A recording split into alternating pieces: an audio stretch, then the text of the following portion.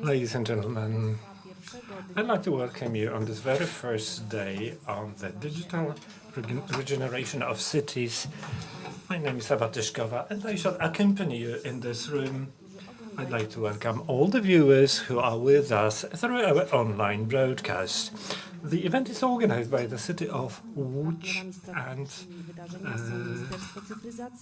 the Open Eyes Economy Summit. We are supported by the Ministry of Digitalization and ING. We have also scientific support from Łódź universities. We are about to hear the first presentation, The Future of Manufacturing is Local, Accessible, Urban, Digital and Sustainable. It shall be delivered by Enrico Bassi, Nuova Accademia di Belle di Arti in Milan. He is an innovation consultant. Over to you.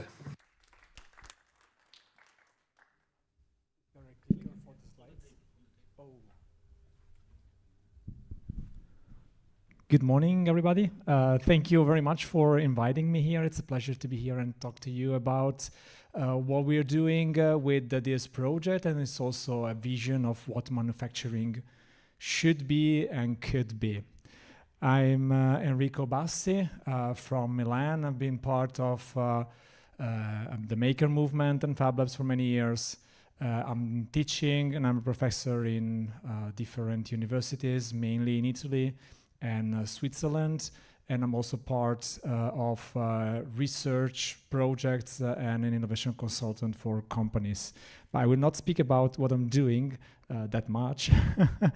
I will mainly try to share with you what we've seen as important transformations for productions in cities.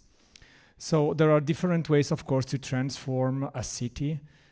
Job is an important way, and our approach to that, and manufacturing jobs in particular, or a mix between manufacturing and digital services, is bottom-up.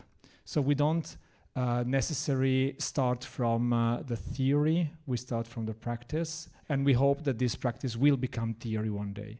But why is that so important? Very quickly, a scenario in 3 images. The world is changing, sometimes drastically, and the system we are used to, it's not as reliable and resilient as we expected. Even when,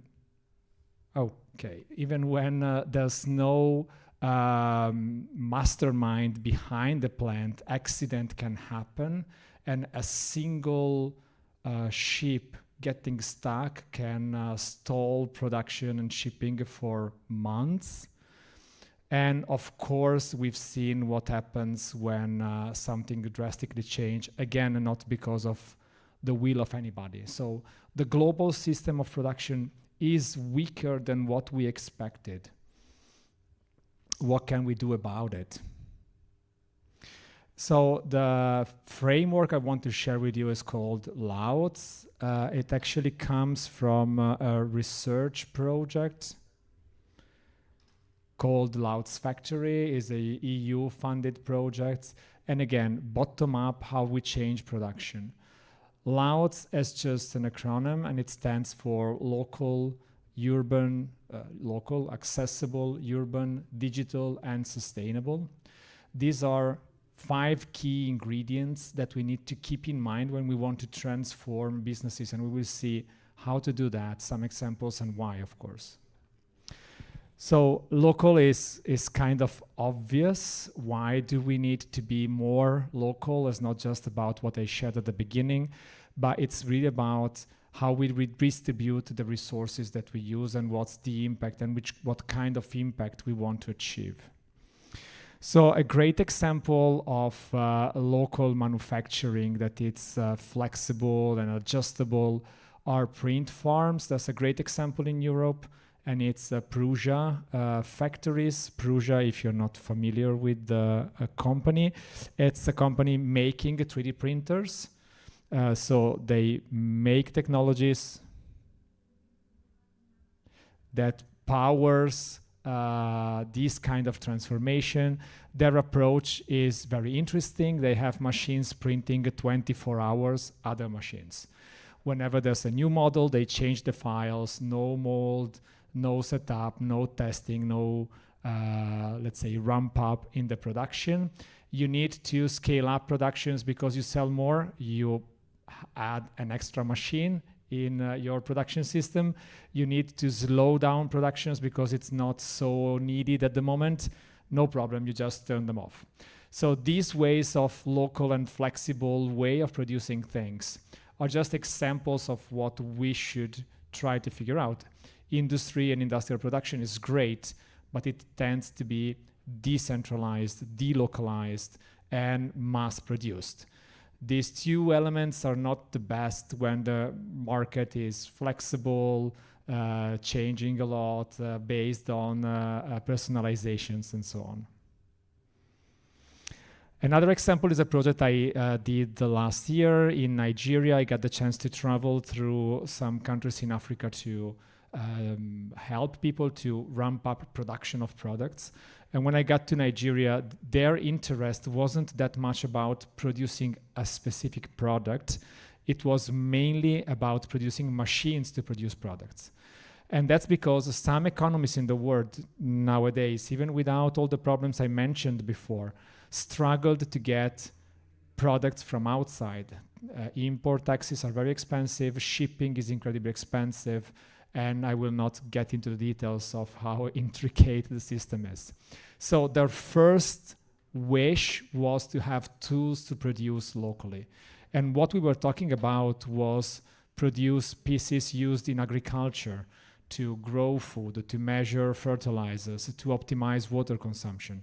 So very practical applications that could help people to get a better job, a more resilient one.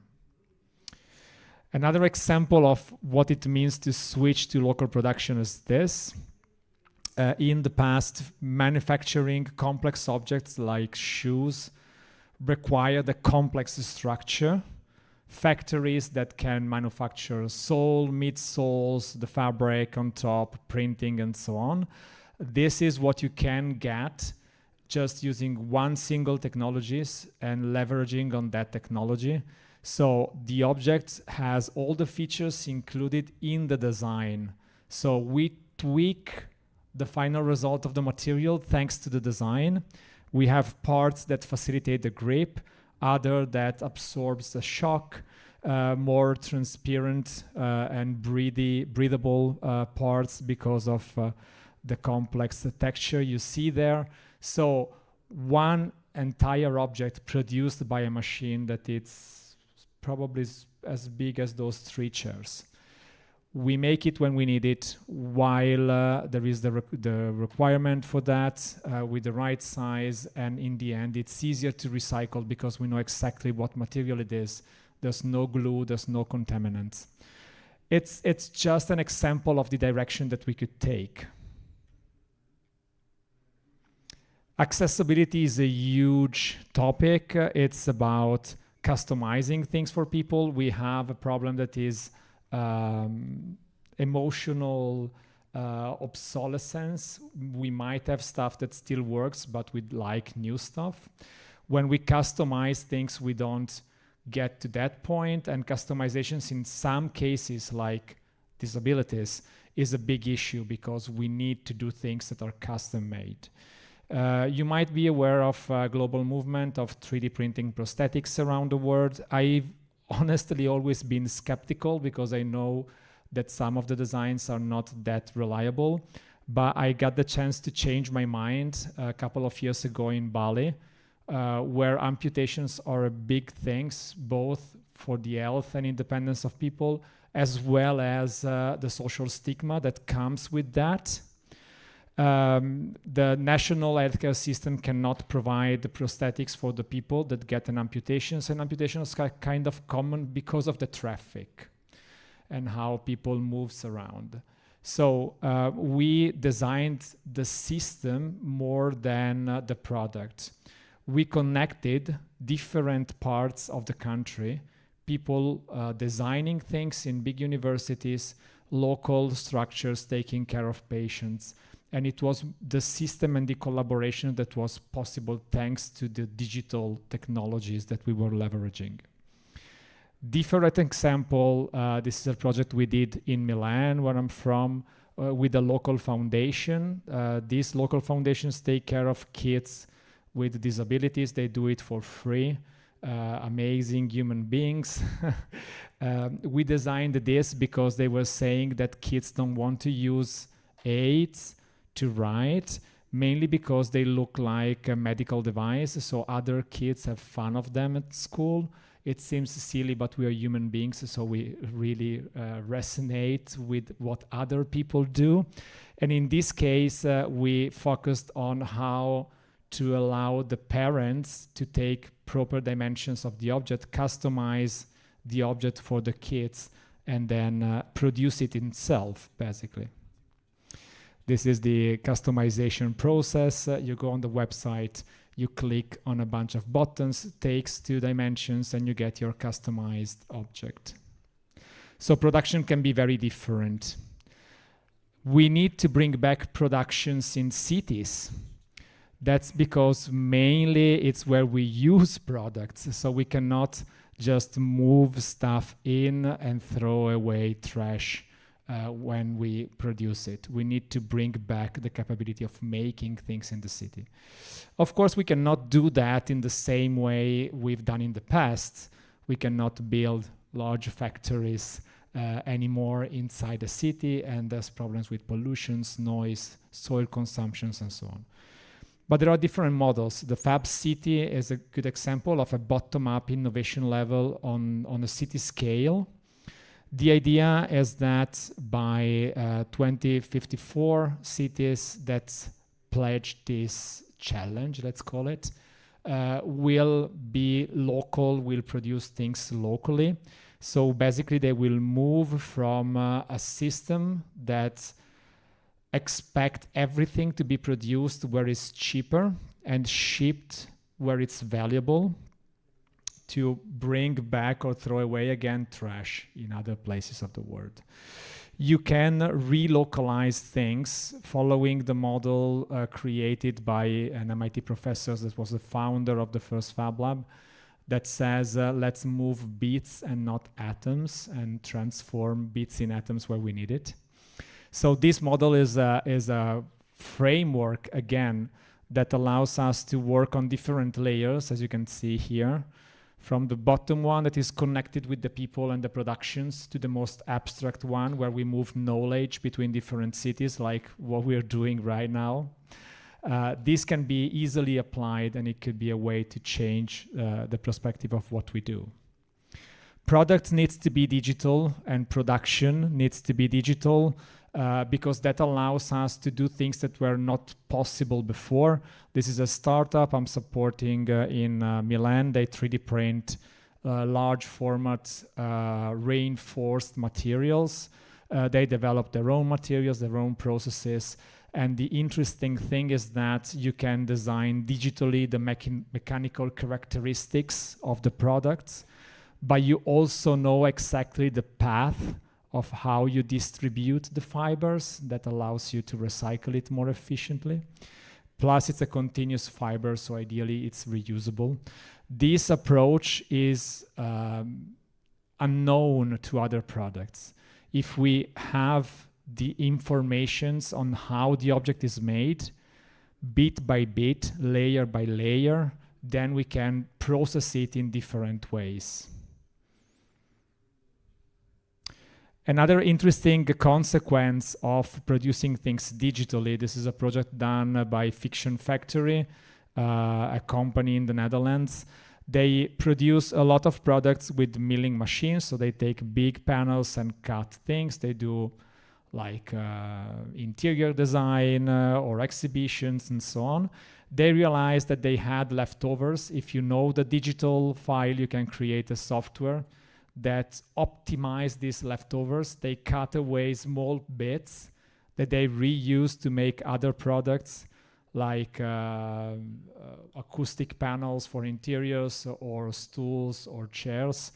Again, just using the leftovers, because you know exactly what's the digital twin of the object, even if in this case it's not exactly a digital twin. Last point about sustainability. Sustainability comes a lot from materials and how we process materials. There's no local plastic, but every recycled plastic could be a local plastic. So it could be a local material. This is a startup in Madrid. They 3D printed large format parts. You see here a coffee, a bar, a cafeteria. The interior of the cafeteria is 3D printed with robots, and they printed with natural bioplastic, let's say so, a PLA, if you're familiar with the material, and the coffee used by the same cafeteria before. So they literally reduced the amount of plastic that they were using by using what the shop was throwing away. They do a lot of research on different materials because everywhere you go, there is a material that might be a valuable resource. Another example is Hilo. They're from Berlin. They work with fabrics and textiles, and they basically do small-scale machine to work with fabric and textile. Here you see an example. The key point here is that sometimes it's enough to enable people to be sustainable with the tools that they need to be sustainable. The material is very peculiar, so they figured out also ways to valorize the aesthetic of the object, of the material, sorry. You might be familiar with precious plastic, that it's a global scale production. With plastic, it's somehow easier to process. Fabric is a bit more tricky. So they are doing a great job in creating small scale technologies. Again, bottom up. I think that approach is fundamental because of a set of consequences. It's not just how efficient is recycling. So we've seen how to do it, some examples, and why it's fundamental to do it. But beside that, we should also think about the social aspect of that.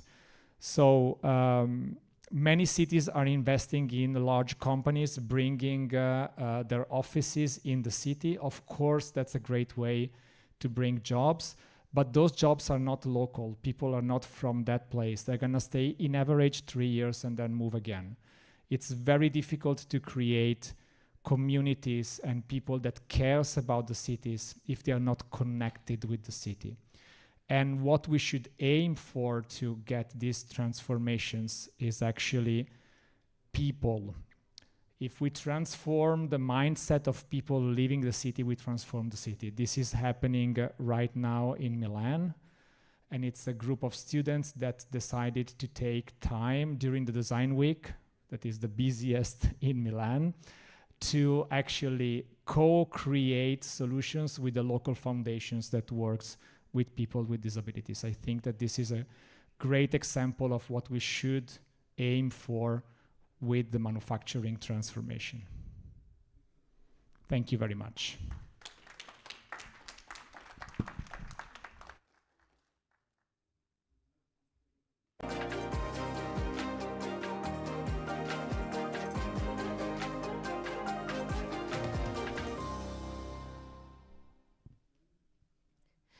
Thank you very much. Proszę Państwa, przed nami Ladies and gentlemen, and now we will listen to the second presentation, Design for All, New Space for Universal Design at the Łódź University of Technology. And our speakers will be Grzegorz Granosik and Dorota Kamińska, representing the Łódź University of Technology. The floor is yours.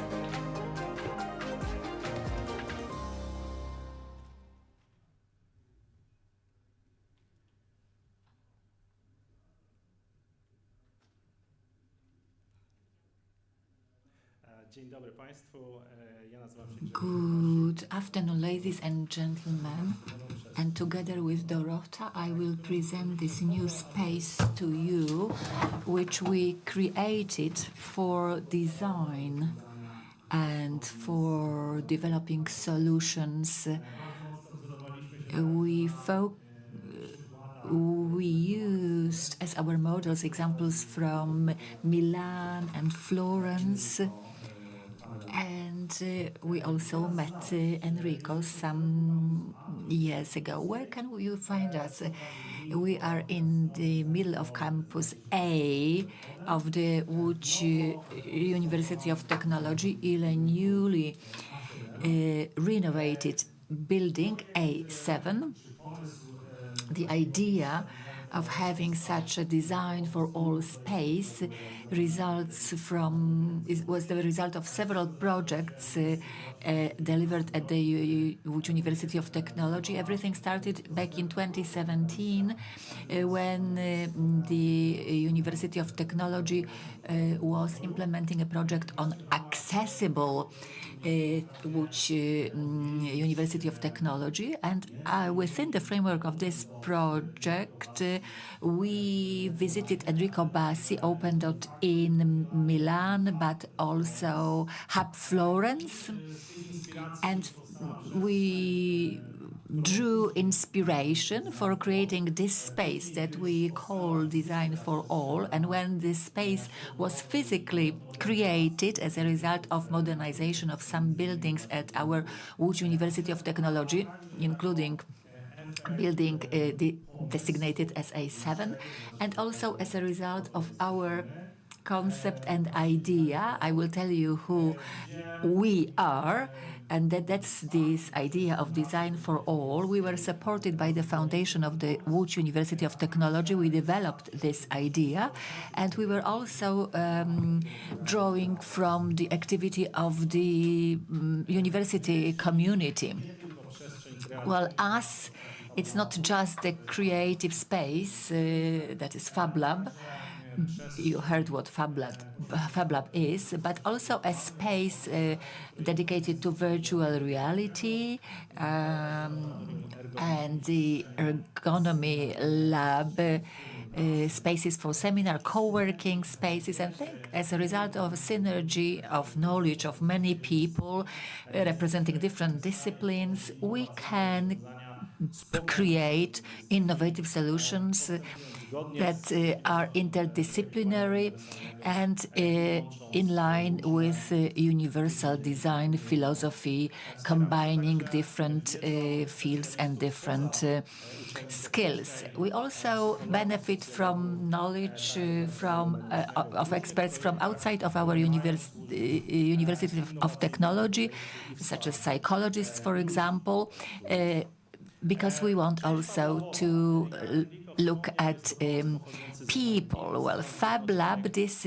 idea comes from MIT in the United States. This is a space which is equipped and then handed over to students and our staff. There are machines or fast prototyping laser plotter, thermoforming machine, and of course, a farm of 3D printers. This physical space was created a year ago, so we had slightly more than a year to develop student skills and to teach our staff, scientists from the Łódź University of Technology. Our student knowledge clubs are very active. They promote and disseminate knowledge about technology and about the ideas. We managed to organize several events, bringing together some hundred of people. The first was a meeting of 7 companies devoted to automation and robotization. Some meetings dedicated to drone technology, and a Polish-Japanese workshop on the application of the use of technology in medicine and rehabilitation. We are doing our best to use this space to invite different companies, not just to support it, but also to do something good for these companies, that is at least to share our ideas with them and the ideas of our students. We also organize conferences. Here, one of the recent ones, this is logistics cluster event. We'll tell you also more about it at the next session. And now I'd like to, no, not yet, I'm sorry. One very important educational piece of information. By the end of last year, we organized Poland-Japan hackathon. That was a very important event. 17 students from Japan joined us, and there were, of course, Polish students, and they together created solutions for autistic children to stimulate also their physical activity and to promote good health habits. So that was not only just about working together, but also about having fun together. And one of the students who is here with us from Shiba, I hope that he was inspired by seeing what can be done in such spaces, and he decided to spend a semester here with us. And now I think I can give the floor to Dorota. Okay, yes. Okay, not yet. Sorry, but there are also projects delivered under the Erasmus program, that is the use of robotics in education, in different aspects of education, not only education about technology, but also as aids for people with disabilities.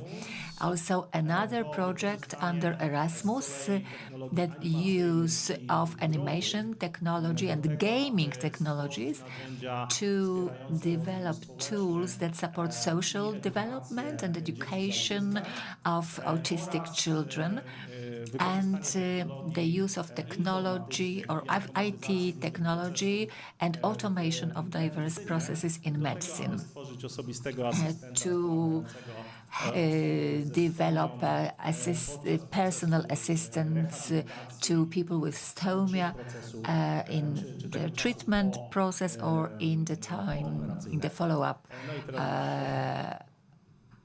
period after the surgery. And now the floor is yours. And I will tell you briefly about our virtual reality lab. Our Voxel Research Lab is a part of Design for All, and we focus on developing technologies that use virtual reality. But apart from that, we also work on other aspects such as artificial intelligence or human and computer communication.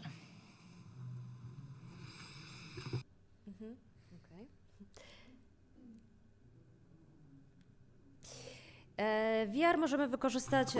We can use virtual reality as something that increases availability, mainly, I mean, in the context of treatment that helps in people with physical disabilities, but also with mental disabilities. But we also can create empathic environments, that is, we can transfer a human into a totally different environment to show them what problems are faced by different social groups. I will tell you about the projects that we are working on. This project has just been completed. This is a virtual shop or store project, and in this store, this was a project for students. So students could try geriatric garments or garments imitating pregnancy, or they could use wheelchairs, and then they were supposed to do shopping. They had a list of their shopping lists, and of course these items that they were supposed to shop for were distributed across this area just to make their lives difficult. Also, we can another project about using virtual reality as a tool to reduce stress. We launched this project after the war in Ukraine started, and when Ukrainian women mostly were coming to Poland, we wanted to offer them opportunities to relax. So we created virtual reality in which they were supposed to relax. We mainly focused on respiratory techniques. You can see photos from this project. It was quite widely covered by the media.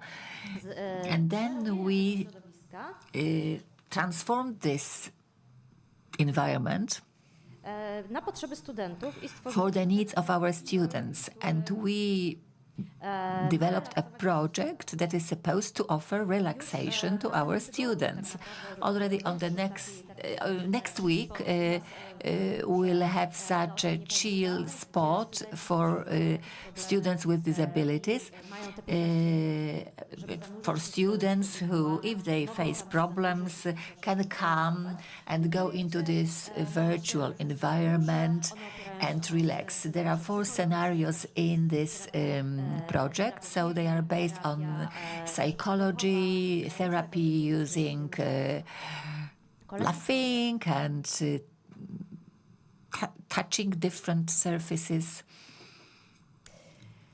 To zaburzenia równowagi. Another project about balance disturbances, and we are working on this project together with one of the hospitals in Łódź. We transfer the equipment that tests the balance and balance disturbances in humans into the virtual reality. We are in this virtual reality. We are on a ship which floats, and we can find out whether these problems exist in a particular person or not. And another project, this is therapy of visual disturbances. We'll be working on that with a commercial company, and we'll be focusing on neuroadaptation, but also there will be exercises adopted for the purposes of offering best treatment to children that have problems with vision. And 2 projects which we have started this year, also in cooperation with Grzegorz. The first is the therapy for children with autism. We try to encourage them to engage in physical activity, but as a starting point, we will have an application that will combine virtual space and external space, and in this external space, we'll be using a tool that we call Megi, which allows to connect any tool from the external world, and in this case, this any tool are bananas. And final project addresses senior citizens. We've already launched it together with Grzegorz. We'll be developing 2 applications. The first one is supposed to prevent dementia, that addresses senior citizens, and the other one will be targeting all of us, just to show what problems are faced by senior people. I'm sorry, but we cannot hear the question. Akurat od 2 dni testujemy. Well, for 2 days, we've been testing virtual reality on senior people, and they love it. These are people who are students of the so-called Third Age University at the Łódź University of Technology. This is a specific group of people, probably, but they are interested in it very much. We have people 65 plus, but yesterday we had 2 people 80 plus, and they loved it, and they wanted to be included in testing another application. So they are very much in favor of that. So I guess that the question was, do you need more volunteers? Yes, you can. Of course, you can volunteer. Thank you very much.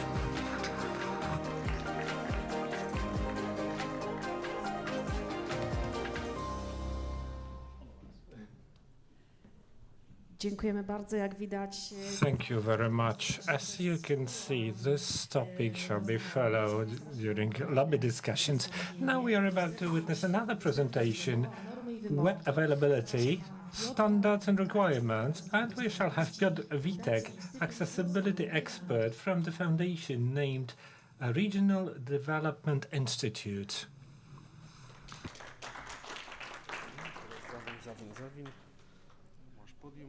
Masz ten, co ci oddam. Dobra, masz to. Pilocik jakiś.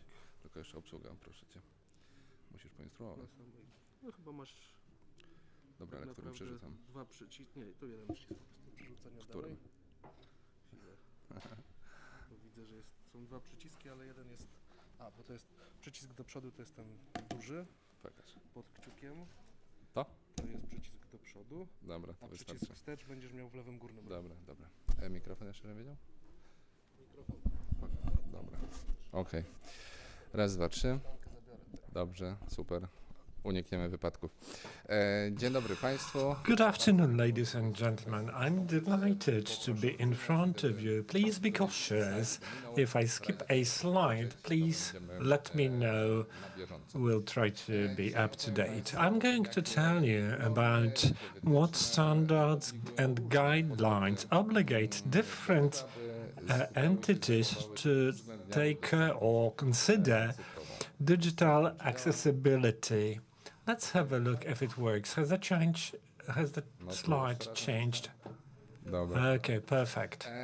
Zacznijmy. Let's begin from what availability is, because we often think about digital availability as websites and mobile apps. In fact, whatever is published on such websites, e-documents or any documents, and we don't just mean that first idea like official letters.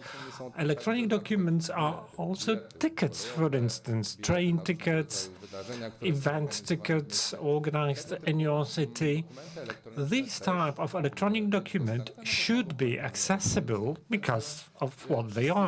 So all the other things published on websites, multimedia, etc., not only should they be digitally accessible, but also note the definition, we should be able to use them in a universal, comfortable and intuitive manner. People who deal with universal design know this definition because it paraphrases the definition of universal design. Jest? Okej, super. Będę empatyzował. I'll try to be empathic. So I want to address your attention to who suffers from shortage of digital accessibility. That means digital exclusion.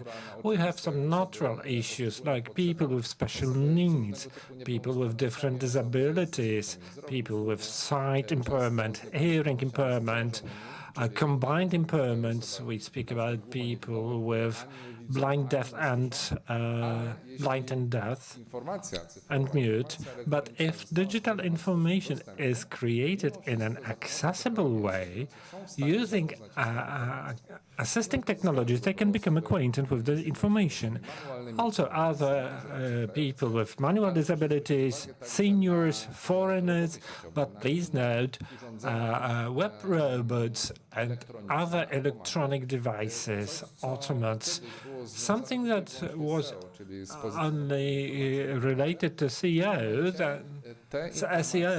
today, this information, well, we care more for the AI to aggregate and process this information better. It will do it better if our information is digitally accessible. Finally, everybody. Let's remember that everybody, I wish we all leave our senior age, because then we will feel all those small restrictions that form the problem of senile age. And also such situations takimi sytuacjami, kiedy will stanie się happen czasowo where we niepełnosprawni, become że, time nie tylko disabled. drastyczne So historie, it's not the jakieś drastic łamanie stories like you break your leg and you cannot operate your computer with your dominating hand. You need to use your other hand. We speak about technical issues. Your laptop speakers fail, and all of a sudden you need to use the internet contact as deaf people do. For that, we have all those legal regulations. Dobra.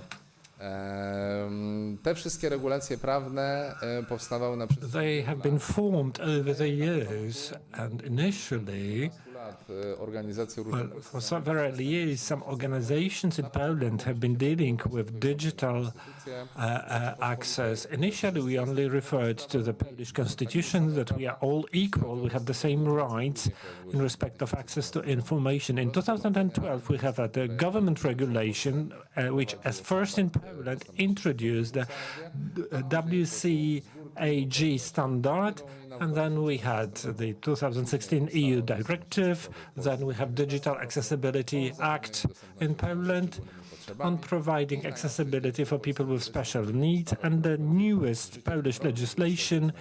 On the 28th of June, we will have new law on accessibility of products and services. Ustawę o dostępności czy Do we have this accessibility law on screen? internetowych. Ta ustawa Digital accessibility of websites law that revolutionized the concept of digital access in Poland. Contrary to the regulation, it has some provisions about penalties that may be imposed if somebody does not follow this accessibility. That law also stipulates who digital accessibility refers to. podmiotów publicznych. It refers to public entities, but it also defines what public entities are. It's not just public authorities, local governments, national government, but also all public entities financed from public money, and different NGOs who also operate throughout many cities, but only those that operate in favor of people with special needs. That is, those who operate for children, seniors, people with disabilities, they are also subject to that law. This act has also updated the WCAG standard to its recent version, and also it defined what digital accessibility is, what are the exemptions. So for us, it's the grounds Cyfrową for digital accessibility in Poland. ustawę o zapewnianiu dostępności osobom ze szczególnymi potrzebami. Jeszcze raz? Dobra, no to jak to cofnąć? No ja cały czas naciskam dużo. Jest OK? Dobra, wierzę na słowo. I trust O zapewnianiu dostępności the osobom law on providing accessibility for people with special needs. It was formed in 2019, and it speaks about accessibility in different aspects: architectural, transport, information. But digital accessibility tam szczegółowe zapisy. has detailed provisions. Określa Namely, it defines the minimum requirements a website or a digital interface should satisfy to be digitally accessible. The legislator did not go into detail, namely all the ustawie details in digital accessibility law were copied. Oni... Nie, wcześniej, o dostępno... Jeszcze wcześniej jeden. Dobra, ja ci będę mówił, jak zmieniać. Dobra, dzięki. Tak. I proszę Państwa, ta ustawa... And this law, apart from stipulating that minimum, it also adds czyli mówi o tym, żeby dodatkowo that additionally, public websites should include information łatwym do czytania, in easy read, text, ETR, informacje w języku and information in simple language, w polskim języku migowym, Polish Sign Language, And that information is supposed to describe the operation of a given entity.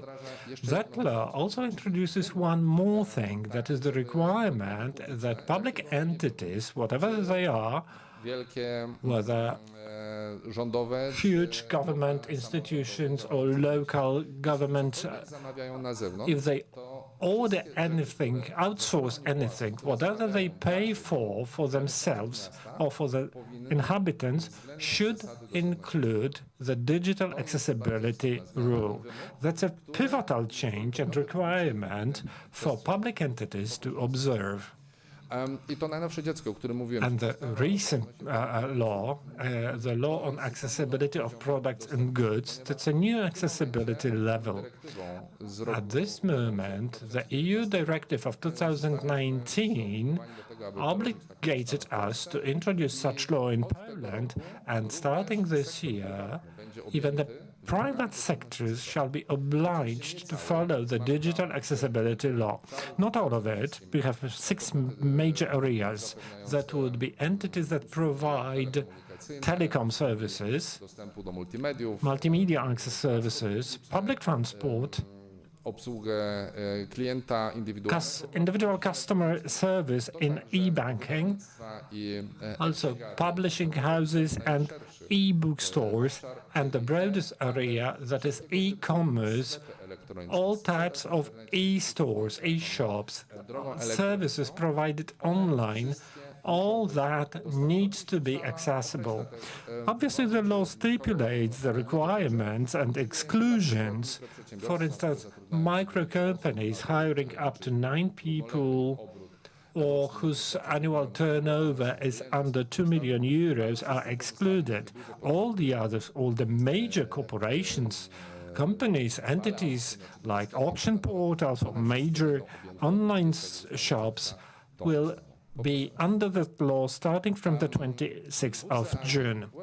WCAG, Web Content Accessibility Guideline. This is an international standard. We have the Polish translation for that.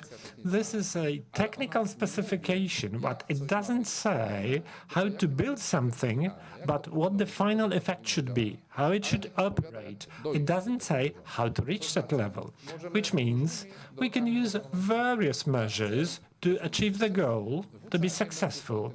WCAG only says how to do it, how it should look like. What matters is no Polish law refers to WCAG. We refer to the EU standard because, as we see, Polish law should not refer to standards that can change independently. We can only refer to EU harmonized standard, and the law does it. And in that standard, we have WCAG V2 standard. So our law stipulates which success criteria of that standard should be fulfilled. You will see the sources, links to the original WCAG standard with the Polish official translation. And I represent a foundation who coordinated that translation into Polish.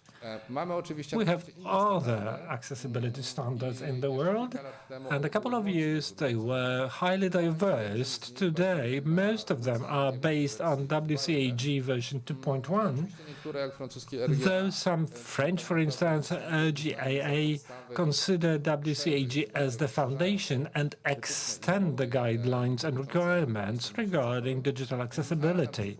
But the American Section 508 law is one-to-one copy of WCAG 2.1. And we have one more thing I need to mention, that is equality guidelines. In the next issue for the years 2021-2027, these are guidelines which are in force for all the entities, public and private, commercial, who organize, who run any projects with EU monies. All these entities are obliged to follow the standards included to these guidelines.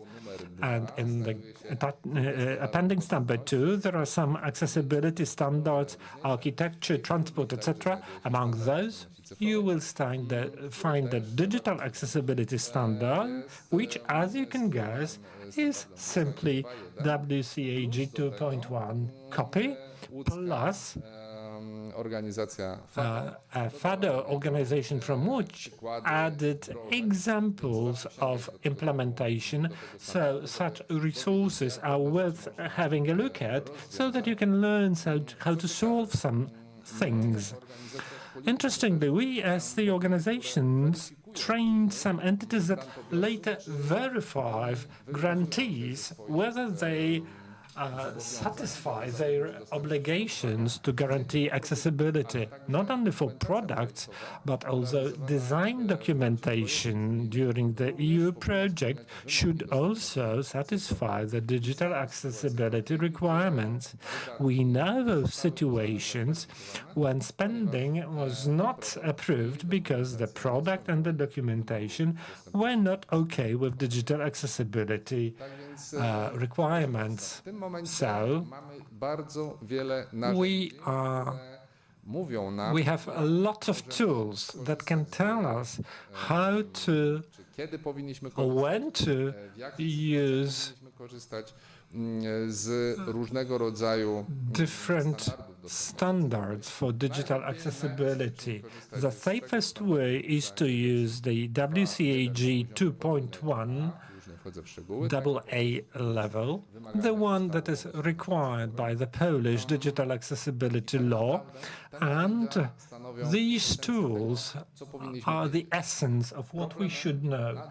The problem remains with the awareness of these things to be implemented. That is why I started my speech with empathy. All our training we do for programmers, for representatives of the public sector, universities, we always start from awareness.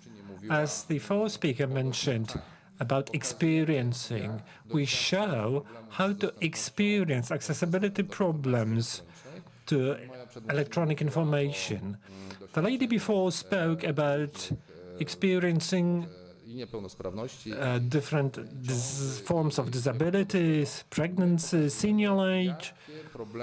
We show what problems we can encounter when using electronic information. And today, people with special needs have a lot of tools, devices, electronic equipment that help them using digital information, electronic information, provided this information is digitally accessible, and that only depends on the creators thereof. Should you have any questions, you may catch me here, or the slide shows you my contact details. Thank you for your attention.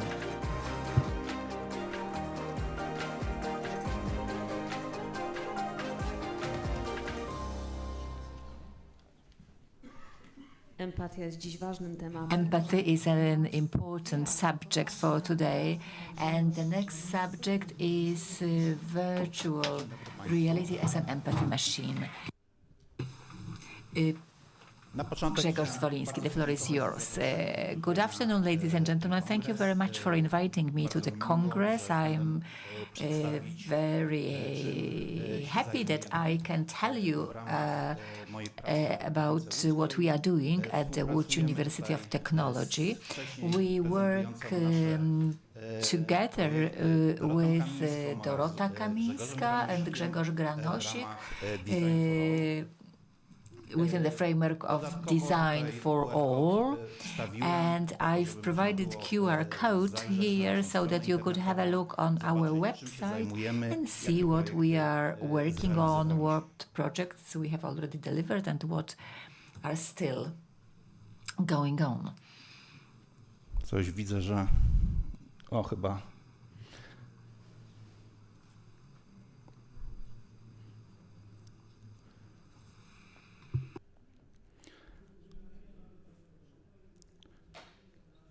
jakbym mógł prosić o pomoc. I think I will need some help. Dobrze, to dziękuję bardzo. Oczywiście będę mówił Of na course, temat, I'll be telling szerzej you. jeszcze niż I will tell you about empathy much more than the speakers before me. Using virtual reality, you can work on empathy, you can develop empathy. Stoczyłem tutaj taką bardzo I've provided here a very brief definition of empathy. So, empatia of course, polega na tym, że my empathy możemy consists in spojrzeć na being świat able to look oczami at the world kogoś through innego. the eyes of Możemy another person, również and we się can wczuć w odczucia i emocje innych osób i to jest jak gdyby podstawa imagine do tego, żeby how można they było feel about it and what they think about it, and that provides the basis, the foundations for developing products that will be accessible to all. This is the basics or the foundation of universal design. Without making designers aware of empathy, we wouldn't be able to develop products for all. Jakichś nowych rozwiązań zawsze jest związany Coming z tym, up with new solutions is always linked with the experience of the designer. bazować So na we need tych to doświadczeniach, rely które on experiences that the doświadczył, designer które ma gdzieś, already w głowie. accumulated, that are there in her or his head, może and faktycznie wykreować coś, co using będzie them, przydatne dla osób, he or she may propose something that will be useful to people who not necessarily are there in our or who don't necessarily live in the environment or in the world which is exactly the same as that of the designer. Trudno tutaj sobie wyobrazić, So it's żeby hard to imagine projektant nie był przygotowany a designer właśnie that w wouldn't sposób be ready empatyczny wobec wszystkich to show użytkowników, empathy z jakimi to może all się users or spotkać. potential users Czym jest VR? that Oczywiście ja tutaj bym mógł his or her pokazać, product may będę zaraz end up with. Well, what is virtual reality? I'm not Natomiast going to państwo show you chyba the goggles, mniej więcej but widzą zresztą tutaj na obrazku, I'm sure you can jest see pokazane here also on gogle this photo VR-owe. Oczywiście VR gogle VR-owe goggles, pozwalają nam zupełnie odciąć goggles się and they can otoczenia they allow rzeczywistego. us to Możemy be z almost completely wykorzystaniem cut bodźców off wizualnych our przenieść się zupełnie do innego reality, środowiska. and through Oprócz tego visual oczywiście bodźce wizualne senses we can be uzupełniamy transferred o into a completely different bodźce world. dźwiękowe i There is also ta sound synergia as tych a przekazów sensitizing multimedialnych powoduje, że factor. my So możemy, these bardzo głęboko się multimedia zanurzyć w sensations wykreowanym allow otoczeniu. us Po to co coś takiego się robi? to Ano get po to, soaked że można, with this w ten sposób well, wykreować artificially w ogóle created sytuację virtual odmienną reality. So we can niż, create situations which are dany completely użytkownik, different from mógłby sobie wyobrazić something that could tylko i be imagined tylko i by the wyłącznie user. w swoim rozumie. Możemy w ten sposób przenieść This is w ogóle how do we innej can sytuacji, do innego take otoczenia, people to completely different wykreować worlds, to completely doświadczenie, different które environments, and spowoduje, create że my możemy experiences czuć się w rolę osoby through zupełnie which innej we can niż my jesteśmy. I to jest oczywiście taka we can, podstawowa możliwość VR-u. in reality almost, in że to virtual jest jedna z reality, tańszych metod test w ogóle. the role or test what other Przygotowaliśmy people takie, feel. This is rozwiązania, gdzie porównywaliśmy, we w jaki sposób we have offered some solutions in which we show how future designers, na jakim poziomie mogą być empatyzowani how z much they wykorzystaniem can improve rozwiązań their empathy rzeczywistych, a w jaki sposób możemy using empatyzować real z wykorzystaniem life VR-u. Okazuje się, że based solutions, and how much we can improve their empathy when using virtual reality.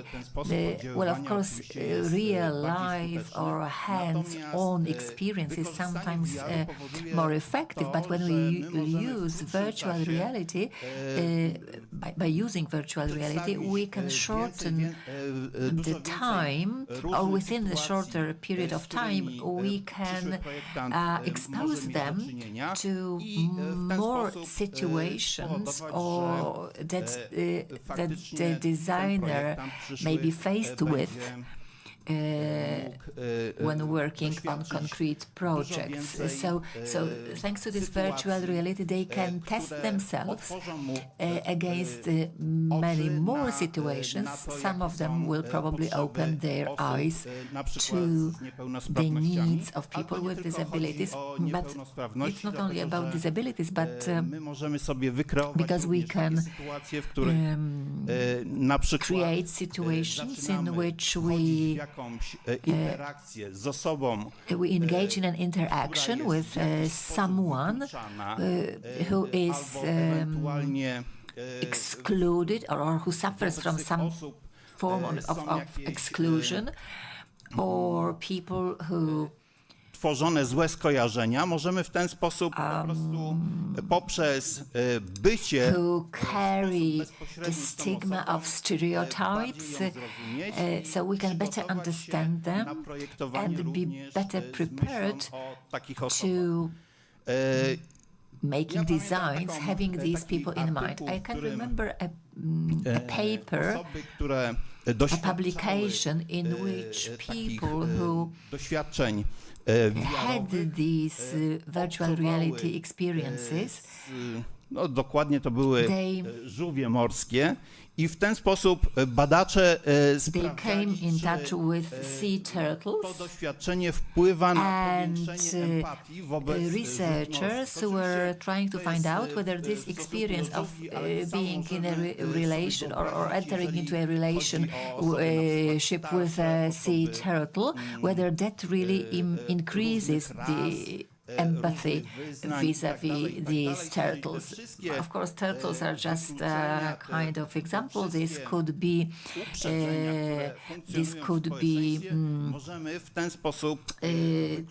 done with elderly people who are marginalized, excluded. Nawiązując do tego artykułu badawczego, in this research publication, we could read that people who were in direct, who have been in a direct contact with either another person or an animal, their empathy vis-a-vis people and animals increases. So it's better to apply solutions in which we interact directly with a single person or animal, because then this relationship becomes more direct. Of course, I'm sure you are very empathic people, and we read in the media, in newspapers, in magazines, on the internet that well, for example, there is a car crash and there are casualties. There are victims, people who got injured in this accident. And of course, you have some kind of empathy, but if you don't know these people, these victims personally, it doesn't stay with you for a long time. But if one of the victims is somebody that you have ever been in touch with, you are really much more affected by this kind of event, by this accident, and you show much more empathy.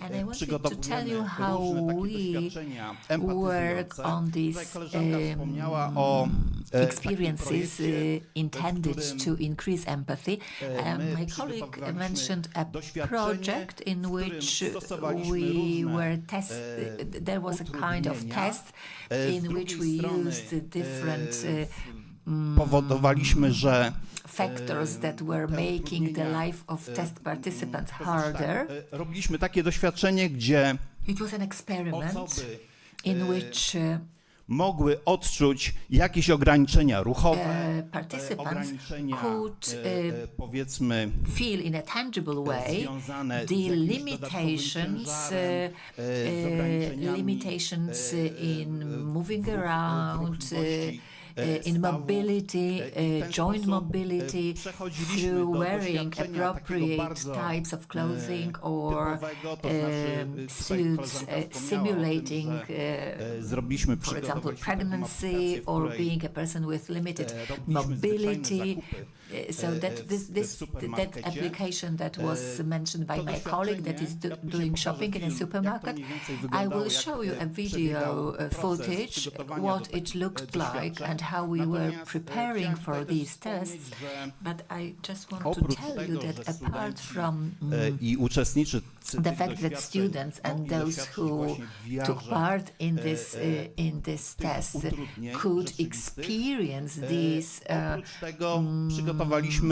these problems through virtual reality, we also were taking our students to supermarkets. Oni uczestniczyli They were w zakupach doing shopping, z wykorzystaniem na przykład wózka inwalidzkiego, being on a wheelchair, for example, or having limited mobility. And then we compared how this all affected their empathy, mogą the zawsze degree of their empathy. Of course, you can use różne mierniki different measures empatyzacji, to measure możemy empathy. You can use different tools for that in questionnaire service, so we can see how effectively we can increase oprócz empathy in tutaj mamy our students. And here we can see examples of the application of virtual reality in developing empathy in universal design. So besides inclusive education, through which we are building up the awareness of the needs of people with different disabilities and limitations. Przeprowadzać szkolenia, We can also offer anti-discriminatory training, powodują, że my możemy as a result of which dowiedzieć się, że w we ogóle can also, well, people can learn that there is this kind of discrimination exists.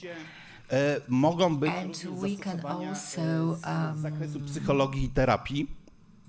Takim przykładem może być na przykład use psychological therapy. We can use for po to, żeby virtual reality, for example, to train które mają na przykład mieć people bezpośredni who kontakt are to z jakimiś enter petentami, in direct contact wygenerować with jakieś people bardzo przykre doświadczenia, and generate very unpleasant experiences throughout virtual reality.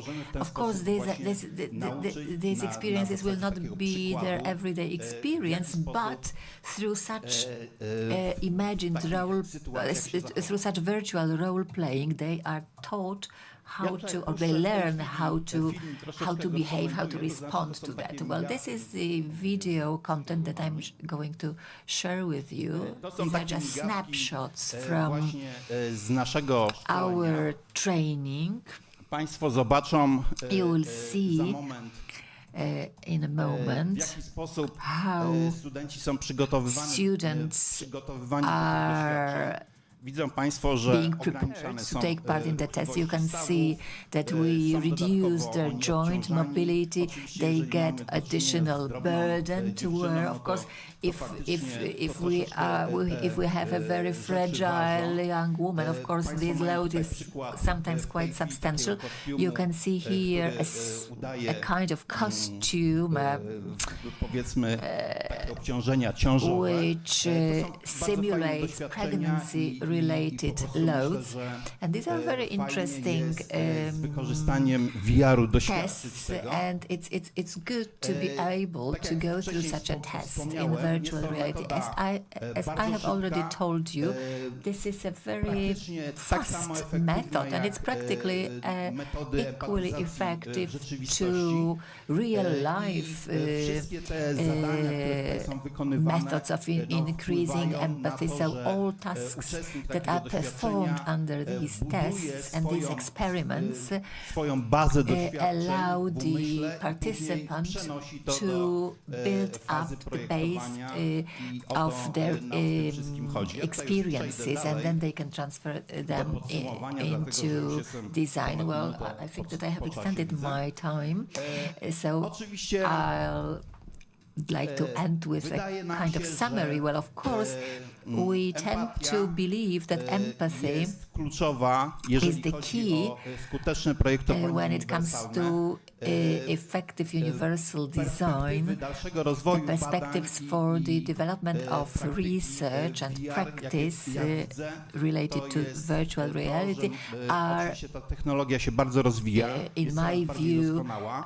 Coraz related to więcej, the fact that VR urządzeń, technology takich is dodatkowych można expanding, włączać do tych developing, doświadczeń and VR-owych. there are Dzięki increasingly temu, more tools that we can te doświadczenia są include bardziej jeszcze in these doskonałe. VR experiences, Tutaj, making these wspomnę tylko experiences o tym, even że, more perfect. Można And I'd tutaj like włączać only to jakieś say that we rozwiązania, could add on powiedzmy, here haptyczne. solutions, haptic Ja tutaj solutions. jeszcze wspomnę, jak And mój przedmówca, When the previous tutaj speaker pan miał troszeczkę problem ze had względu na swoje ograniczenia problems funkcjonowaniu, with showing podczas naszej slides prezentacji. I tutaj z due to koleżanką some w czasie limitations właśnie that mówiliśmy, he że brakuje na przykład has, w tym but then we just exchanged wskaźniku, który umożliwia comments with przerzucanie my slajdów, colleague, because in jakieś this odpowiedzi, pointer that allows you to na change the przykład slides, haptycznej, you po to, żeby pan probably should wiedział, have some że kind slajd of został przerzucony, haptic to na przykład w tym button przypadku by that bardzo would pomogło. tell the I speaker, the presenter, or inform the speaker that this slide has already been changed and that it has been displayed properly on the screen. Dziękuję państwu za uwagę. I'm the timekeeper here. The time police, sorry for that.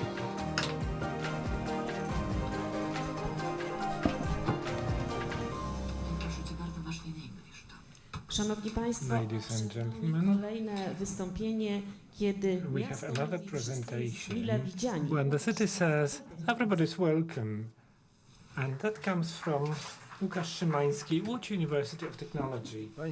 Moim państwem ma być takim króciutkim łącznikiem pomiędzy tą sesją, To be a linking element between która zawierała bardzo dużo the session that provided lots of technical information, strategicznych myśli odnoszących plethora of strategic ideas regarding the structure of proceeding, które and elements that would wymagają takiego spokojnego spojrzenia. require a calm look.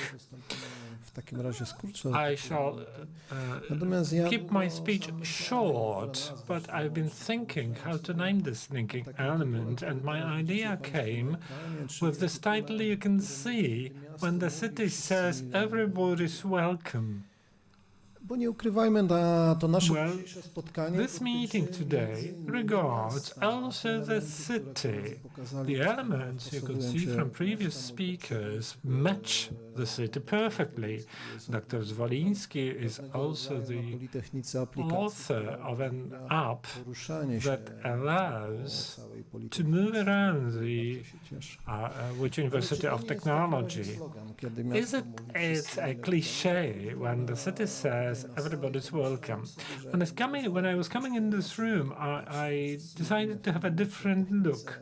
We speak of technology, but I believe we should have a look at coś za daleko?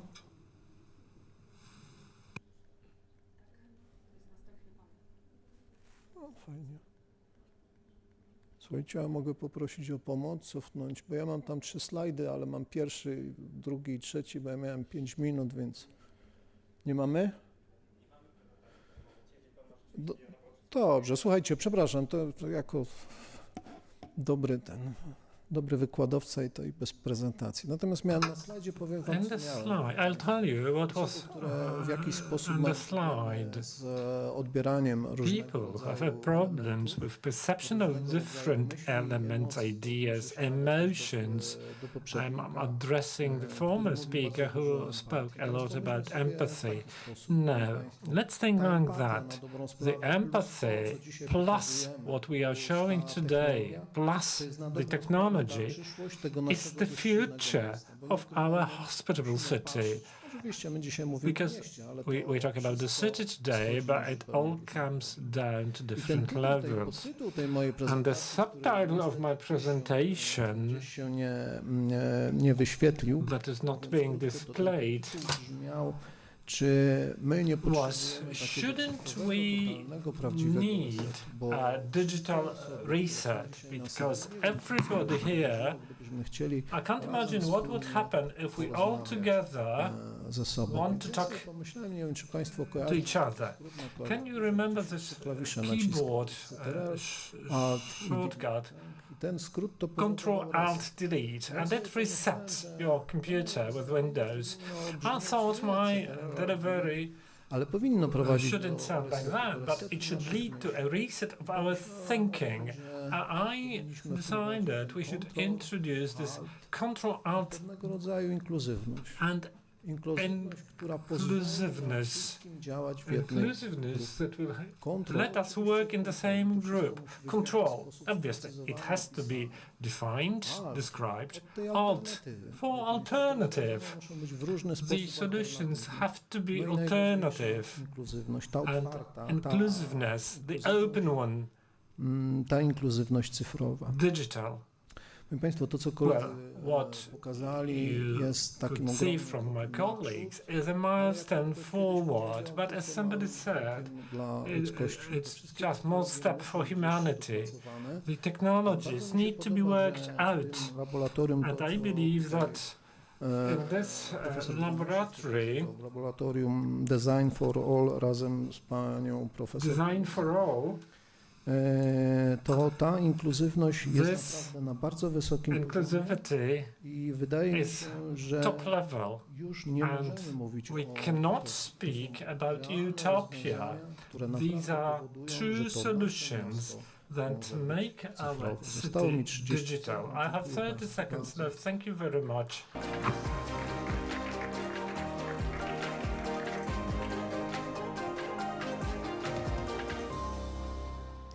Dziękujemy bardzo. Proszę Thank you very much indeed. And panel, digital inhabitants of cities, technology serving accessibility. Magdalena Wróbel-Lachowska from the Łódź University of Technology would be the moderator. We have Grzegorz Granosik, Łódź University of Technology, Dorota Kamińska, same university, Piotr Witek, expert for accessibility, Local Development Institute Foundation, Grzegorz Zwoliński, from Łódź University of Technology also.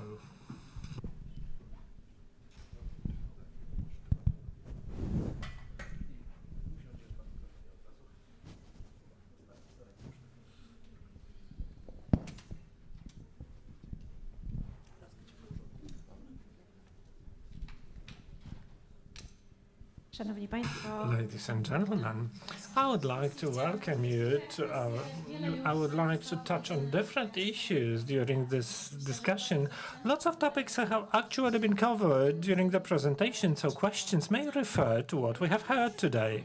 And my first question to all the panelists, warm up, mieszkańcy who are digital inhabitants of cities? Are they just users of contemporary technologies? Or does this definition go beyond the technological world and means social changes, economic changes? What's your point of view? Let me address you by your names. Let's make a round question answer. Dorota, you come first. You are closest to me. Skoro zaczynamy ode mnie, to So, if I'm the starter, I believe digital inhabitants are all the people who use city conveniences.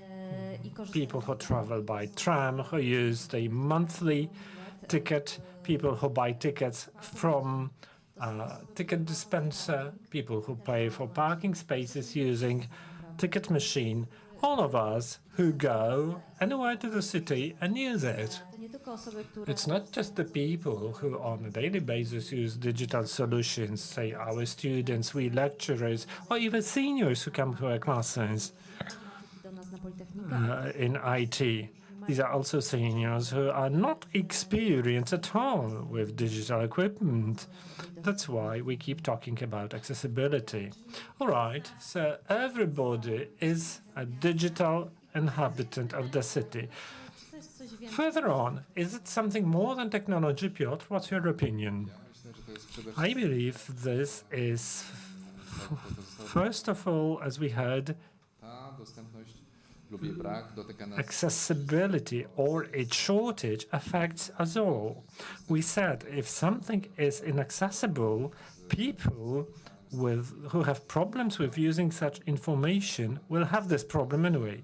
But then there is another situation, because we keep observing that as the time flies, more and more solutions are transferred from the real world into the digital one. And lots of situations, like in healthcare, applications that can only be submitted online, or during different events that happen throughout the city. You frequently cannot buy a ticket at a regular ticket box office. You can only do it online using a mobile app. Well, because of that, we have no other option. We are forced to use technology. So anyway, it affects us all, whether we want it or not. będziemy mieli tutaj do wyboru jakiś We have less and less choice of alternatives. Grzegorz Woliński. To znaczy, ja myślę, Well, że I my się think tutaj koncentrujemy na we are focusing on this passive attitude to the digital inhabitant, but let's have a look at the more active forms. my jesteśmy Please remember, we are the creators of digital solutions. If we encounter any problems, artykułować je. we should voice them. Oczywiście taki dla mnie modelowy For me, cyfrowy a mieszkaniec, model digital inhabitant treści, które co-creates the content that is later available to all the other users. i myślę, że właśnie to jest takie, And this znaczy to jest ta wartość taka dodana, jeszcze dodatkowa, widziana is this additional added value as I see it faktycznie, jeżeli chodzi o when we speak of digital users or users of digital city. Thank you for your words. I agree that a digital inhabitant of a city, not just user who gets a solution, can use it or not, but that is also a person who goes with their own needs, speaks of that, and shapes the digital environment of the city where they exist. And the last but not least speaker. Well, I shall continue with what Peter started. We are all digital inhabitants. In a moment, we will see we may be analogically excluded. And that goes to Łukasz, who said perhaps we should have this reset and have a look at those who are analog or digitally excluded and see accessibility through this prism. Well, some time ago, cassettes, video cassettes, audio cassettes used to be commonplace, so now they are, well, unique. Perhaps we should keep paper transport tickets. They may be a token in the future. Well, let's go to those tickets that we have mostly digital. We've got online prescriptions from doctors. We have more and more solutions that only exist in digital space. They do not have their physical counterpart. Piotr, how do you think? Are these solutions more of an obstacle or a support for people with different capacities, different needs? I mean here people with disabilities, the elderly, or those who are not digitally fit, so to say.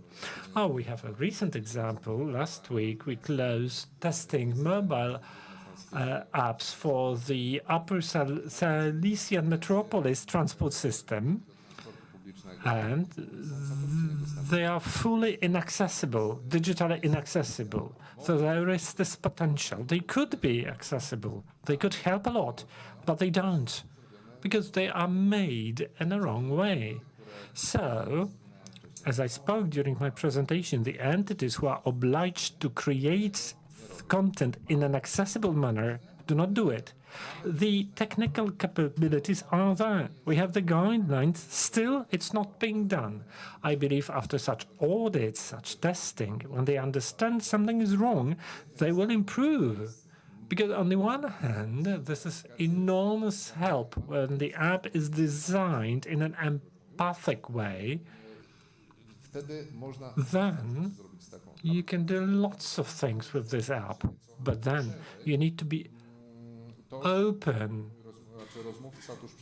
As you heard from the speaker before the panel, what happens in a situation when you design an app for the city with people who come from the outside of the city? How to tell them that in this city something exists, operates, works. You spoke about the migawka, the Polish, the Łódź word for monthly ticket or city card. I only know some people from Łódź and I know what it's all about, but it's unknown in my region. If it was an official bit of message, nobody from outside the city would understand it. So you need to think broader. Well, people from outside of the city can have problems with traveling with migawka to krańcówka, which is with a monthly ticket to terminal stop. You spoke of different guidelines, how to work, like the acts of law you mentioned, guidelines, standards. How do you think today, what's the major challenge about digital accessibility? In the projects we talk about, like the app you mentioned, awareness primarily. Please note, I spoke today about website, mobile apps, but it goes far beyond that. We speak about systems for ticket machines, queuing machines that you have in different institutions. They are not designed in an accessible, universal way. And then again, this is the issue of awareness. The technical capabilities are there. The guidelines are numerous. However, those who create are often unaware.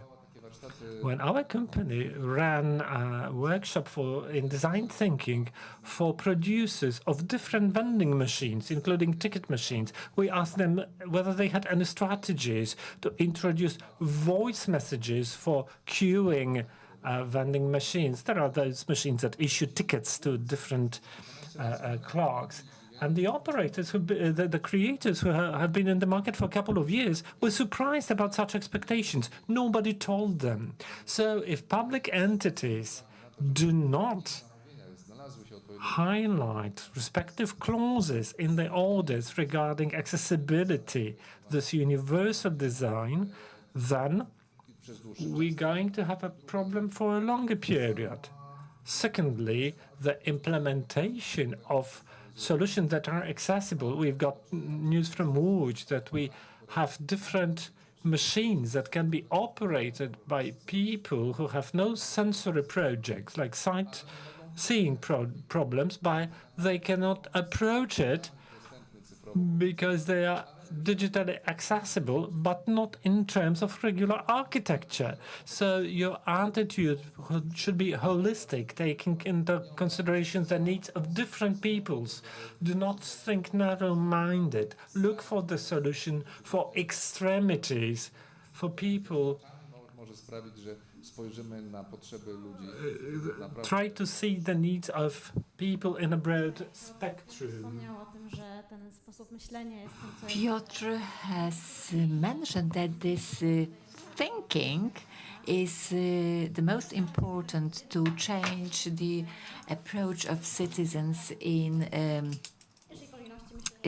perceiving cities. So, of course, we need to see how others see the world. So empathy is crucial in your project. So could you tell us more about about a project in which you thought the outcome will be completely different, and then listening to what the users have told you, you suddenly changed the design. So where you use this knowledge to change your design. Well, you surprised me, but I have an example. Well, usually at the beginning of the project, we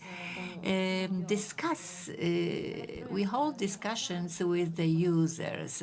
We had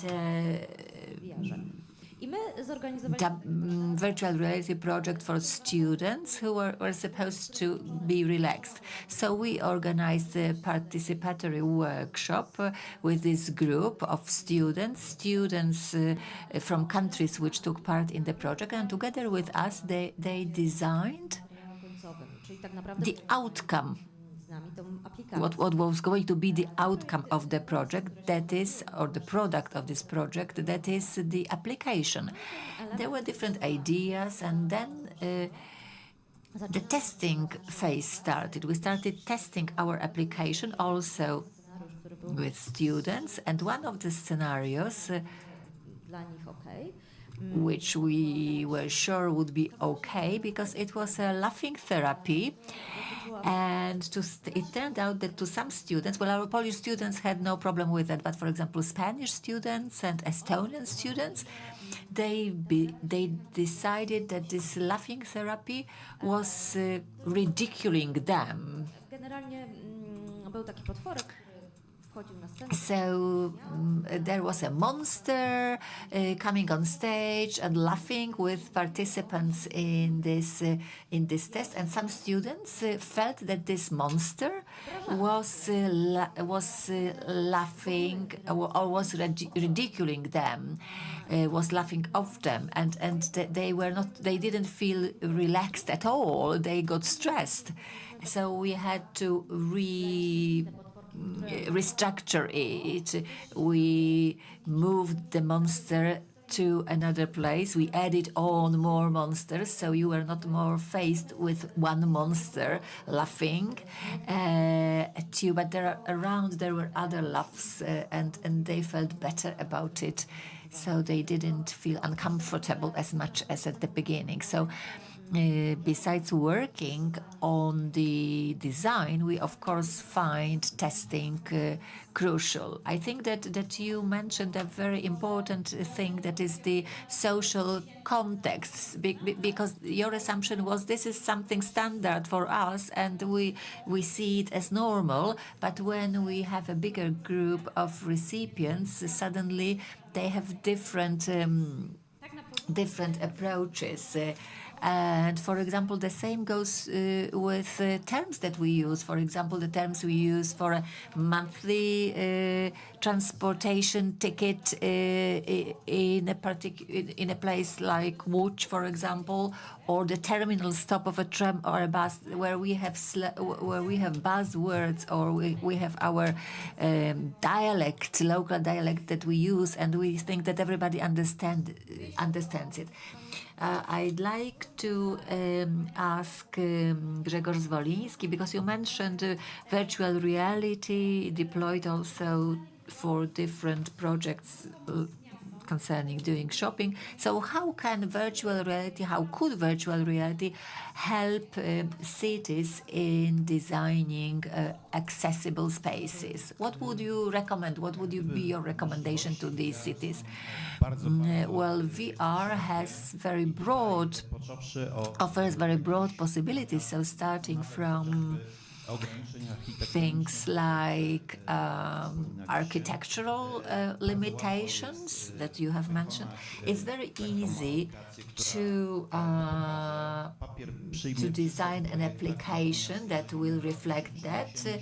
You can put anything in this application, but when we move to an environment which very closely replicates the reality, we can easily find out what barriers are faced by people who want to take advantage of some, for example, architectural solutions. But that's not all that virtual reality can do. This is an excellent place also to create emergency situations. It works very well with diverse training courses where we are taught how to behave in particular situations. For example, for paramedics, training for paramedics, it's hard to imagine that during a training session for paramedics you could create very different types of emergency situations. But when we use virtual reality, it can be done, and you can show how people respond to different situations, and you can facilitate this training process. Ale oczywiście tutaj But of course, inne sytuacje. Na przykład ja tam there are many other contexts. For example, w kontaktach między training, interpersonal training. That's very important also, for example, because, for example, if you work at the local administration, there are different people coming to you, you get in touch with different people, so we can create this interpersonal training in virtual reality context, and they really bring produce very good results. Well, it's not only about administration, but also, for example, about hospitals, medical staff often, when they have to transmit, say something sad to the patients or to their families, it's good to train them in that. So we need to look at the problem and then propose a solution, and to look at solutions that could be accessible to different groups in cities. For example, in Japan, there was a session organized where local officials had to travel on the underground, dressed in this special garment, that time simulating pregnancy. And what the university can do, and hence my next question to Grzegorz Granosik. Grzegorz, how do you see the role of the University of Technology? What's the role for this University of Technology in creating attitudes linked with accessibility? Well, we should do what we can do best, that is a dissemination of knowledge and providing information. We heard that also from Piotr. This message should get across. In BioNano Park, we had a conference on ostomy care or care for ostomic patients, and we heard many voices that there is not enough information, that the crucial problem for these people, even though they get telemedical applications, they don't get enough information. They don't know how to use various possibilities that are offered to them. There was a speaker, a press officer from the local healthcare fund, how to support people. There are, and how people can get support, how people can also enroll to different tests that are offered under different programs that target population at different ages. All this information is available on the website, but people don't use it, and hence they don't benefit from these tests that are offered, the screening tests that are offered to them for free. So hence, when we speak about universal design and sustainability, myślę, że jak te programy there are many programs in this field. We test them, we test this software internally, and if they work well, we should reach out to the external world. And that's what we are doing in Design for All. So universities should be the knowledge hubs for the social and economic environment. And last two final questions. Do you think that cities are ready for this digital revolution, or perhaps we still think in analog terms? Well, I think that the cities don't have a choice. They have to go digital. Already 15 years ago, I participated in conferences on smart cities where the first solutions were presented. Most of them were not successful in practice because the technology evolved in a different direction. Because in the past, well, technology was something on the margin of real life, and it was a kind of side aid. But today, our smartphone or any other digital terminal is something that allows us to buy a tram or bus ticket or to benefit from different services. So cities have no choice. They have to make these services available to all. So Dorota, do you think that we are still thinking in along analog lines, or have we gone digital? I'm afraid that we are still thinking along digital lines. Well, my husband was applying for a new ID. So he applied for that online, but he had to leave his the print of his finger. So he went to the office where he could do that, but it turned out that these two systems, that is the system of collecting personal data and fingerprints, they are not linked together. So he had to repeat the whole exercise. So we have a digital system, but without a stamp and a sign applied in real life, they don't work. So the really last question, what kind of change, digital change, could you identify for a city to make it more accessible? It can be something that already exists but is not applied enough, or something that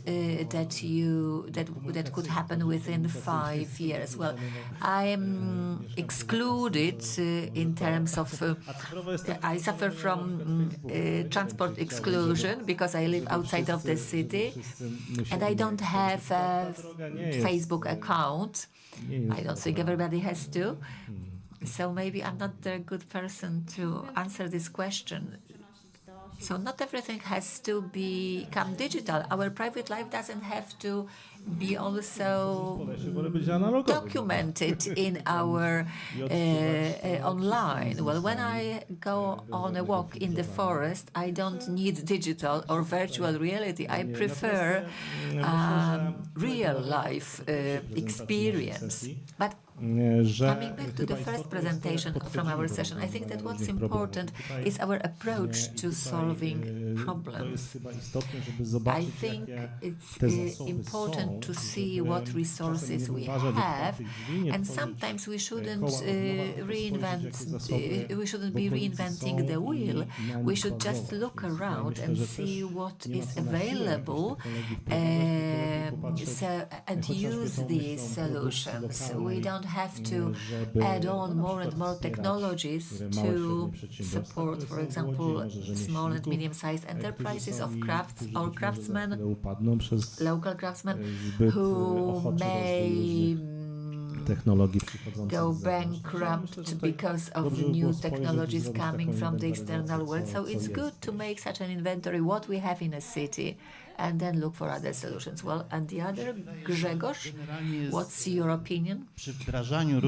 When we are putting different digital solutions in place, I don't think that we observe what the actual users are doing, and that's how we lose a lot of feedback from their first-hand experience. And that's why we are not always aware of what makes our lives easier and what makes them difficult. What Dorota has mentioned, for example, things that didn't work in the case of her husband because he had to go through the same procedure twice. So when we are putting digital solutions in place, we need to look at the users, how these applications and solutions work with them. And it's always worth looking at the world around us when introducing digital solutions. Well, Piotr, yes, communication between the citizens and the city. I had the pleasure some time ago to look at a Finnish project because the question was whether we could find some existing examples where we can transfer a solution from the level of the country. We have this M-Citizen application. We could have an M-Citizen application for cities through which citizens could communicate. This is a mobile application. Citizens could communicate with city authorities. So, for example, by using smartphones and video location, we can make a bicycle route map, or we could identify architectural barriers for people with disabilities. So, and it can all be done through the application that could be controlled and managed and run by the city. That's something very good because finally, this is how citizens, local residents, they feel that their voice matters and that they can do something tangible and something useful. So we can draw from these solutions.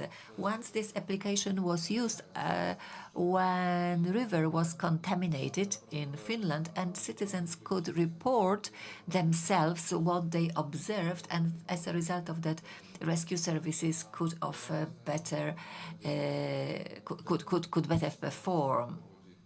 So this could be used, for example, for floods in Poland.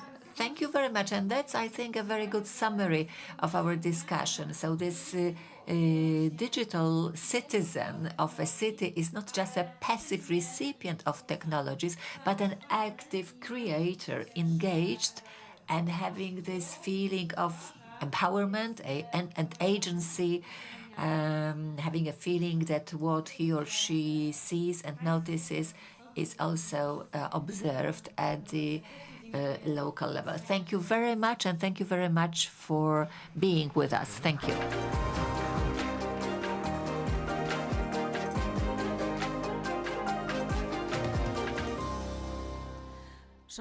Ladies and gentlemen, a break ahead of us. Enjoy the food truck that is standing in front of the main entry to the center, and also please see the stands of our partners, including the open shops with certain publications of our excellent speakers. And please be back with us at 2:30, and that's also for our online viewers. And we believe there is quite a number of viewers. Thank you very much. Enjoy the break. See you back at 2:30. Dziękuję.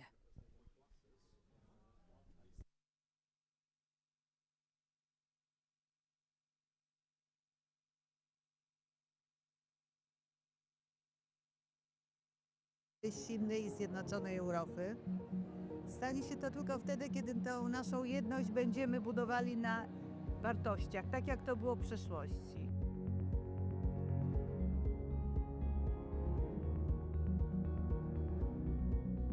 Ukraina jest potrzebna Unii Europejskiej, jest potrzebna Europie, chociażby dlatego, że to, co teraz się dzieje w Ukrainie, ta trwająca już prawie 3 lata wojna, jest wyzwaniem egzystencjalnym dla nas, dla wszystkich Europejczyków. Także Ukraińcy nie walczą wyłącznie o przetrwanie swojego państwa i narodu, tylko tak naprawdę o pewien model życia, europejski model życia, który stworzyliśmy po II wojnie światowej, z którego jesteśmy dumni.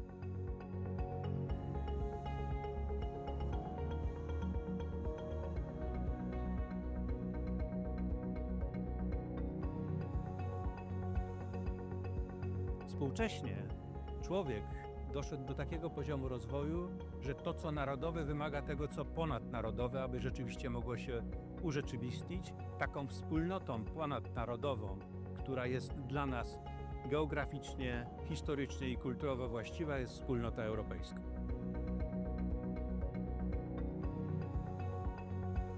Uważam, że rolą uniwersytetów jest wzmacnianie tożsamości europejskiej. Nasi studenci, obecne pokolenie studentów to prawdziwi Europejczycy. Osoby, które znakomicie się odnajdują w relacjach ze studentami z innych krajów, nie mają barier komunikacyjnych, przemieszczają się, są mobilni, no i wchodzą w różnego rodzaju właśnie formy współpracy, integracji ze swoimi rówieśnikami z całej Europy.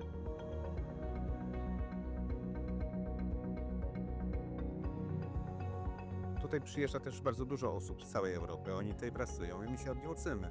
My się uczymy od nich ich wrażliwości, ich kultury, ich potencjału i wykorzystujemy ich potencjał społeczny, więc to jest taka obustronna wymiana, zarówno kulturowa, społeczna, jak i ekonomiczna. Ja myślę, że tak będziemy czerpać przez najbliższe lata. Im Kraków bardziej będzie otwarty, tym więcej tej wymiany będziemy tutaj na miejscu mieli.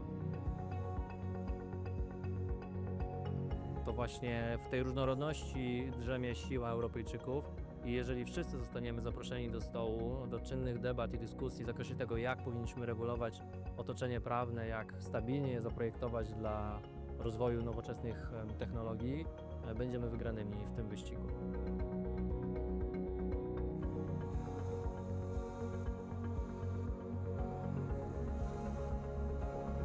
Dla Europy jest ważna różnorodność, ale nie możemy mówić o różnorodności, kiedy do końca sami siebie nie poznamy.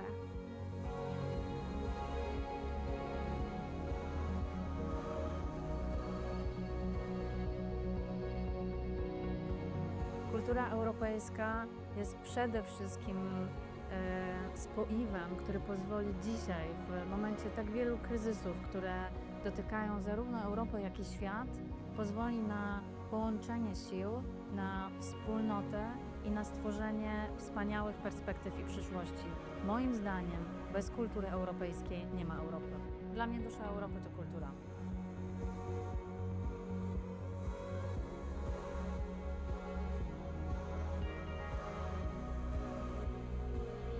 Kultura ma bardzo duży wpływ na gospodarkę. Dzięki kulturze rozbudza się w społeczeństwie kreatywność, innowacyjność, natomiast przewagi konkurencyjnej należy szukać w innowacyjności. Dzięki kulturze jesteśmy bardziej innowacyjni i możemy odnosić większe sukcesy w gospodarce.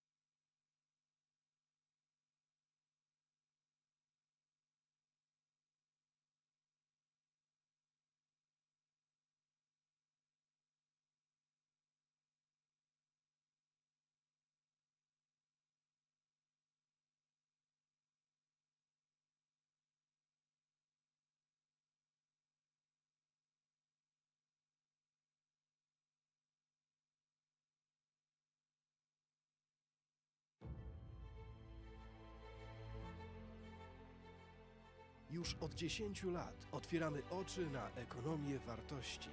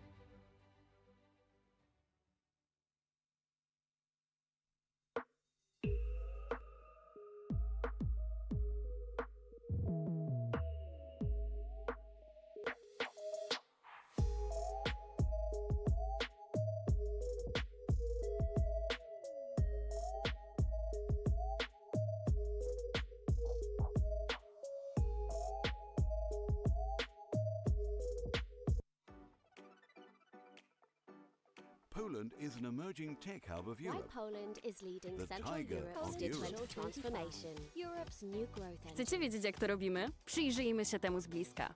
Bliżej, proszę. Jeszcze bliżej. Tak, na smartfon. To tutaj więcej niż 10 milionów Polaków załatwia najważniejsze sprawy. Wszystkie, które zdecydowanie wygodniej załatwić online. Świadczenia społeczno-socjalne? Mamy to online. Zeznania podatkowe? Załatwisz online w 5 minut. Dokumenty biznesowe? Je także mamy online. Online możesz nawet założyć swoją działalność. Papierowe recepty? To nie dla nas. Recepty wolimy otrzymywać SMS-em. Ponad 8 milionów Polaków trzyma najważniejsze dokumenty w aplikacji. M-dowód? Mamy to. M-prawo jazdy? Mamy to. Wolisz pociąg? Nie ma sprawy. W Polsce bilety na pociąg kupujemy zgadnij jak online. Coraz więcej Polaków zakupy woli robić online. A gdy paczki są już w drodze, również śledzimy je online. Jak za nie płacimy? 9 na 10 Polaków robi to za pomocą smartfona. Tak, to absolutnie bezpieczne. Skąd to wiemy? Cóż, fintech w Polsce kwitnie. To my jesteśmy w tym liderem. Bo jak nie my, to kto? Polacy mogą czuć się spokojnie, załatwiając sprawy online. Cyberprzestępstwa czy podejrzane incydenty? Zgłaszamy je online. Powiadomienia na temat niebezpieczeństw? Mamy je online. Cóż, lubimy być świadomi. Właśnie dlatego również uczyć się wolimy w digitalu. Bezpłatny wirtualny dostęp do zbiorów z największych muzeów i bibliotek? Mamy to. Dostęp do szybkiego internetu w szkołach? Mamy to. Nauka dla seniorów online? Wiadoma sprawa. I wiecie co? Chcemy więcej. W ciągu następnej dekady planujemy wniknąć jeszcze głębiej w wirtualną rzeczywistość. A już teraz mamy pierwszą w historii strategię cyfryzacji Polski. Przełomowy krok w naszą cyfrową przyszłość. Do 2035 roku co najmniej 85% Polaków będzie posiadać podstawowe umiejętności cyfrowe. 100% podmiotów publicznych będzie korzystać z elektronicznych systemów zarządzania dokumentami. 100% postępowań będzie prowadzonych elektronicznie. 20 milionów Polaków będzie miało M-dowód. Wszystkie kluczowe e-usługi będą dostępne za pośrednictwem aplikacji M-Obywatel. Sztuczna inteligencja pomoże zdiagnozować 100 schorzeń. Będziemy mieć co najmniej 1,5 miliona specjalistów ICT. 100% jednostek administracji publicznej będzie oferować płatności elektroniczne. 50% firm będzie korzystać z narzędzi AI. Ale to wszystko nie wydarzyłoby się, gdyby nie społeczeństwo, które bycie online ma we krwi. Polska wykazuje wysoki poziom interakcji społeczeństwa z państwem za pośrednictwem technologii cyfrowych. Ponad 45% powyżej średniej. A dzięki duchowi przedsiębiorczości i otwartemu społeczeństwu mamy ogromną szansę na przyspieszenie naszej cyfrowej transformacji. Czas, aby to Polska została europejskim liderem i inkubatorem dla wielkich firm z globalnymi ambicjami wzrostu.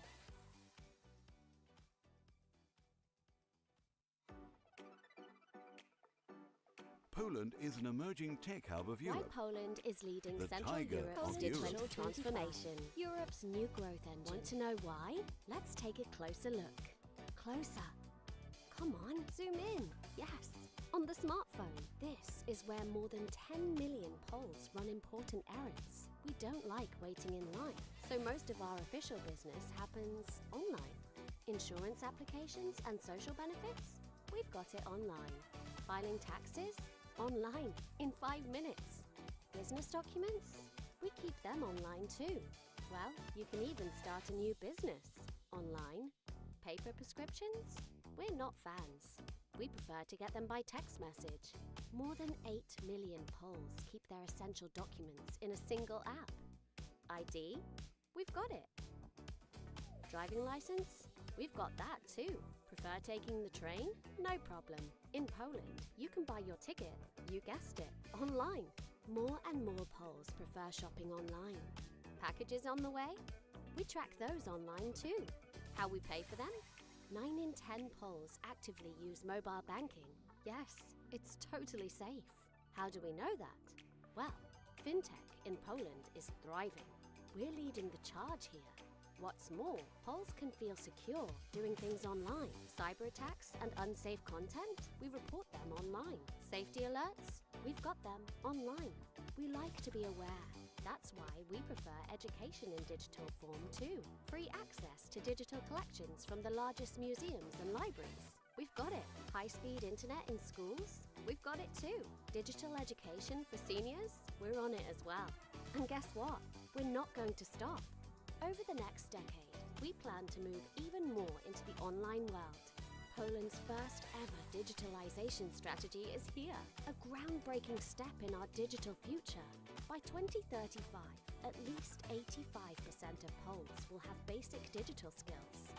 100% of public entities will operate using electronic document management systems. 100% of their proceedings will be handled electronically. 20 million Poles will have a digital identity wallet. All key e-services will be available through the mObywatel app. AI will help diagnose 100 medical conditions. We'll have at least 1.5 million ICT specialists. 100% of public administration units will offer e-payments. 50% of companies will be using AI tools. But all this wouldn't have happened if it weren't for a society of whom being online is simply in its blood. Poland shows a high level of public interaction with the state through digital technologies, more than 45% above average. With an entrepreneurial spirit and an open society, we have a huge opportunity to speed up our digital transformation. Let's become a European leader and an incubator for great businesses with global growth ambitions.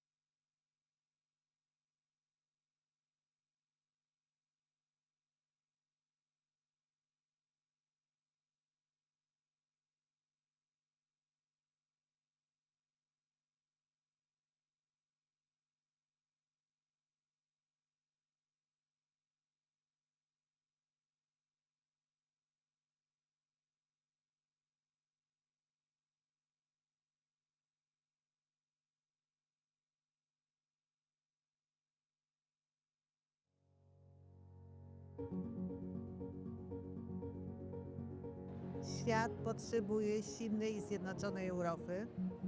Stanie się to tylko wtedy, kiedy tą naszą jedność będziemy budowali na wartościach, tak jak to było w przeszłości.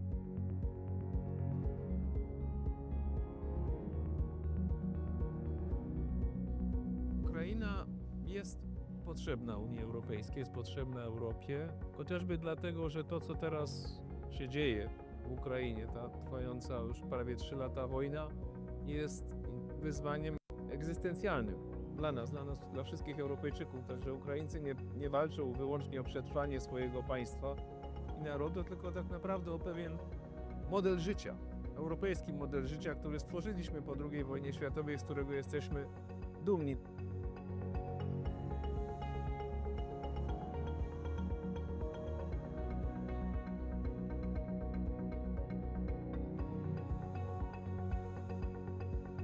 Współcześnie człowiek doszedł do takiego poziomu rozwoju, że to, co narodowe, wymaga tego, co ponadnarodowe, aby rzeczywiście mogło się urzeczywistnić. Taką wspólnotą ponadnarodową, która jest dla nas geograficznie, historycznie i kulturowo właściwa, jest wspólnota europejska.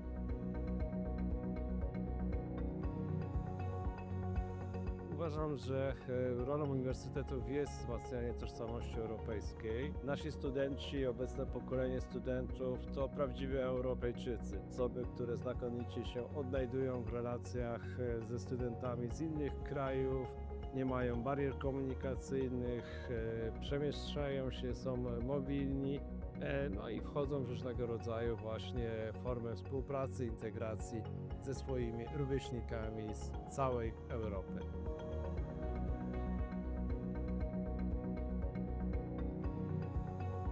Tutaj przyjeżdża też bardzo dużo osób z całej Europy. Oni tutaj pracują i my się od nich uczymy. My się uczymy od nich ich wrażliwości, ich kultury, ich potencjału i wykorzystujemy ich potencjał społeczny, więc to jest taka obustronna wymiana, zarówno kulturowa, społeczna, jak i ekonomiczna. Ja myślę, że tak będziemy czerpać przez najbliższe lata. Im Kraków bardziej będzie otwarty, tym więcej tej wymiany będziemy tutaj na miejscu mieli. To właśnie w tej różnorodności drzemie siła Europejczyków i jeżeli wszyscy zostaniemy zaproszeni do stołu, do czynnych debat i dyskusji w zakresie tego, jak powinniśmy regulować otoczenie prawne, jak stabilnie je zaprojektować dla rozwoju nowoczesnych technologii, będziemy wygranymi w tym wyścigu.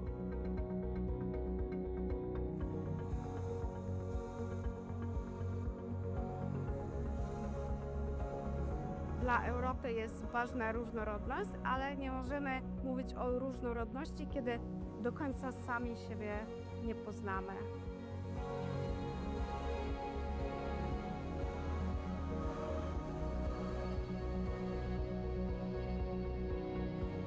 Kultura europejska jest przede wszystkim spoiwem, który pozwoli dzisiaj, w momencie tak wielu kryzysów, które dotykają zarówno Europę, jak i świat, pozwoli na połączenie sił, na wspólnotę i na stworzenie wspaniałych perspektyw i przyszłości. Moim zdaniem bez kultury europejskiej nie ma Europy. Dla mnie dusza Europy to kultura.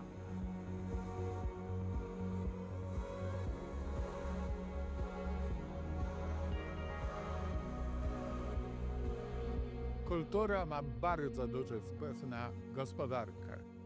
Dzięki kulturze rozbudza się w społeczeństwie kreatywność, innowacyjność, natomiast przewagi konkurencyjnej należy szukać w innowacyjności.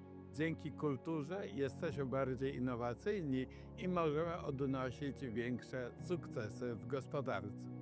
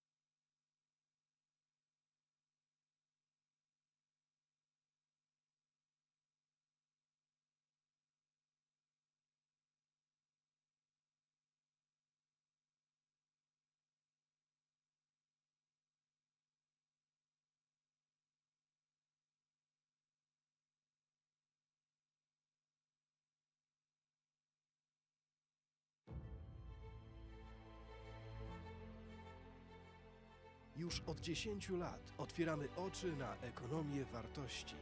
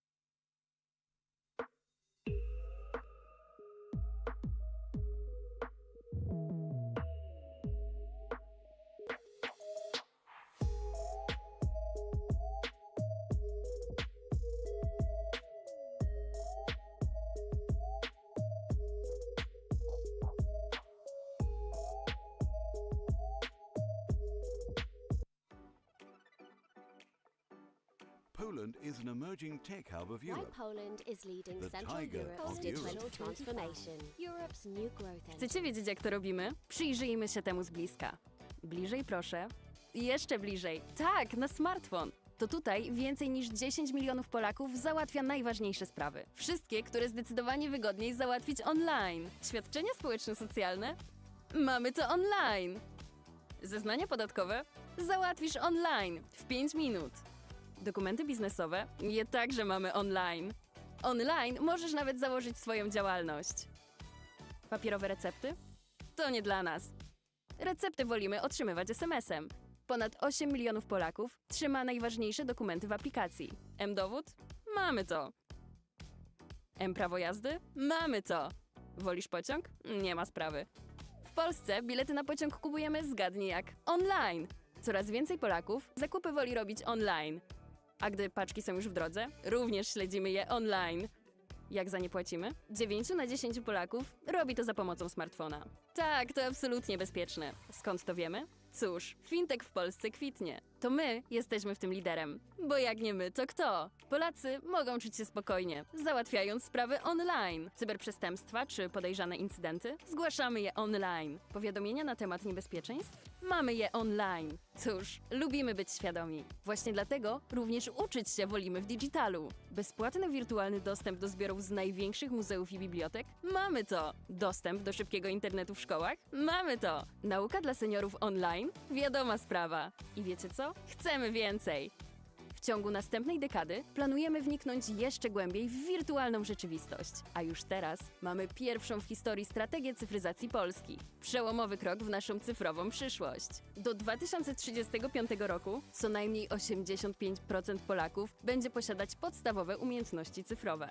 100% podmiotów publicznych będzie korzystać z elektronicznych systemów zarządzania dokumentami. 100% postępowań będzie prowadzonych elektronicznie. 20 milionów Polaków będzie miało M-dowód. Wszystkie kluczowe e-usługi będą dostępne za pośrednictwem aplikacji M-Obywatel. Sztuczna inteligencja pomoże zdiagnozować 100 schorzeń. Będziemy mieć co najmniej 1,5 miliona specjalistów ICT. 100% jednostek administracji publicznej będzie oferować płatności elektroniczne. 50% firm będzie korzystać z narzędzi AI.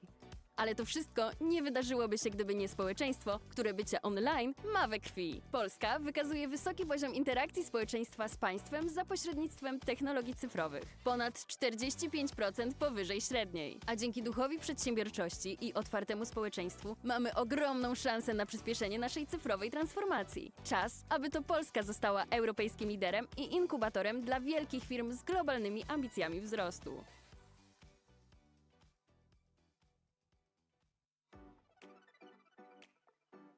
Poland is an emerging tech hub of Why Europe. Poland is leading The Central tiger Europe's of digital Europe. transformation. Europe's new growth engine. Want to know why? Let's take a closer look. Closer. Come on, zoom in. Yes, on the smartphone. This is where more than 10 million Poles run important errands. We don't like waiting in line, so most of our official business happens online. Insurance applications and social benefits? We've got it online. Filing taxes? Online, in 5 minutes. Business documents? We keep them online too. Well, you can even start a new business online. Paper prescriptions? We're not fans. We prefer to get them by text message. More than 8 million Poles keep their essential documents in a single app. ID? We've got it. Driving license? We've got that too. Prefer taking the train? No problem. In Poland, you can buy your ticket, you guessed it, online. More and more Poles prefer shopping online. Packages on the way? We track those online too. How we pay for them? 9 in 10 Poles actively use mobile banking. Yes, it's totally safe. How do we know that? Well, fintech in Poland is thriving. We're leading the charge here. What's more, Poles can feel secure doing things online. Cyber attacks and unsafe content? We report them online. Safety alerts? We've got them online. We like to be aware. That's why we prefer education in digital form too. Free access to digital collections from the largest museums and libraries. We've got it. High-speed internet in schools? We've got it too. Digital education for seniors? We're on it as well. And guess what? We're not going to stop. Over the next decade, we plan to move even more into the online world. Poland's first ever digitalization strategy is here, a groundbreaking step in our digital future. By 2035, at least 85% of Poles will have basic digital skills. 100% of public entities will operate using electronic document management systems. 100% of their proceedings will be handled electronically. 20 million Poles will have a digital identity wallet. All key e-services will be available through the mObywatel app. AI will help diagnose 100 medical conditions. We'll have at least 1.5 million ICT specialists. 100% of public administration units will offer e-payments. 50% of companies will be using AI tools. But all this wouldn't have happened if it weren't for a society of whom being online is simply in its blood. Poland shows a high level of public interaction with the state through digital technologies, more than 45% above average. With an entrepreneurial spirit and an open society, we have a huge opportunity to speed up our digital transformation. Let's become a European leader and an incubator for great businesses with global growth ambitions.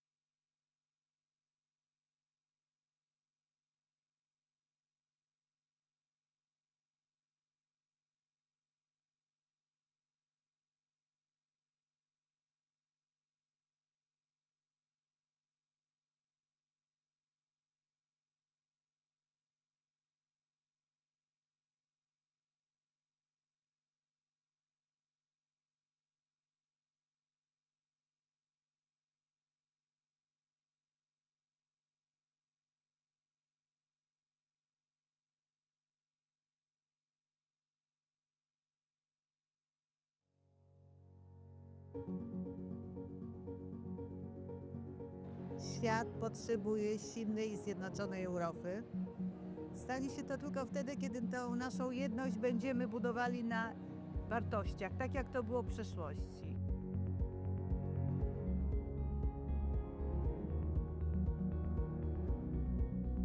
Ukraina jest potrzebna Unii Europejskiej, jest potrzebna Europie, chociażby dlatego, że to, co teraz się dzieje w Ukrainie, ta trwająca już prawie 3 lata wojna, jest wyzwaniem egzystencjalnym dla nas, dla wszystkich Europejczyków. Także Ukraińcy nie walczą wyłącznie o przetrwanie swojego państwa i narodu, tylko tak naprawdę o pewien model życia, europejski model życia, który stworzyliśmy po II wojnie światowej, z którego jesteśmy dumni.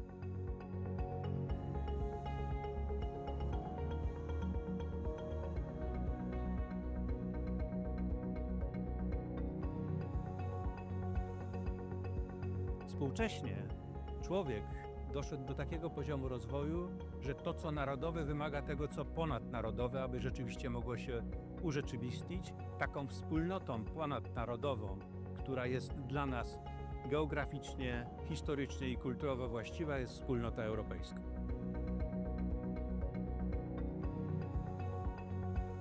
Uważam, że rolą uniwersytetów jest wzmacnianie tożsamości europejskiej. Nasi studenci, obecne pokolenie studentów to prawdziwi Europejczycy. Osoby, które znakomicie się odnajdują w relacjach ze studentami z innych krajów, nie mają barier komunikacyjnych, przemieszczają się, są mobilni, no i wchodzą w różnego rodzaju właśnie formy współpracy, integracji ze swoimi rówieśnikami z całej Europy.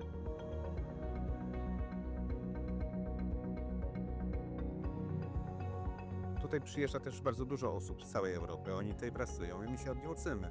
My się uczymy od nich ich wrażliwości, ich kultury, ich potencjału i wykorzystujemy ich potencjał społeczny, więc to jest taka obustronna wymiana, zarówno kulturowa, społeczna, jak i ekonomiczna. Ja myślę, że tak będziemy czerpać przez najbliższe lata. Im Kraków bardziej będzie otwarty, tym więcej tej wymiany będziemy tutaj na miejscu mieli.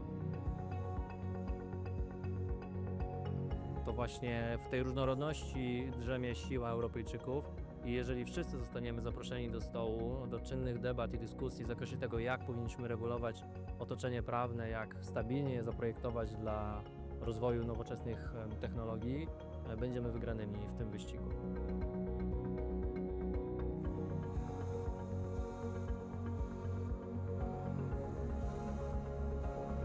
Dla Europy jest ważna różnorodność, ale nie możemy mówić o różnorodności, kiedy do końca sami siebie nie poznamy.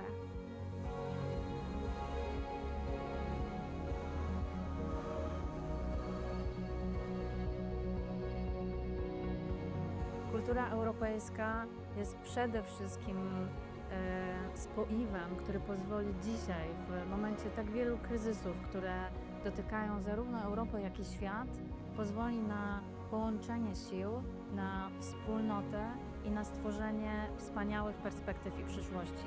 Moim zdaniem bez kultury europejskiej nie ma Europy. Dla mnie dusza Europy to kultura.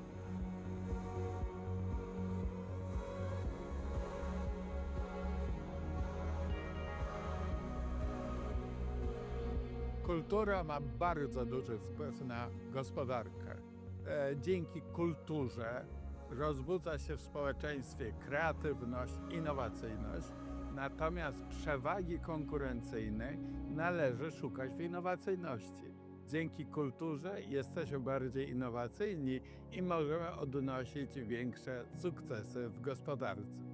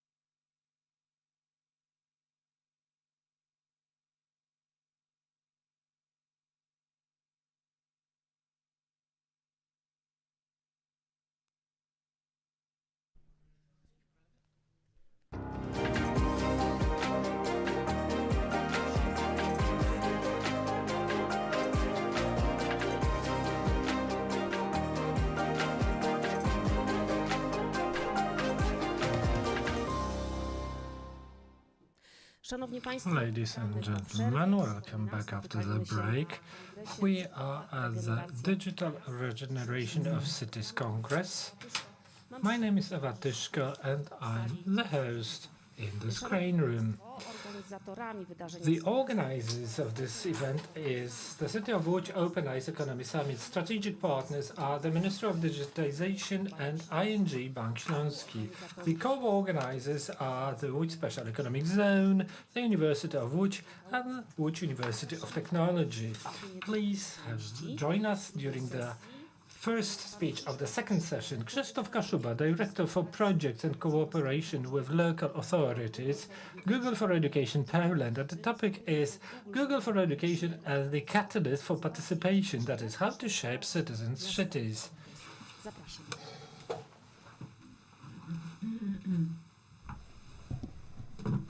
Dzień dobry.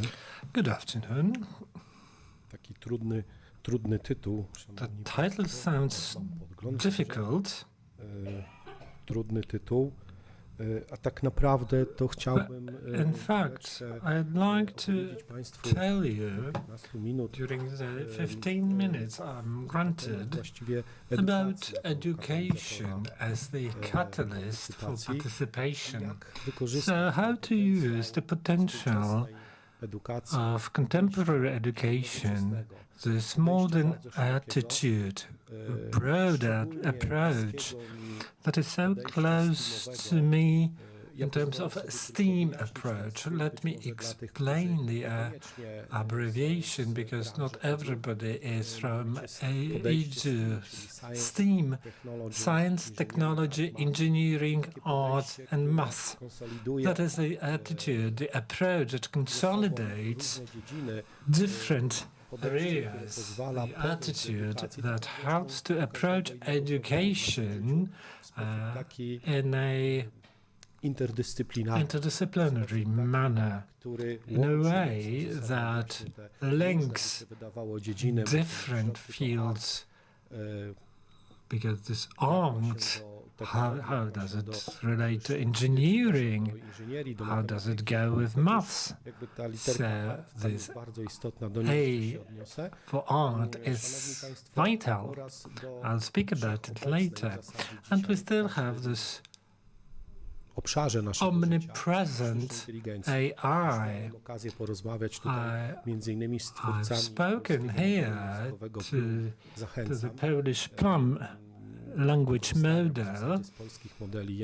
I encourage you to use the Polish language models, despite my examples related to using Gemini.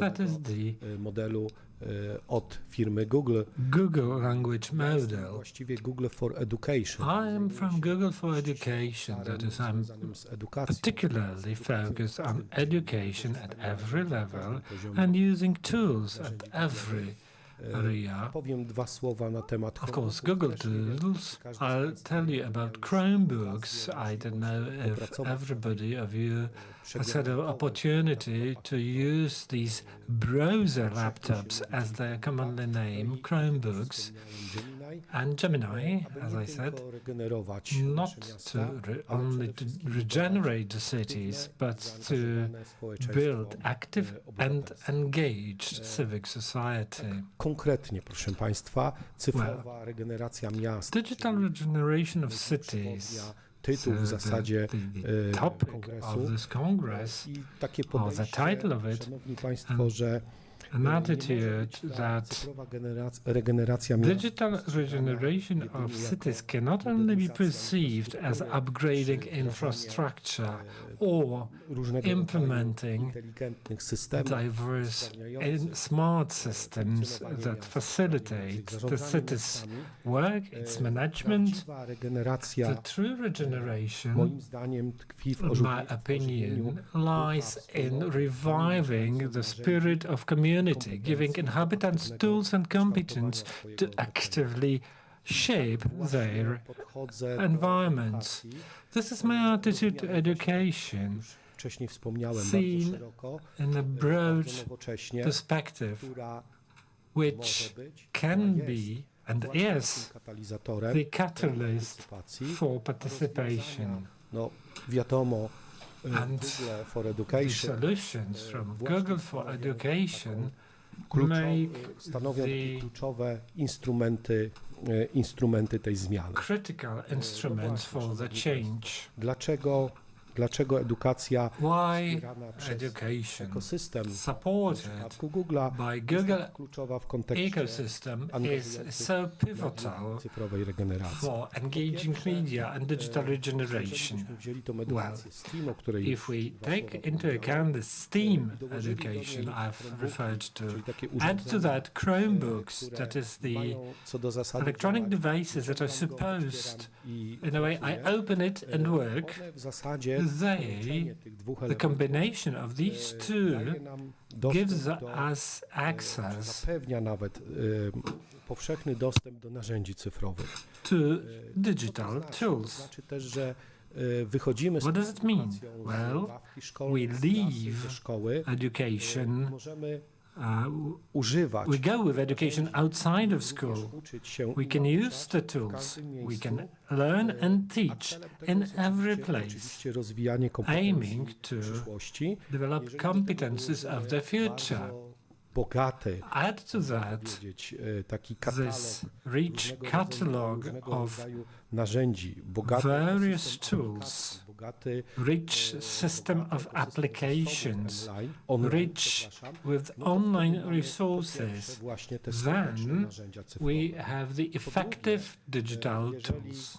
O, widzę już literówkę. Secondly, I can see a typo in Gemini, one N is extra.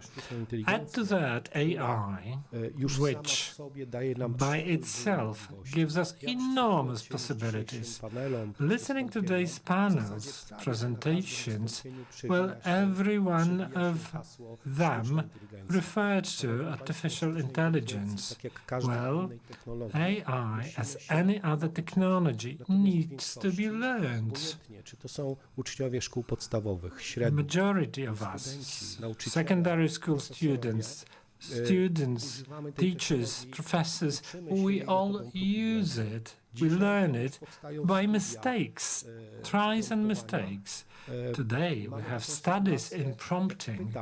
So when I ask at different people whether they follow the prompting rules, do they use other tools than the chat GPT? I don't want to hear Gemini, though it would be nice. I'm talking about different tools. Czy dzisiaj już we create assistants or AI agents. This is the stage where we all use, but still by sztuczną inteligencję, Gemini'a, if Gemini is placed in Google Workspace solutions, so Gmail that almost everybody uses, the docs, the presentations, the spreadsheet, there inside AI rests, which once integrated with the tools gives us new possibilities, new horizons to discover, analizować potrzeby, where we can review the needs in education of our students, recommend personalized education paths, we can support teachers, but more than that, we can analyze the needs of our inhabitants, we can support people in developing ideas, implementing them, and that is in the light of dzisiejszych, znaczy tych 2 dni, których the 2 days the Congress is happening, meaning the issues and challenges for local communities. Właśnie, obiecałem, że to tak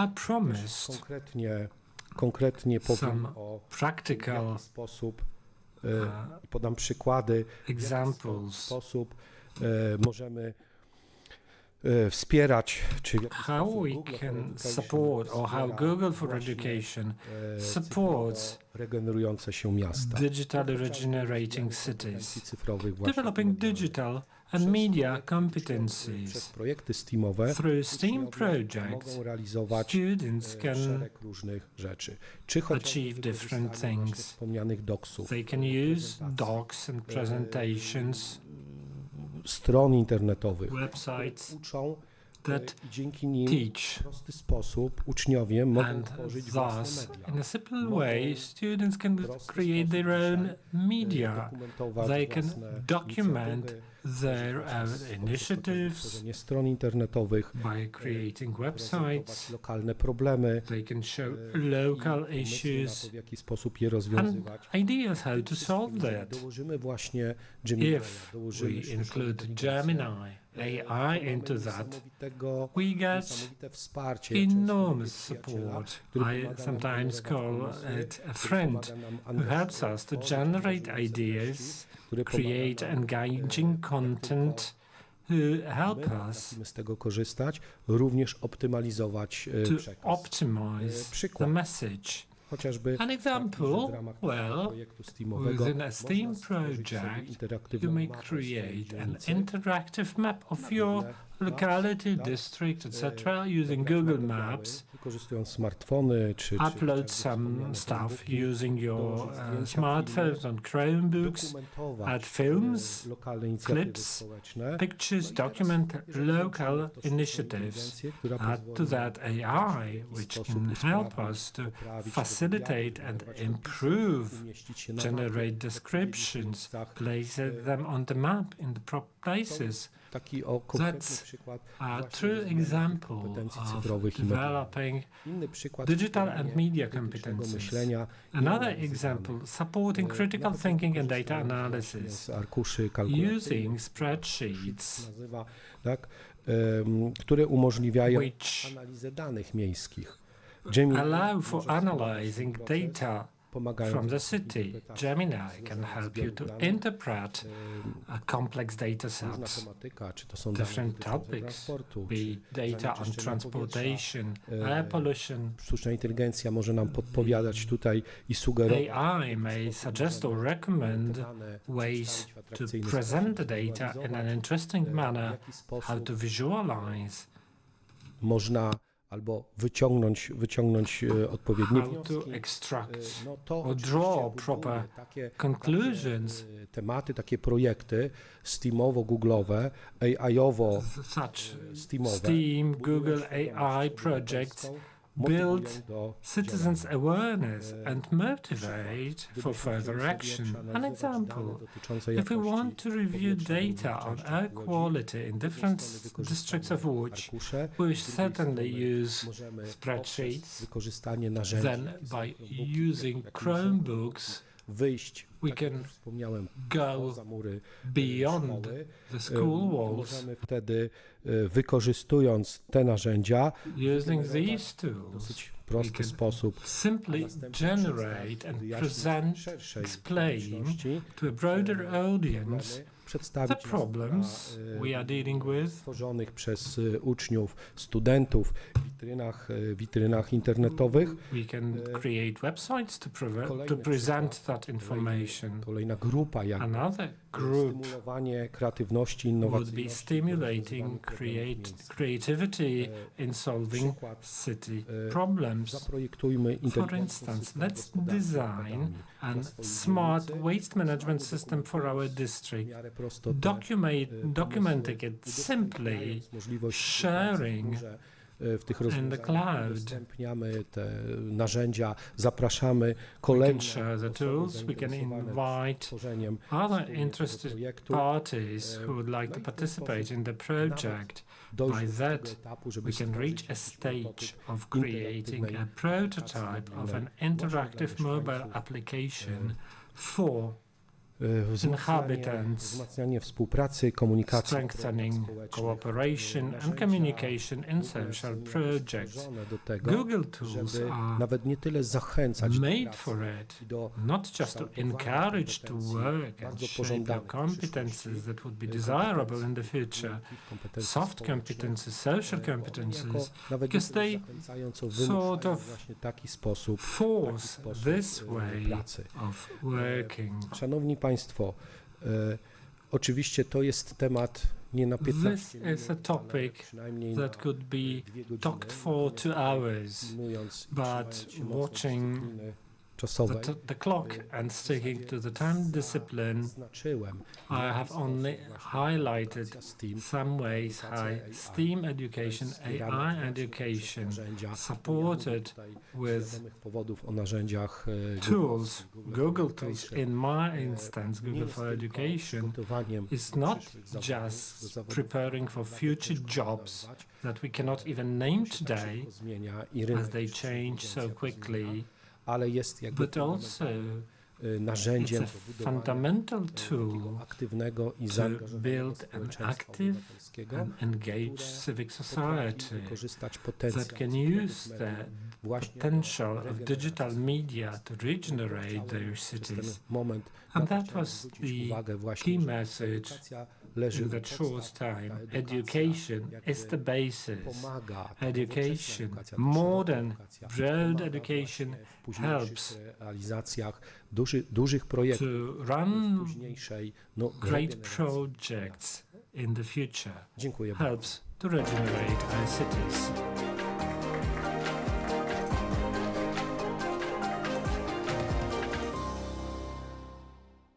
Dziękujemy bardzo. Zapraszam. Thank you very much. Now I'd like to invite the next speaker, our everyday media, how we engage residents. We will hear about it from Katarzyna Dysio from the City of Łódź office. The floor is yours. Zróbmy tylko sprawdzę, czy to działa. I'd like to test whether it works. It Witam does. Państwa bardzo serdecznie. Welcome, good afternoon, ladies and gentlemen.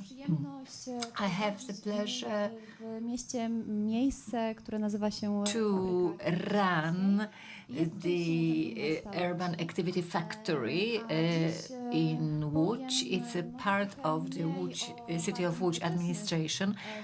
Maybe tell you less about very modern ways of engaging citizens in city life. But I hope that what I'll share with you will be interesting. I will provide you with some food for thought. March 2020, the outbreak of the pandemic. We don't know what's going on. We are shocked, and we are in the middle of running the first Łódź Citizen Panel. That is an event for which we had been preparing for over a year. We were recruiting panelists, experts from our city who, after a very careful recruitment process, they had to be selected appropriately to represent different districts of the city, different age groups, education backgrounds and fields of interest. So we meet them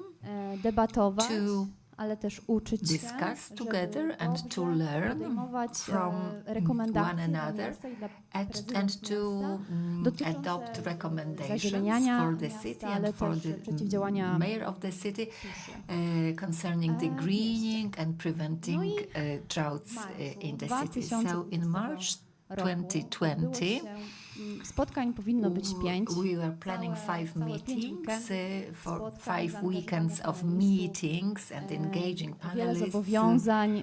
Many odbywa się pierwsze contracts signed and many obligations, and we met only once in real life, because then on the next day suddenly zaczęło dążyć do everything do lockdownu, czyli zamykaliśmy się. The lockdown began and we z mieszkańcami. Couldn't meet a my byliśmy with trochę the citizens face to face.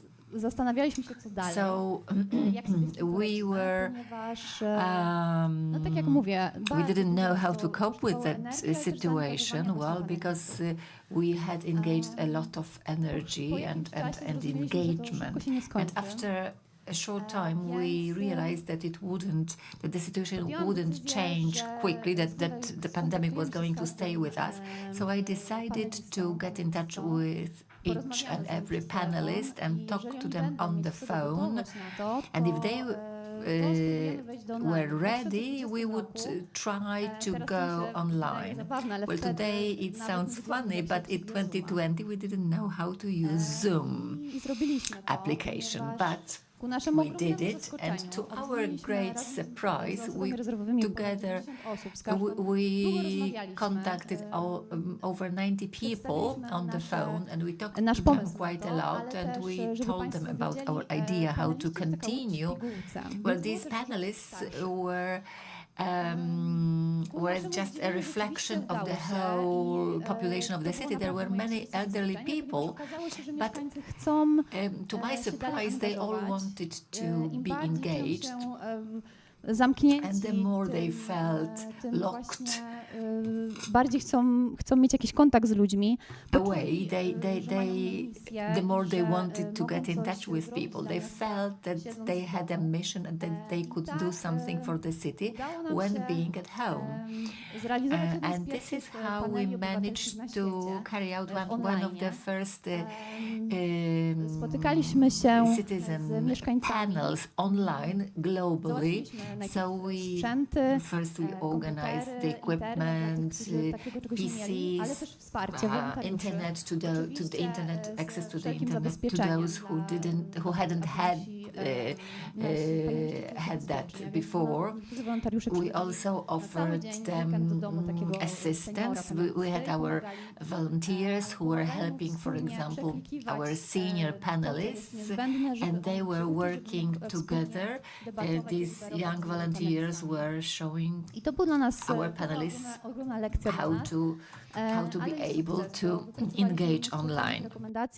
It was also our success because we worked out many recommendations which to quite a high degree have been delivered so far. And this experience has taught us that this form of communicating citizens, well, this online communication is available to all. And it is something added on to what we've already been doing. Well, this panel was an example of that, but what we are doing right now at the Citizen Activity Factory, what you can see, these are photos from workshops. We organize these workshops every week on Wednesdays. Volunteers, seniors are running workshops for people 65 plus. They learn how to use a smartphone, how to make a phone call on WhatsApp, how to call your grandchildren in London on a WhatsApp, how to get onto the internet. Jagoda, the one who is bending over the table. She's a senior, but she understands the digital world very well. She also understands the limitations of citizens who, where they were younger, they simply all these smartphones and computers were not around. But of course, this panel was a great experience for us. And some time ago, we organized one of the biggest consulting session for our city strategy. We wanted to reach out to all citizens. Of course, we organized meetings in public spaces, in parks, and there were over several dozen people coming to each of such meetings in real life, but we were also having these consulting sessions online. This is on the right-hand side. You can see our mayor of the city. She's discussing something online with our entrepreneurs. But of course, also people can go online to listen how our mayor is explaining what our ideas for the future are. To są takie fancy przykłady. These are such fancy examples, but there are more down to the ground examples also. I'm sure some of you know Kiedyś, żeby w that ogóle we are złożyć wniosek o konsultacje holding społeczne, social consultations. Well, to organize social consultations in the past, somebody had to apply for that to the local administration and get a stamp and approval. Right now, you don't do that anymore. You can contact us online, and if you want to give your opinion about what's going on in the city, you can just email us. In May, we are starting the 13th edition of our citizens' budget. We have 40 million zlotys for social projects addressing citizens.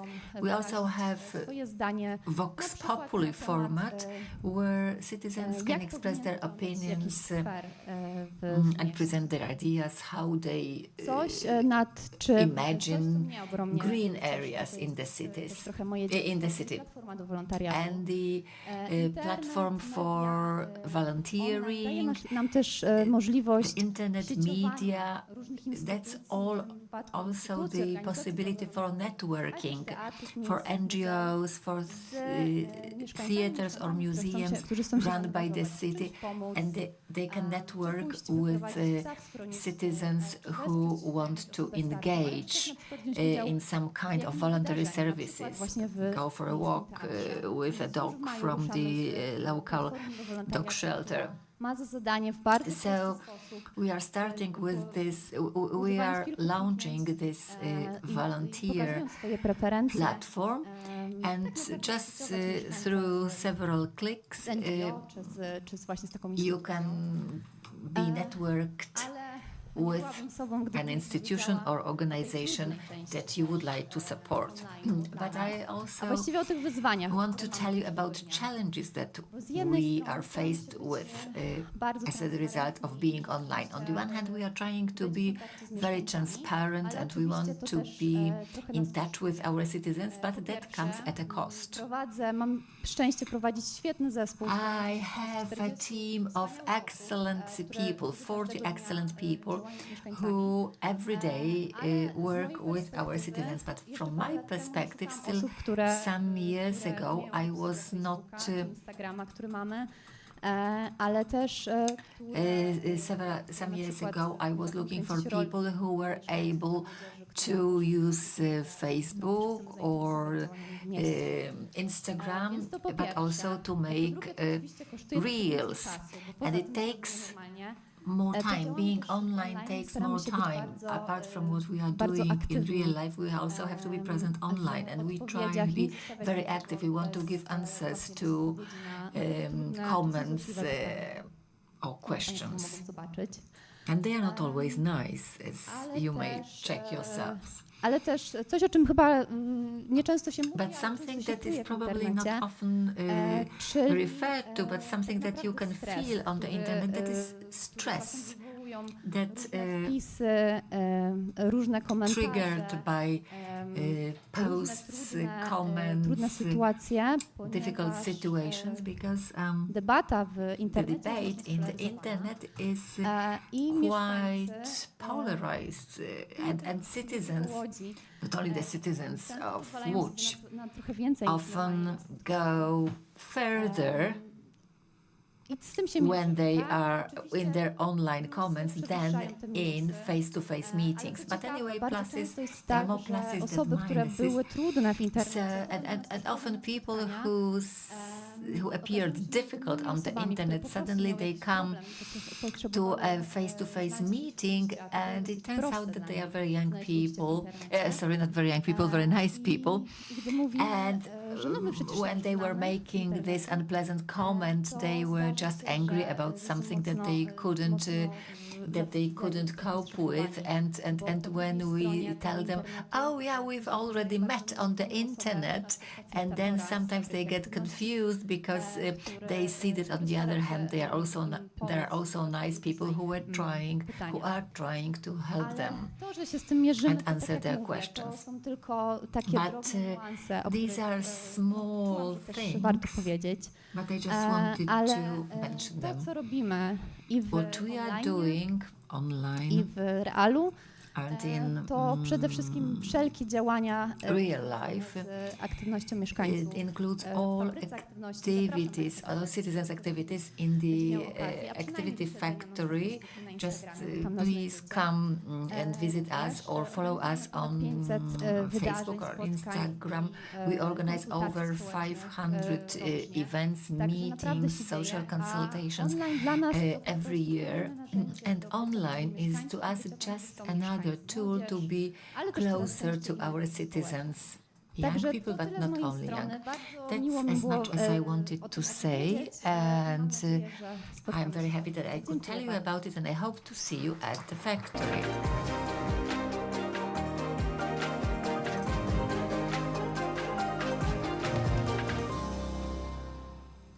Dziękujemy bardzo za to. Thank you very much for your presentation. And now, the third speech in the second session. The session's name is Media That Engage, Creating Space for Social Initiative and Participation, and the topic is Social and Robotic Aspects of Cities. We will have Irina Stowia, Cluster Logistic, Mateusz Kujawiński, Headbot, Grzegorz Stasiak, ID Logistics Polska.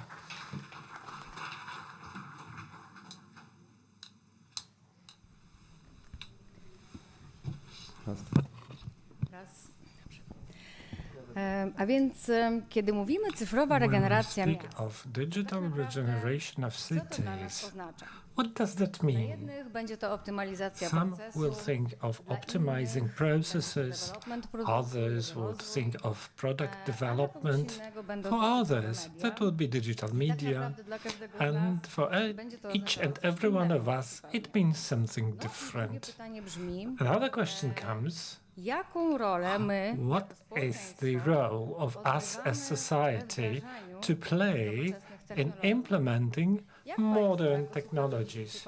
How you, as participants of this conference, how you choose the impact to make the technologies possible to have them in our everyday social life? Or, in other words, sobie w stanie wyobrazić? are you ready to imagine that you walk along the street and next to you a robot is walking or riding something? What's your attitude to robotization as the dominant trend? Is it an opportunity, a threat? Are you neutral about it? As it happens, I have two people with me in the room with whom we've gone through the whole robotic process, from a concept down to implementation. And before I give the floor to them to tell you the story, I need to say what we really did. Well, from the operating perspective, we implemented a mobile robot in a mature company. From social perspective, we relieved warehouse employees from tedious and repeatable activities. What matters for us as leaders and business practitioners is to see these layers from a bird's eye perspective. The operating process directly impacts how the social layer is forming. How did it all start? Well, from a logistic cluster whose website I saw through digital media.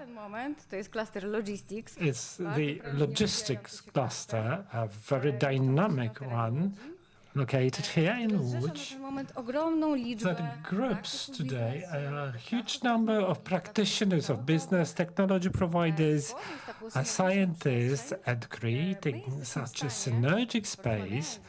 When talking to each other, we can collaborate interdisciplinary. Na naszych spotkaniach my jako klastrowicze During meetings, as cluster members, we ask these questions. Do we, as cities, societies, ten rozwój technologiczny. can we accept the technological development? Can we accept the technology in our everyday life? Chciałabym zaprosić na scenę Let me now invite Grzegorz Stańczak, who will continue with the story. Grzegorz jest przedstawicielem firmy Grzegorz represents ID Logistics, one of the leading logistics operators in Poland. Państwo się dowiedzą, And in a moment you will learn how, by developing synergy between the cluster, technology supplier, a robot company and a major company, how we made the implementation successful. Thank you, Irina, for the invitation, for having me. I'm delighted to tell you our story, what we did with Headbot, whose representatives are here with us. I need to say it wouldn't be possible without this linking element of our cluster where we met and through which we made the project. To tell you something about robotization, well, a couple of decades ago, the topic of robots next to humans was in our imaginations or perhaps dreams. We read papers about it, we watched some materials created, but today we are at a moment when the robots actually accompany us. They cannot eliminate humans. How we approached the project together with Headbot was to identify the needs, to determine the processes where robots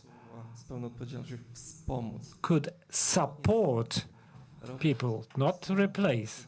The robots only support us in everyday reputable work, making it easier. So as you see in the screen, did the robot replace the human? No, it didn't, it won't, in our opinion. So the social perspective is vital, because it started to coexist with the human, help, relieve from this monotonous labor that required no special skills. What benefits we identified? Well, we relieved the employees. We don't name it a robot any longer. It's a co-robot because I collaborate. What conclusions we drew from implementing robots? Well, you don't need to fear of this technology. It will not replace humans. It will help us. Please have a look at the short clip. How the robot works with us in the warehouse.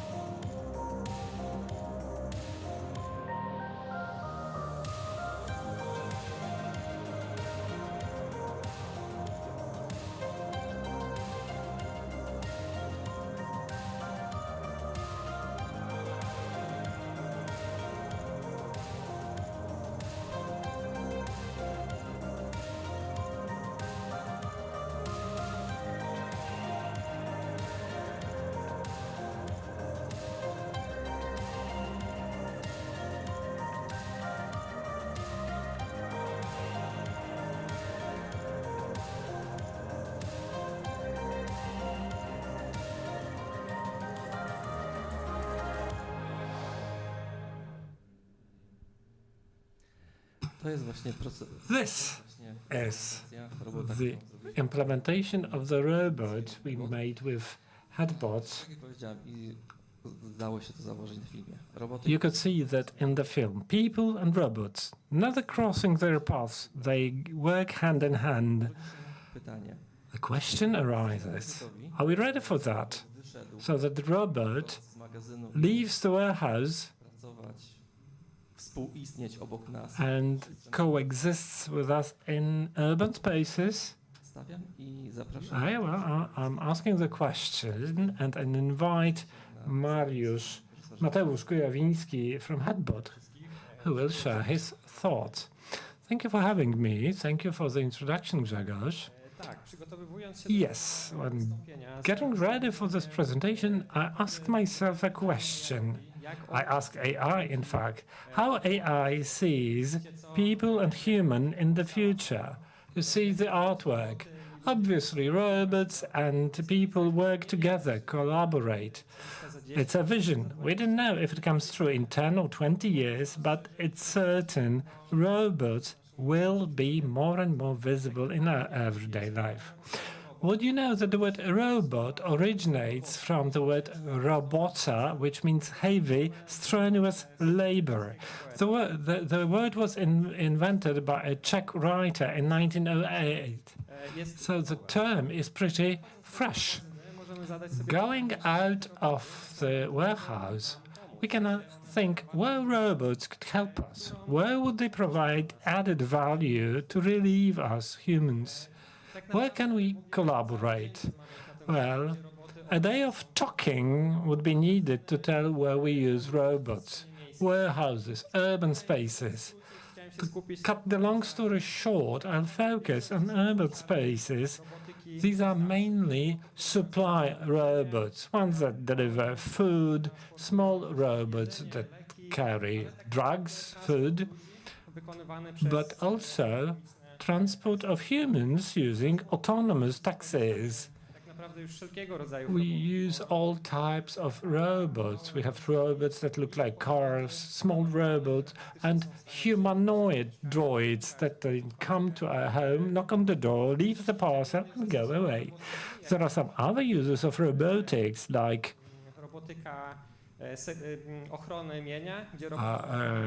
property protection, where robots move around space, verify the condition, they see trespassing, they are advertising robots. You must have seen Carfush. But most of the companies this slide, I need to say that to make the robots exist in urban space, we need major infrastructural changes we are not ready for. I believe that first cities were formed 9,000 years before Christ. And motoring became popular with a 40 model that started to be produced by Ford. All that required infrastructure changes that are conducted in urban spaces. 100 years after T-model was introduced, mobile robots arrived to cities. Perhaps we don't see much of them in Poland, but in the US, China, Western countries, robotics is highly popular, and the robots are used mainly for supplies delivery to people. I don't know if you know that most of the companies hit the wall, finding problems to persuade people that robots are needed. Uber in 2020 stopped its program of autonomous taxis in the US, and Amazon in 2022 stopped the working on the Scotch delivery robot. That is because the cities are not ready for robotization. As you can see, if you'd like to have all the traffic through old Roman streets, that would be impossible. Nobody would use cars, it would be ineffective. Same today. Robots that arrive to our urban space are an obstacle to us. They disturb our life. That's why people rebel against them. And people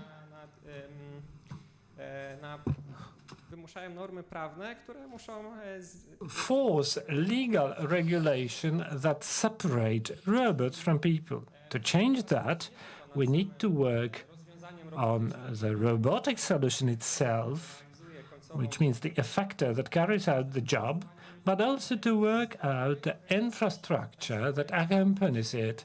For cars, we need battery charging stations, petrol stations where we can refuel. Same with robots. They require infrastructure that would make them effective in time's perspective. Docking stations for drones. Drone can deliver a parcel regardless of the traffic launches. We can see American company that operates in African market that gliding robots deliver parcels to distant locations. That's a topic that has not been forgotten by robotic companies.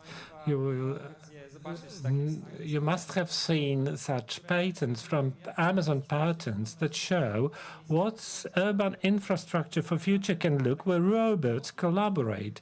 You see blocks of flats where trucks deliver goods. Off the trucks fly drones that deliver parcels to given address.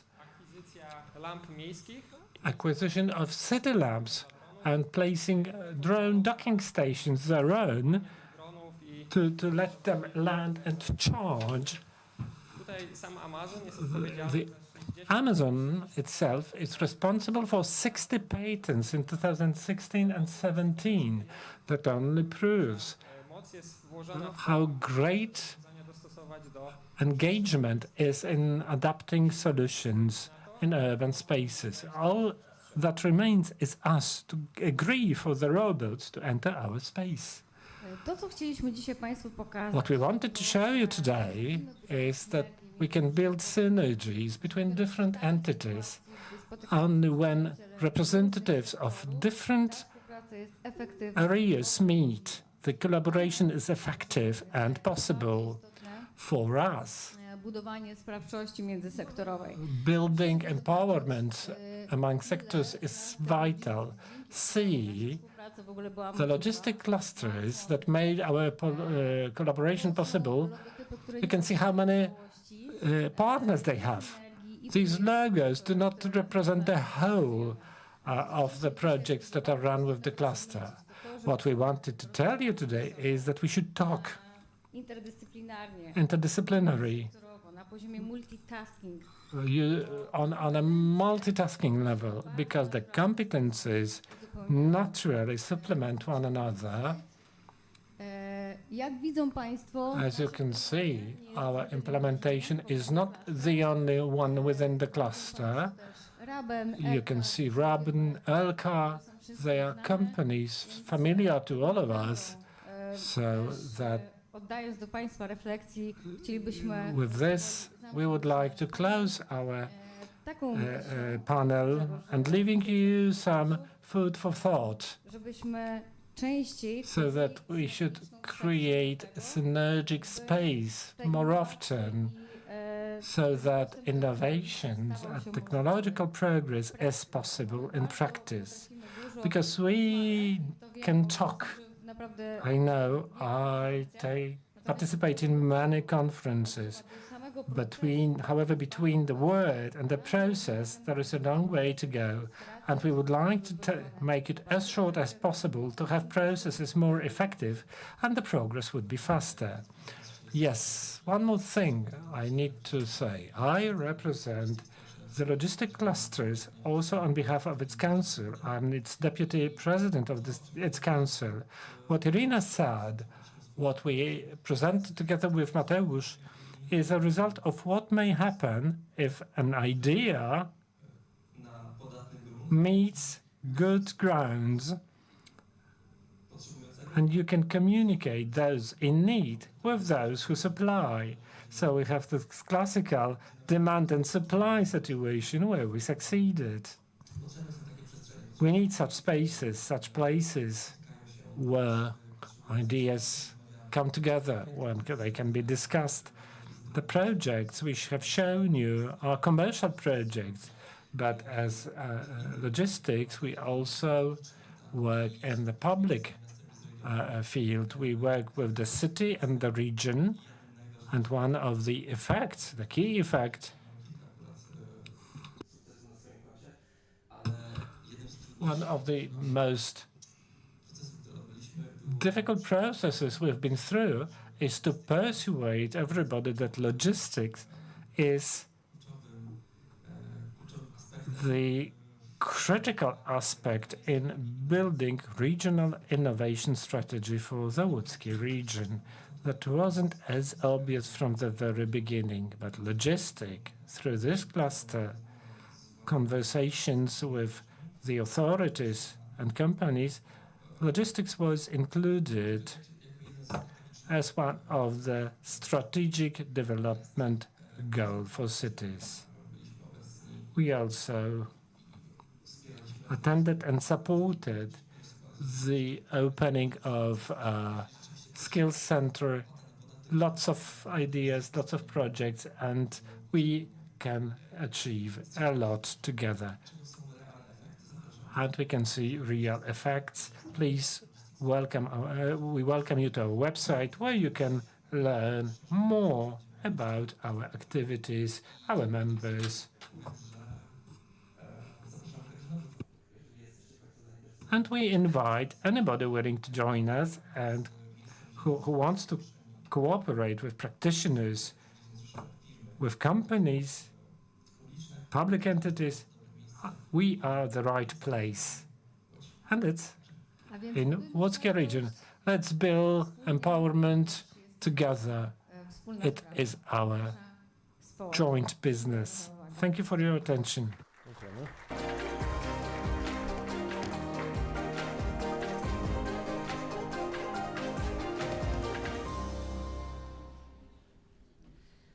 Szanowni Państwo, Ladies and gentlemen, and now a panel, media that engage, creating space for community initiatives and participation. The moderator will be Jarosław Kowalski from the Technical University of Łódź, and panelists are Wojciech Ciesielski from the City of Łódź office, Piotr Ciebiada from Tower Group, and Michał Ciundziewicki, President of Jetline, Council Member. And after this panel, we will be having a Q&A session. So prepare your questions. The floor is yours. Dziękuję serdecznie. Thank you very much.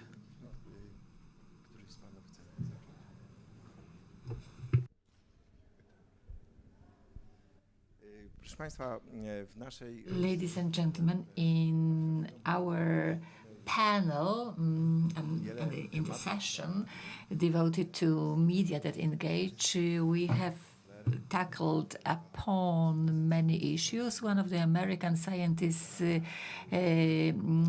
was testing the history of mankind since the beginning of the ages, and he identified pre-agrarian era, agrarian era, and industrial era, and post-industrial era, or age, sometimes referred to as information age. And so in this revolutionary times for technology, this is the time when these are our times.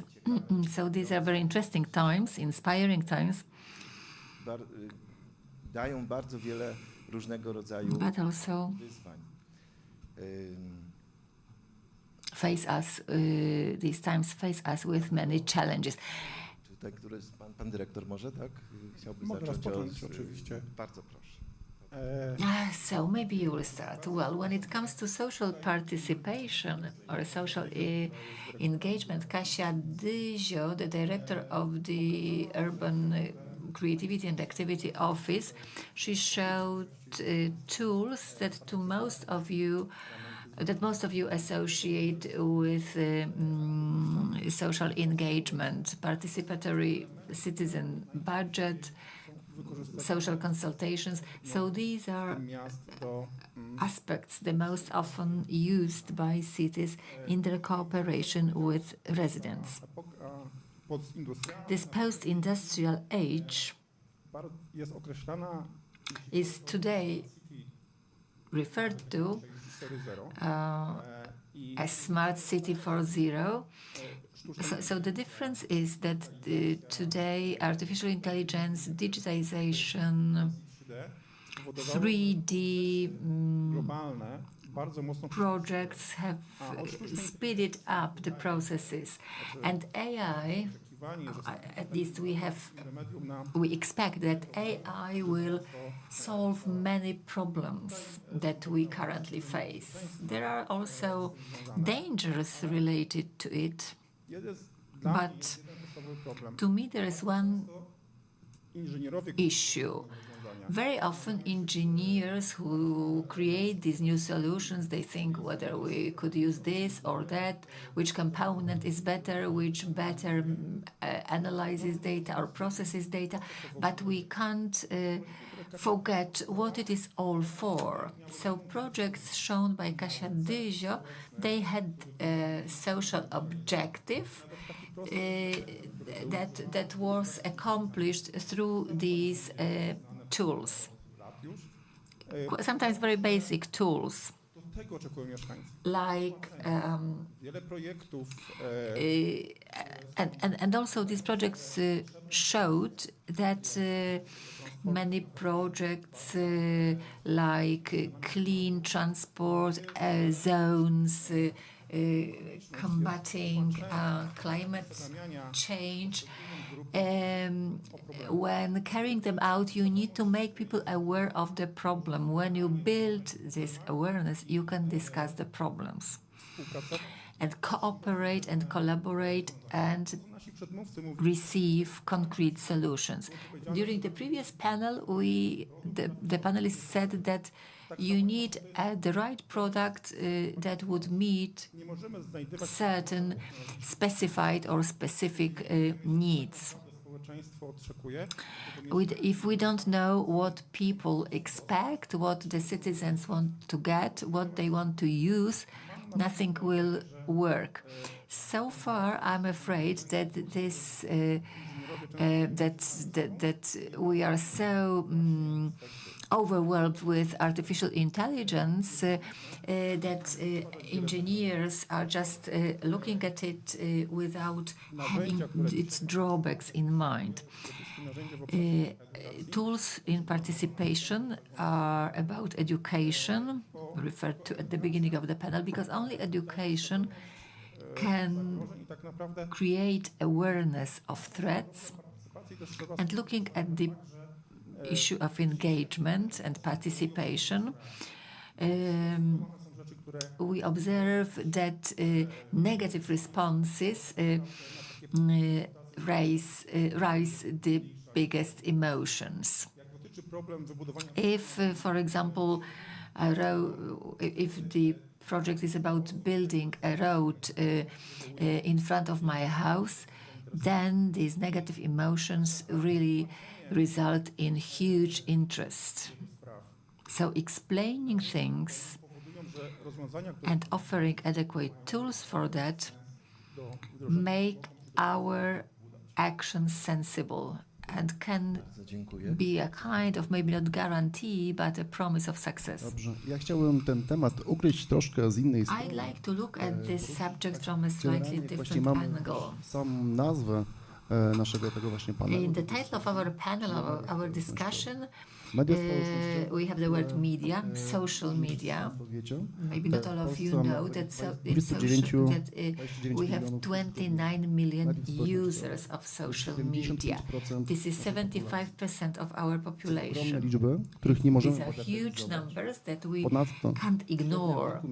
And the average age of a user is 42. These are data from January this year. So we can't be thinking of social media as something only for young people. Where if you are 42, are you not young anymore?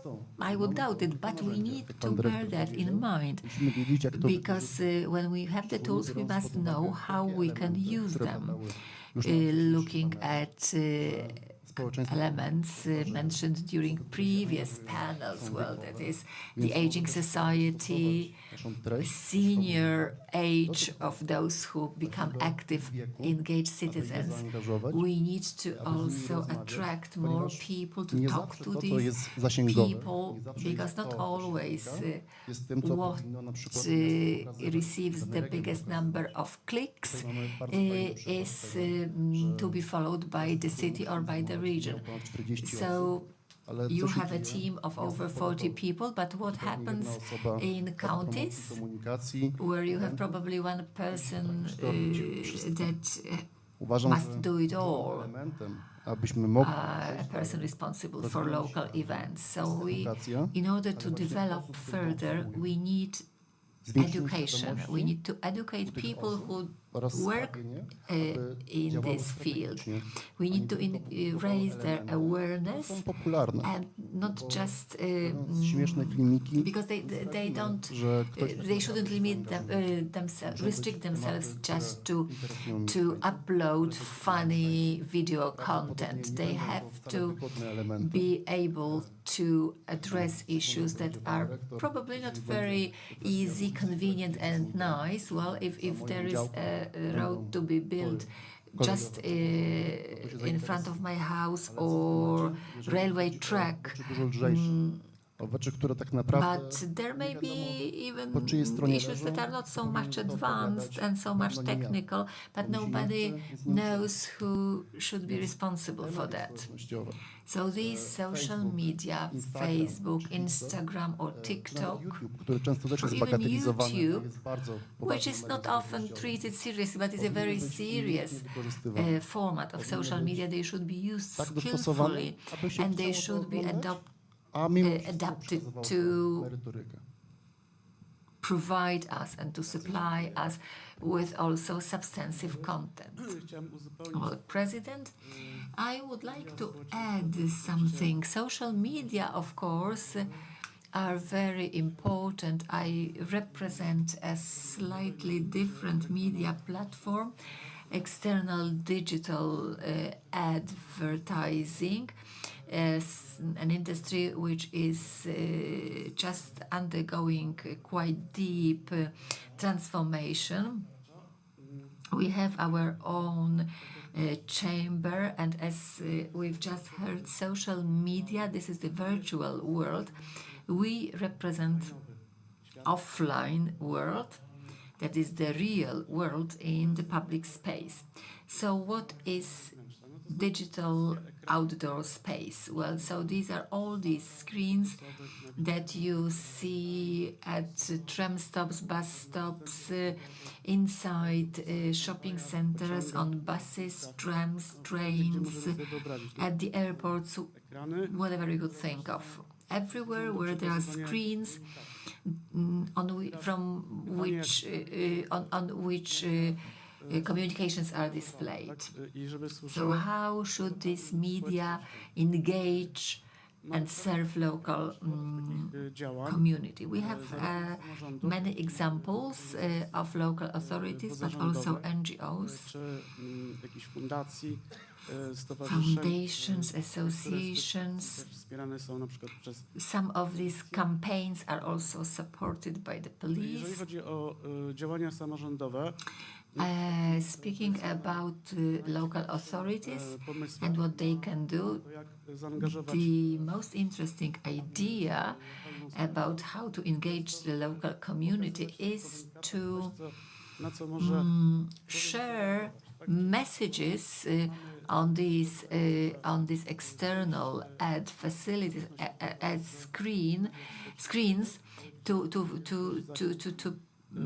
publish messages there that make people engage When we are in the streets or when we are doing shopping, we are not always able to follow what's going on the screen of our smartphone.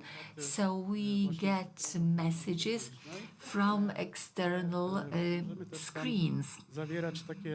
And we can give QR codes there or links to websites. There are many studies which show that external or outdoor advertising very nicely works together with other ad formats.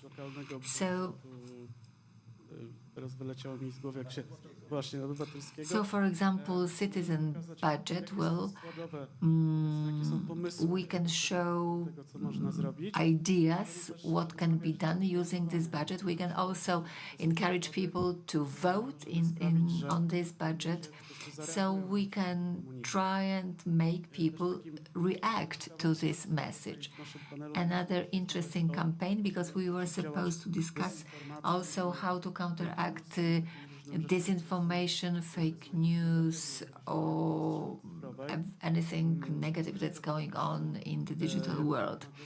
As Jetline, together with the Polish TV and the police headquarters and under Oak Foundation, we carried out an awareness campaign in which a well-known actor was trying to persuade, was inviting seniors to go on a particular website, which when you go to and you click on it, then your pension doubles.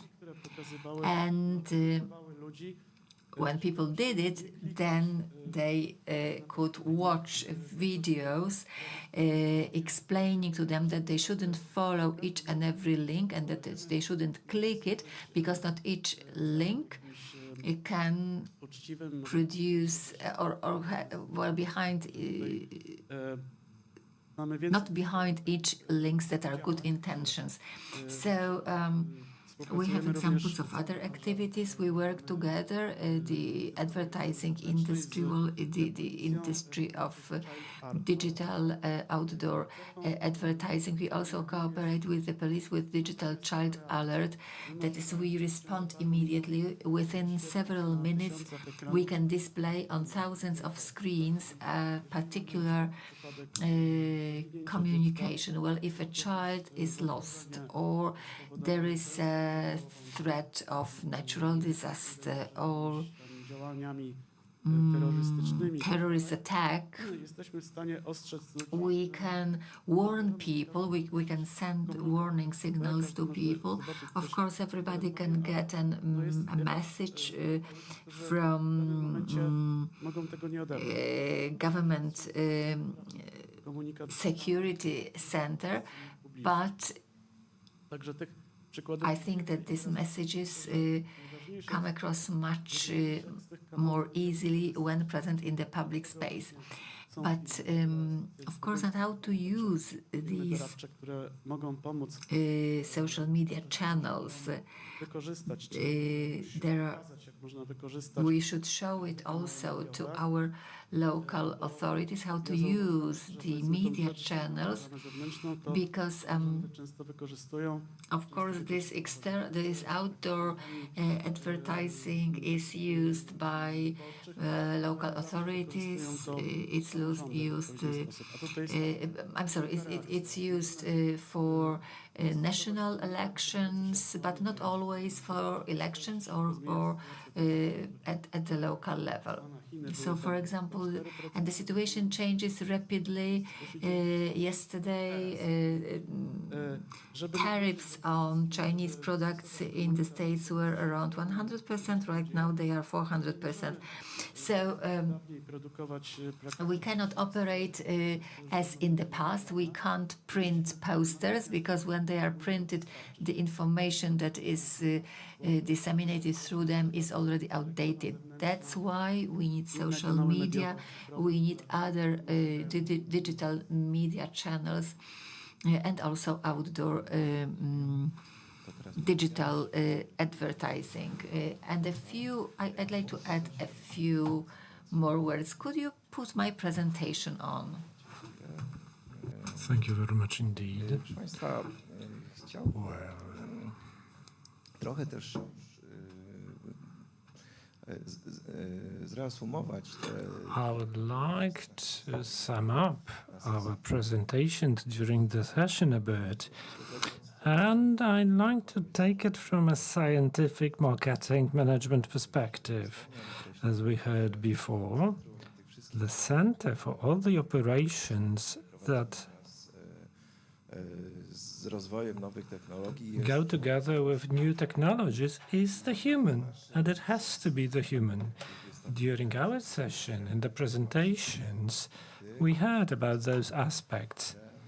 Please note that the activities were addressed to different recipients. In the first presentation,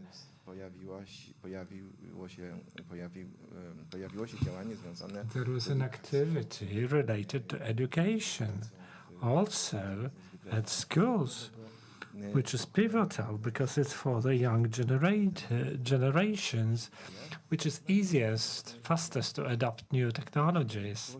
We could see what capabilities are behind this such integrated system.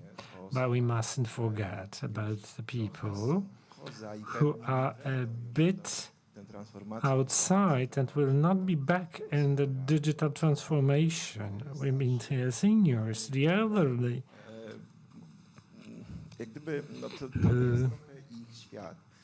It's not their world, really. But in the second speech by Madam Director, we had examples how the elderly, through integration courses, through arranging meetings for seniors, how to use such meetings to teach the people new technologies, starting from the simplest functionalities that could be useful in their lives. In the next presentation, we heard about activities addressed to business people. So it's another important group of people who shape our world. And the solutions they create can facilitate our lives in the future. We also heard about collaboration, such pivotal issue, collaboration and integration of many areas, many years, as our competencies are dispersed. Everybody deals with some things. Companies specialize in things, so do institutions, and the competencies are dispersed. The digital world seems to allow for integration of different areas and creating new solutions that would help us with our lives. Mogę poprosić o wyświetlenie następnego slajdu? Could I have the next slide, please? To taka ciekawostka.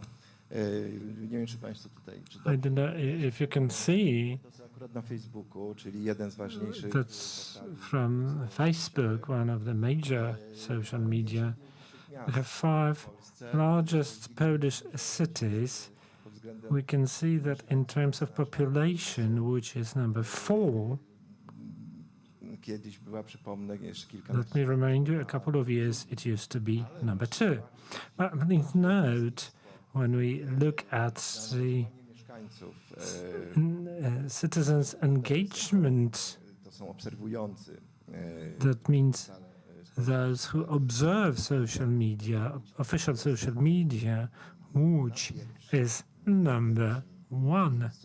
Mogę poprosić następny slajd? No to są przykłady. These are examples tych 5 of the 5 cities. Tutaj mamy właśnie Łódź. There is Łódź here, and this first slide. Następny slajd. To były profile oficjalne. Those were official city profiles.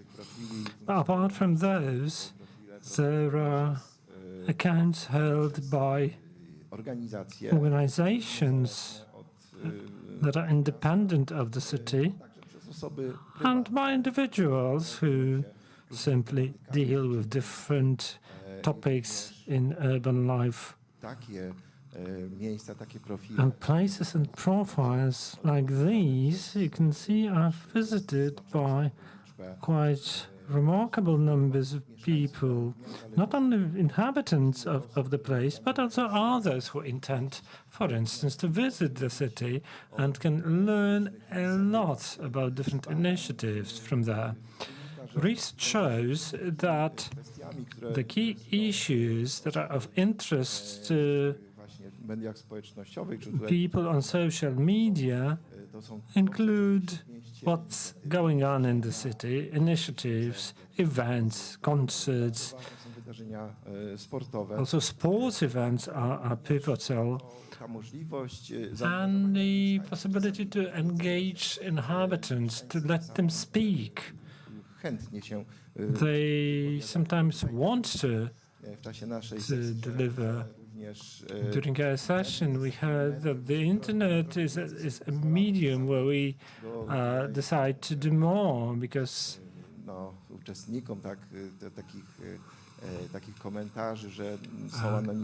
those who comment believe they are anonymous, which we know they are not.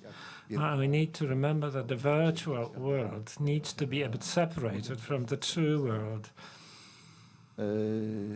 No to są właśnie, to są właśnie te przykłady tych. These are the other activities. I następny. Proszę Państwa, tutaj takie, zostawiam Państwa przez chwilę. I leave you for a moment with this slide so that you can read it. Pewne też pytania, które These are some questions we may ask following new technologies, z szansami, które one niosą, opportunities they bring, but also threats.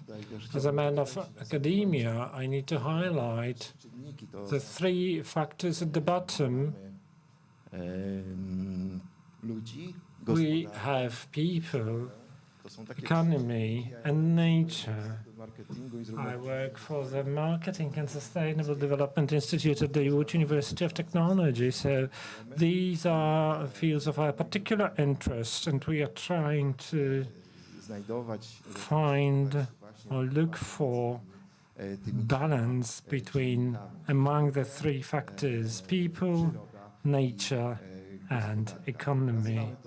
We name it sustainable development so that we do not hurt the nature, and the nature supports us, and economy should support us and nature. I need to say that as the city, Pani dyrektor skupia się właśnie na potrzebach ludzi. You could see that our director focuses on people's needs, inhabitants' needs, and you can see that through different initiatives. Today we didn't hear about it, but frequently you do not need to engage professionals, specialists, practitioners, because if you need a specialist, that's a minority of cases that come to współpracują z mieszkańcami. Często jest tak, że places of cooperation with inhabitants. Frequently, volunteers who themselves were once in need can help through simple conversation. Problem dezinformacji. Została jakaś informacja sprostowana. Instance, correcting disinformation. And then the people will voluntarily help others, and they build up the trust. Specjalnym językiem mówi jakimś specjalistycznym, natomiast jak Because when you hear it from an office, it's more formal. But when you get it from a voluntary who helps other people, the model works better. At the same time, we understand in the city there are numerous tools, but we only use them with caution to first find a social goal for the people, and then we launch individual tools. It's not just tools because we have fine toys to play. The tone you heard meant it's time for Q&A session. If anybody has a question, please raise your hand and I'll approach you with a microphone. Right, I'm coming. I'm from InPost company. We all agree that social media are an inevitable part of our life. But from the perspective, how much information there is, how fast it comes up and disappears, followed by more news, by more information. But as social media have turned to be a place for different news that are against the reality and inhabitants. How do you see the throughput of these channels so that you can reach with information about public consultations, but to truly engage and focus the attention of your potential targets so that they participate in consultation? My second question, how to cope in the light of using social media for public consultancies with the wave of comments that mostly would be unfavorable? How to pick up those valuable, even though critical, that could give value to true inhabitants from the flood of automated comments? I'm not a psychologist, but answering your question is building a brand, these official communication channels. If we build trust, and as Jarosław showed, we have the largest number of followers on our accounts, I believe that people, once they see information, time-consuming, we make the decision today. The effects will come in a couple of years, and you need to communicate it well. How to find hate, teach, educate, how to cope with disinformation. That's the only way to go. But you need to understand that most cities and towns, well, we as the society are aging, and the message needs to be adapted to also older people. Well, in respect of social media, we live in information bubbles. The algorithms would present to us things we've been to before. We know how it works, don't we?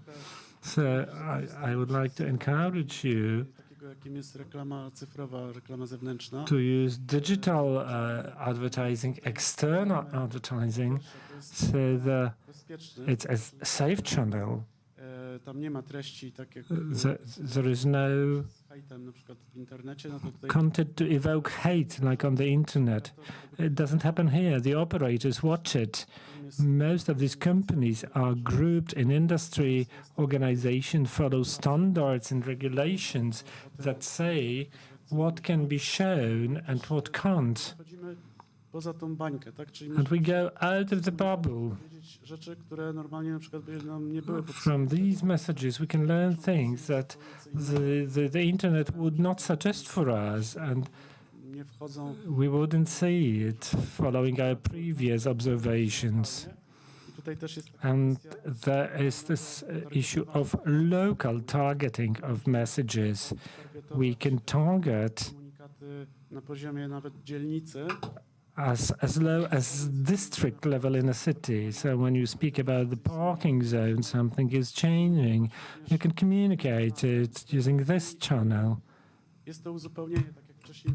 And it supplements the online and offline worlds overlap. So this is an extra space for communication created by those screens. And perhaps you could add to that. There was another question regarding the social media per se.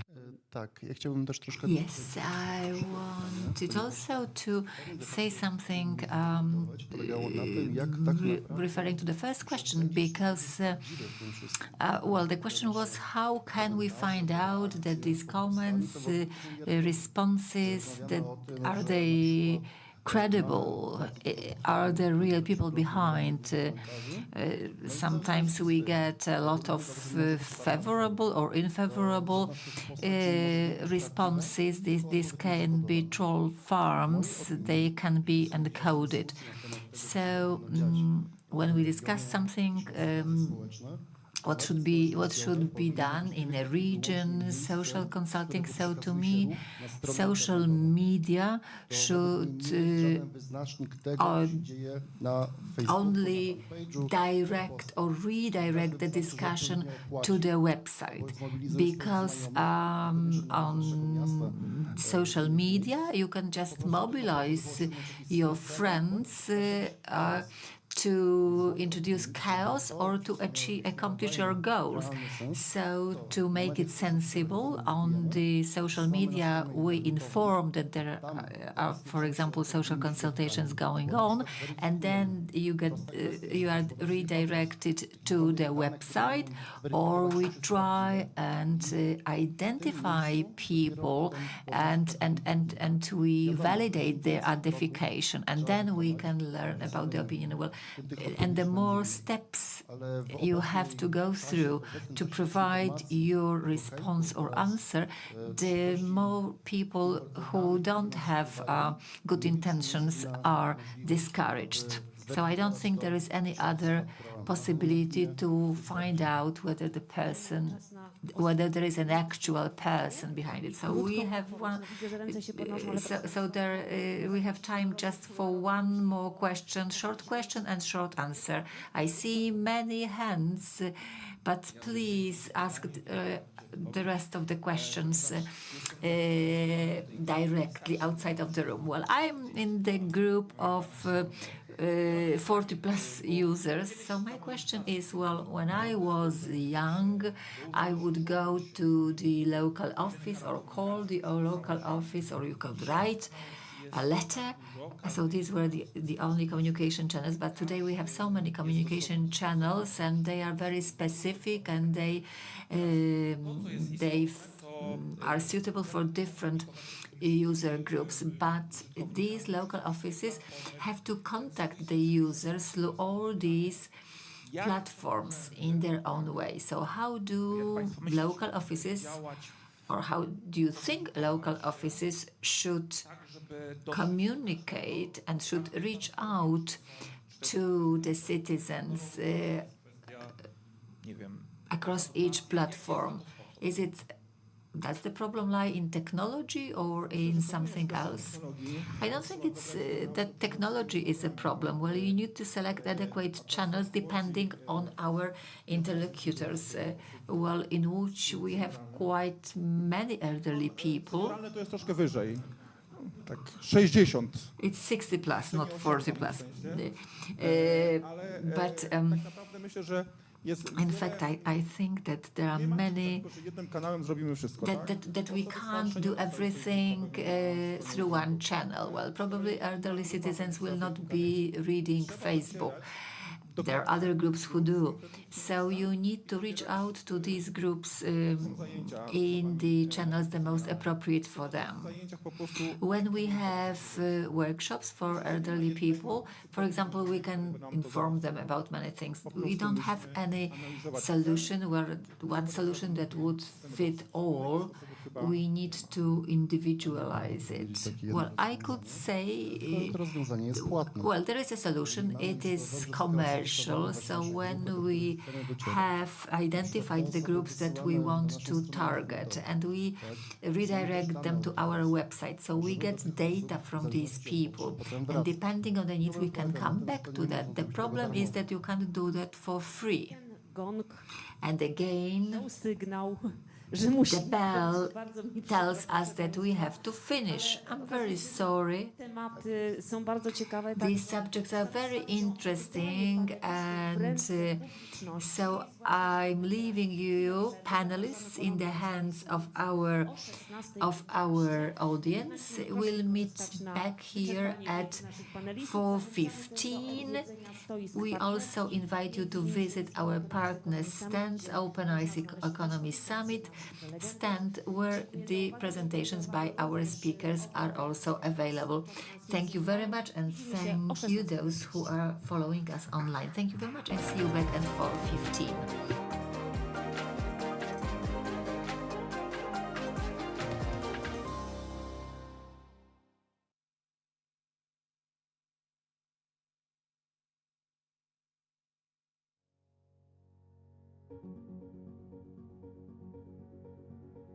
Świat potrzebuje silnej i zjednoczonej Europy. Stanie się to tylko wtedy, kiedy tą naszą jedność będziemy budowali na wartościach, tak jak to było w przeszłości.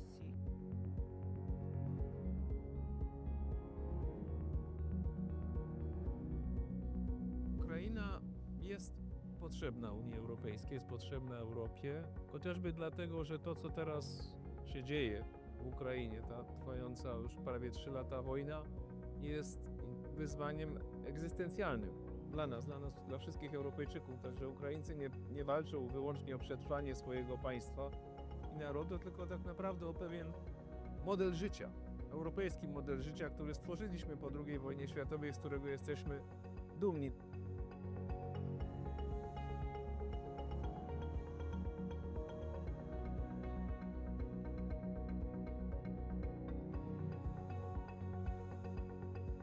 Współcześnie człowiek doszedł do takiego poziomu rozwoju, że to, co narodowe, wymaga tego, co ponadnarodowe, aby rzeczywiście mogło się urzeczywistnić. Taką wspólnotą ponadnarodową, która jest dla nas geograficznie, historycznie i kulturowo właściwa, jest wspólnota europejska.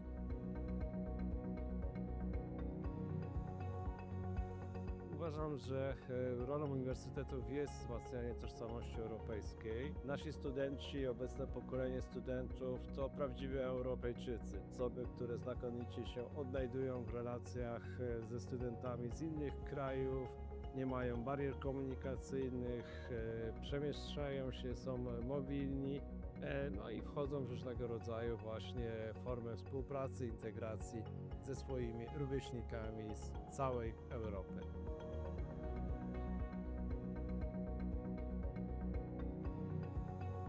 Tutaj przyjeżdża też bardzo dużo osób z całej Europy. Oni tutaj pracują i my się od nich uczymy. My się uczymy od nich ich wrażliwości, ich kultury, ich potencjału i wykorzystujemy ich potencjał społeczny, więc to jest taka obustronna wymiana, zarówno kulturowa, społeczna, jak i ekonomiczna. Ja myślę, że tak będziemy czerpać przez najbliższe lata. Im Kraków bardziej będzie otwarty, tym więcej tej wymiany będziemy tutaj na miejscu mieli. To właśnie w tej różnorodności drzemie siła Europejczyków i jeżeli wszyscy zostaniemy zaproszeni do stołu, do czynnych debat i dyskusji w zakresie tego, jak powinniśmy regulować otoczenie prawne, jak stabilnie je zaprojektować dla rozwoju nowoczesnych technologii, będziemy wygranymi w tym wyścigu.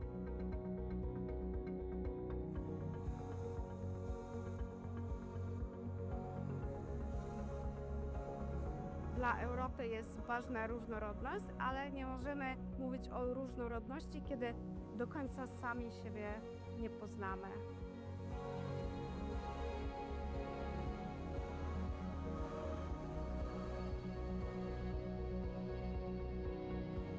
Kultura europejska jest przede wszystkim spoiwem, który pozwoli dzisiaj, w momencie tak wielu kryzysów, które dotykają zarówno Europę, jak i świat, pozwoli na połączenie sił, na wspólnotę i na stworzenie wspaniałych perspektyw i przyszłości. Moim zdaniem bez kultury europejskiej nie ma Europy. Dla mnie dusza Europy to kultura.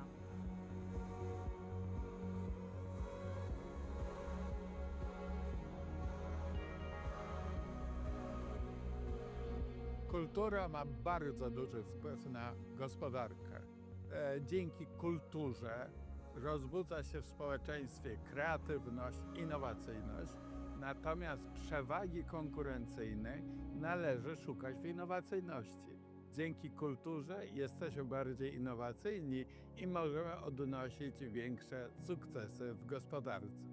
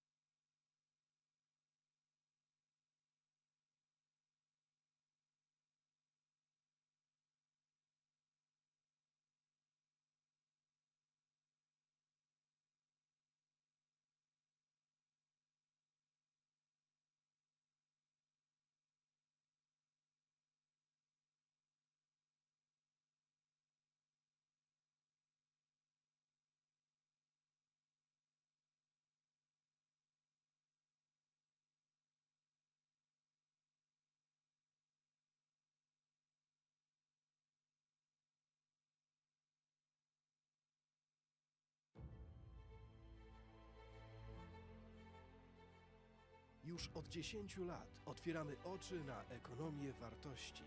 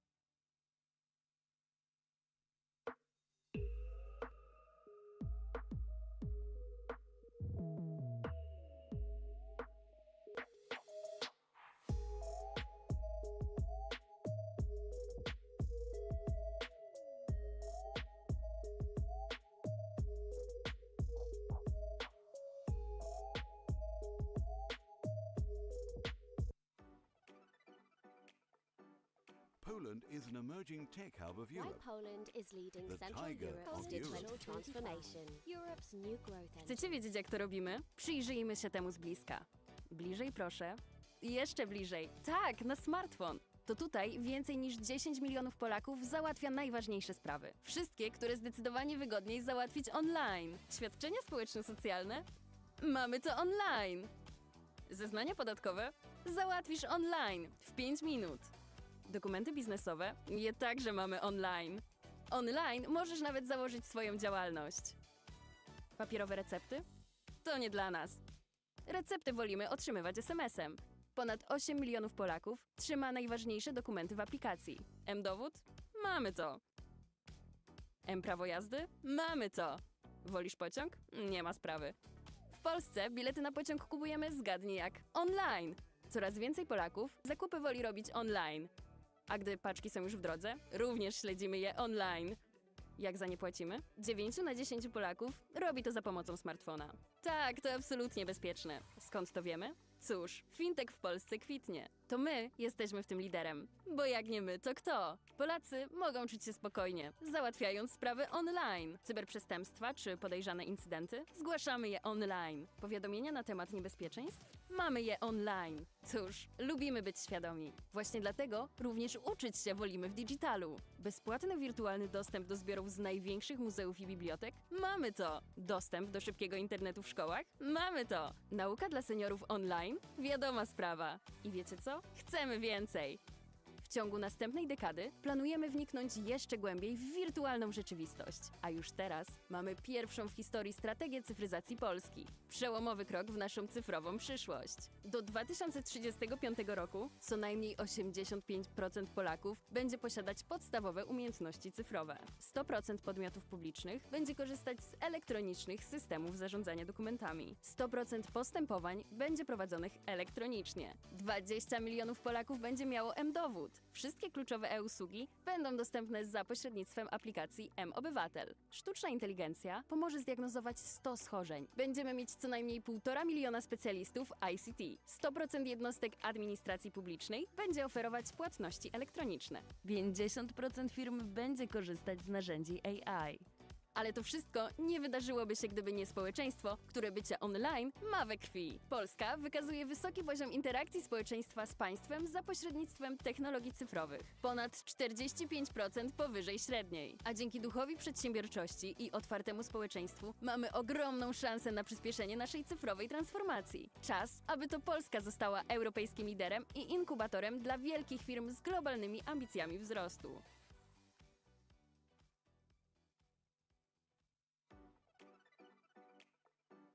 Poland is an emerging tech hub of Why Europe. Poland is leading The Central tiger Europe's of digital Europe. transformation. Europe's new growth engine. Want to know why? Let's take a closer look. Closer.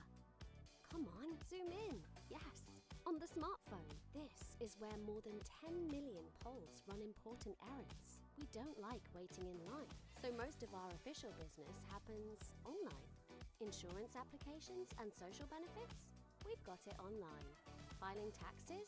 Online, in 5 minutes. Business documents? We keep them online too.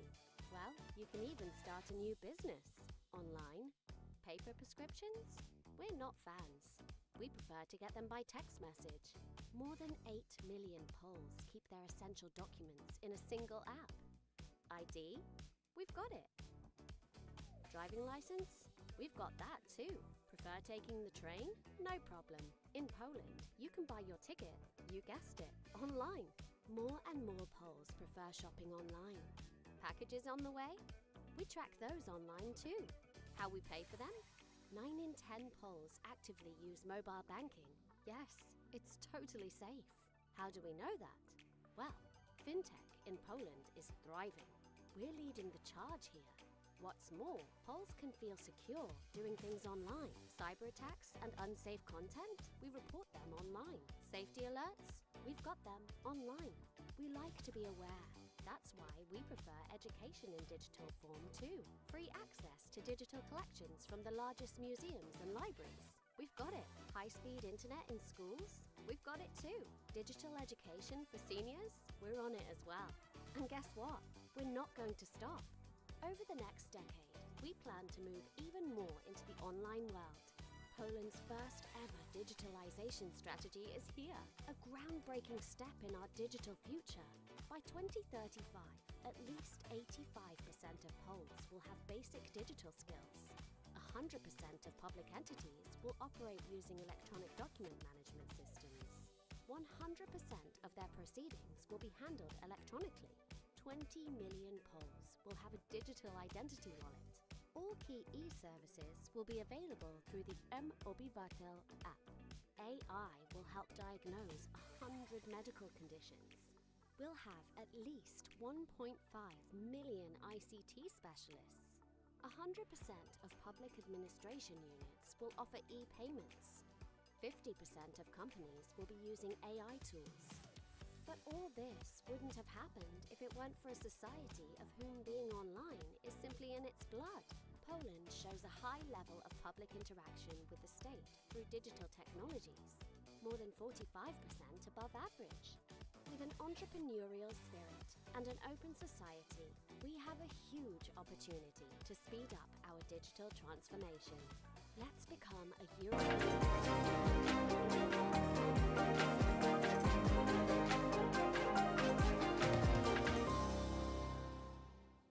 Szanowni Państwo, kontynuujemy Kongres Cyfrowa Regeneracja Miast. Dziękujemy, że Państwo są z nami. Ja nazywam się Ewa Tyszko. Mam przyjemność towarzyszyć Państwu w sali Suwnica. Organizatorami wydarzenia są Miasto Łódź oraz Open Eyes Economy Summit. Partnerami strategicznymi Ministerstwo Cyfryzacji oraz ING Bank Śląski. Współorganizatorzy kongresu to Łódzka Specjalna Strefa Ekonomiczna, Uniwersytet Łódzki oraz Politechnika Łódzka. Rozpoczynamy sesję, czy można zrobić to inaczej? We are right now starting a session.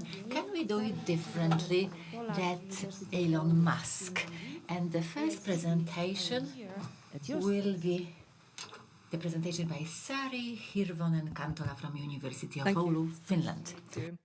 I'm Sari Hirvonen-Kantola, a senior research fellow at the University of Oulu, Finland. Currently also in the European University of Cities in Post-Industrial Transition, I co-direct the so-called Unique Center for City Futures, which is the vehicle for societal engagement of our European University Alliance. My scientific background is in integrative urban development work. That is the management of different types of purpose-led collaborative models and practices. On this, I operated with city organizations and municipalities. In terms of digitalization, though, my pathway started like some 10 years ago when I foresaw the potential in human-centered digitalization.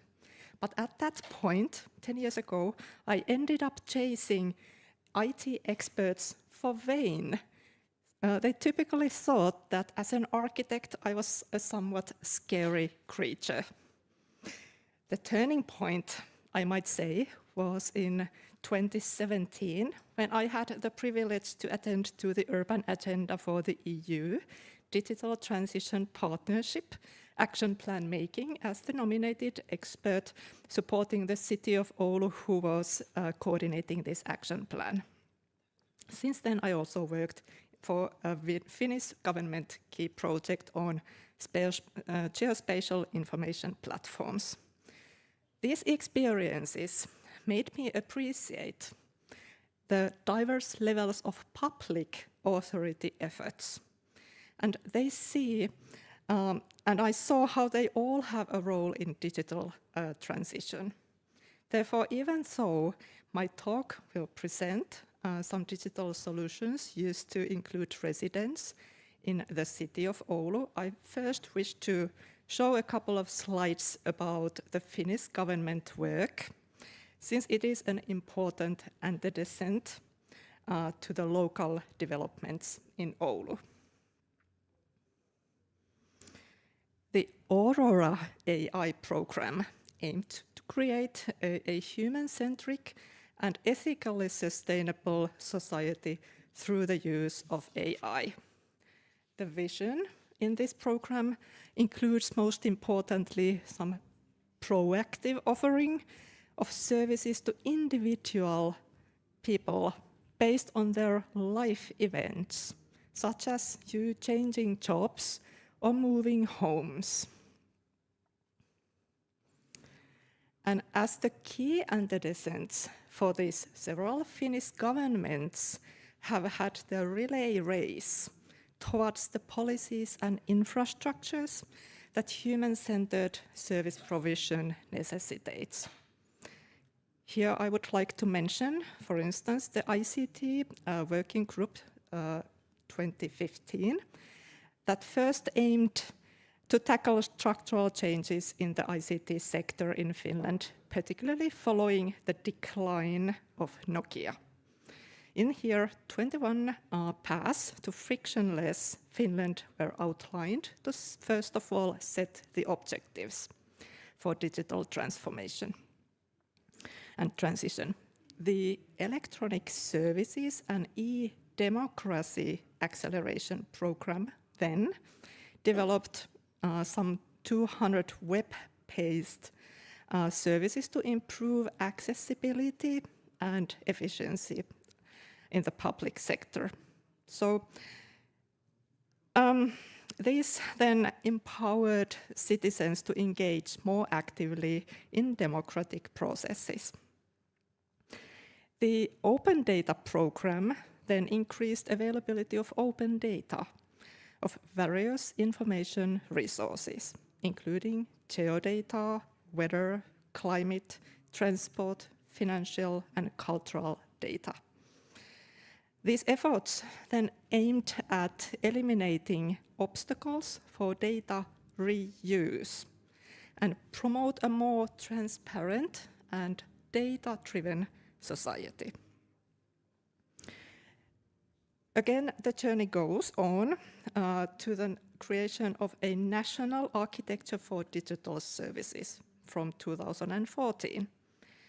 The electronic ID was developed authorization services, digital post, and a one-stop shop for public sector services.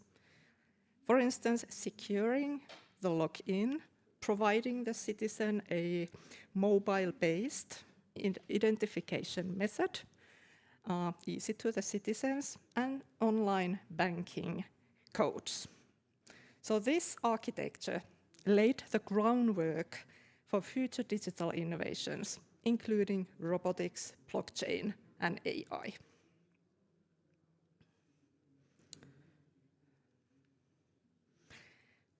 In terms of the support for businesses, Business Finland initiatives were launched. Additionally, and this is interesting, they had a program for innovative public procuring as well. Here, Oulubot, an AI-based smart virtual assistant in the city of Oulu, received funding from Business Finland in 2020. In terms of the city of Oulu, it was actively involved in this Aurora AI program of the state and leveraging artificial intelligence to enhance municipal services. Oulubot is a key component in here. Oulubot uses generative AI to provide 24/7 customer guidance and advice across a wide range of topics, including public transport, tourism, library services, and welfare. This Oulubot's capabilities have been continuously expanded since then, making it one of the first government services worldwide to use generative AI autonomously. This allows the bot to independently gather information from various sources to answer questions and provide support to residents, businesses, and tourists. For the citizen, this means that you no longer need to struggle adventuring in the fragmented public service jungle, circulating diverse service providers to eventually find what you are after.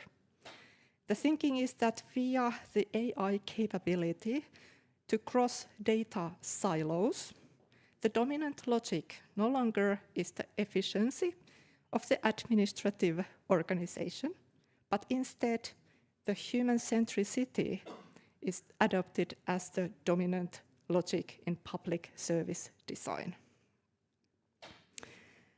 The city of Oulu has not been interested in scaling up or replicating Oulubot business-wise, even though this has also been discussed. But instead, it is mostly being developed for the good of the local citizens. Oulubot has evolved from a chatbot into an integrated service platform using generative AI and open language model, which means that it can discuss in about 200 languages. Well, how is this Oulubot then different from ChatGTP, for instance. Oulubot can retrieve data from the city of Oulu's and its partners' websites only. This is the curated way to ensure the data and responses are truthful, which is very important for the public authority. Oulubot has done one single mistake in history, they say.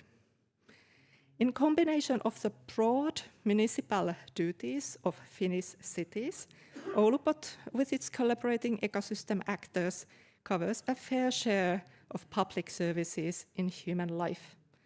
Finnish municipalities indeed have a wide range of responsibilities, including daycare for children, elderly care, services for people with disabilities and child welfare, primary education, gymnasiums, secondary vocational schools, and cultural services, zoning, public transport, and maintaining local streets, promoting local economy and employment, and food safety inspections and animal welfare inspections.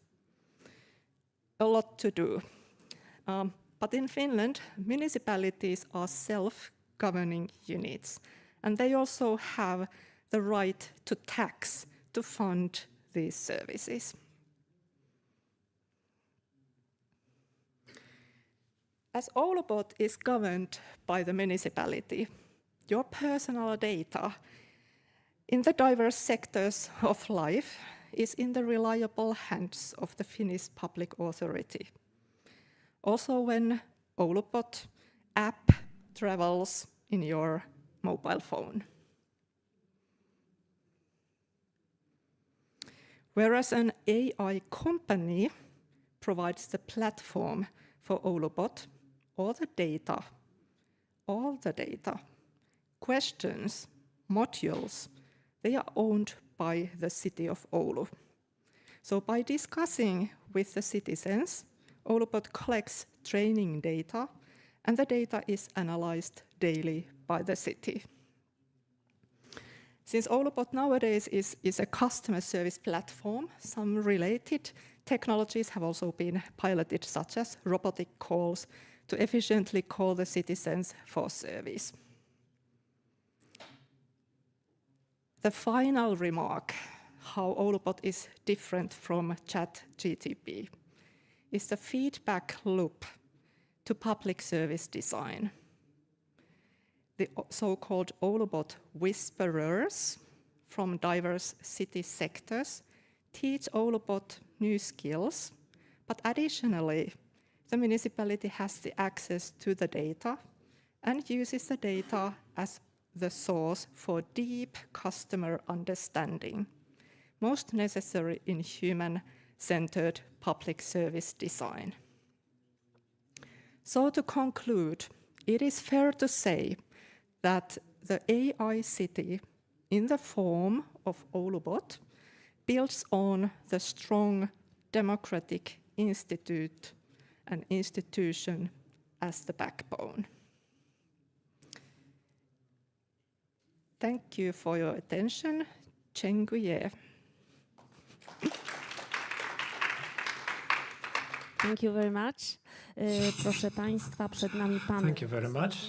We are about to listen to a panel. Digital society? Yes. Digital feudalism? No. It shall be moderated by Mariusz Sokołowicz from University of Łódź, Karolina Dmuchowska-Dudek from University of Łódź, Sari Hirvonen-Kantola from University of Oulu, Joanna Węgrzynowska, board attorney from LuxMed, and Remigiusz Żulicki from University of Łódź. Ladies and gentlemen, please join me on the stage.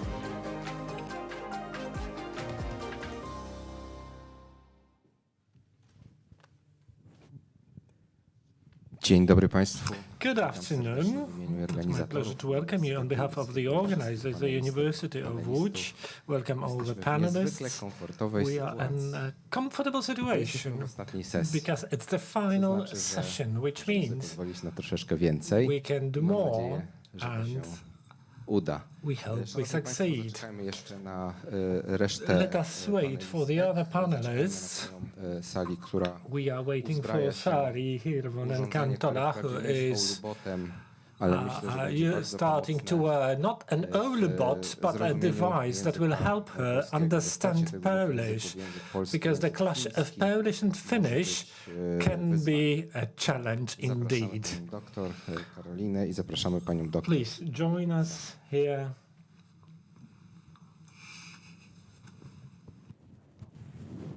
Szanowni Państwo, społeczeństwo cyfrowe. Digital society. Tak, cyfrowy feudalizm. Yes. Nie. Digital Tematyka feudalism. tego No. panelu The odwołuje się do topic tego, of this czym panel bardzo dobrze refers to wiemy. what we Znaczy, know very well. To Namely, wszystko, o czym rozmawiamy whatever we dzisiaj, o czym discuss będziemy today, rozmawiać jutro what we are na going to discuss Kongresie tomorrow Regeneracji during jest the narzędziem. Regeneration of City Narzędzie, jak Congress każdy is a kij ma tool. dwa końce, w związku z tym w Every różny tool sposób has może two być means of używane. use. Może It być can be używane na used korzyść to procesów the związanych z benefit włączeniem of the społecznym, processes of związanych social z inclusion, poprawą efektywności of takiej realnej improving efektywności działań w real samorządzie, efficiency ale of może local być też authorities, narzędziem but can also zawłaszczania be a różnych tool rzeczy, to pracy, appropriate different informacji, things, work, czy pracy nad informacją. information, I w work związku on z tym information, zderzenie tych dwóch and the podejść clash wymaga of these two attitudes różnych shall kompetencji. require I te different kompetencje mamy Państwo competencies, w tej chwili and they are przed sobą. Mamy in front of you.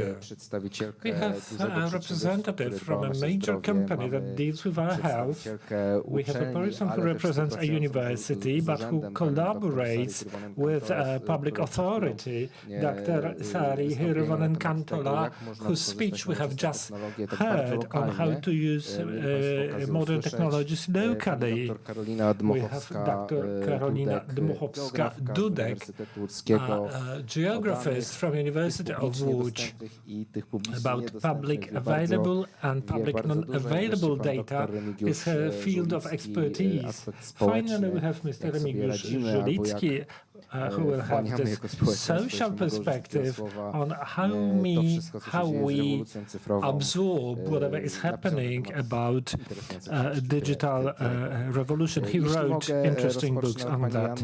Let me begin with Joanna Węgrzynowska, as you have an interesting solution that has been operating in LuxMed for a couple of years. It's a digital solution in the form of an application, which as such is an app, but the way how it engages people for health, how it creates opportunities to collaborate with local authorities is peculiar.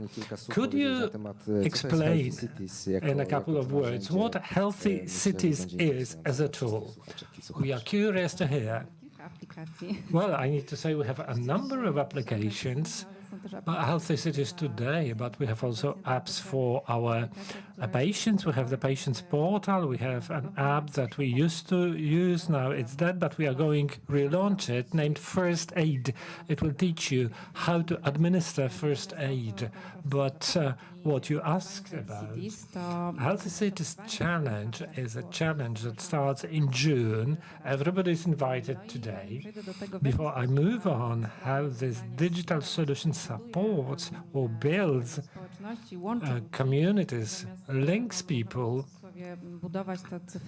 instead of building digital walls among the people. I will tell you what the challenge is about. I'll tell you why such a digital solution in the form of a free app available to anyone with a mobile phone, why that works so well. So the challenge is that we encourage inhabitants of cities, employees, to walk more, to move more. As we know, health is our top value, and without movement, without preventive measures, the simplest one, just taking a walk, moving around, we cannot even speak of health. And the app, the challenge is that throughout whole June, we encourage to make 6,000 steps a day minimum.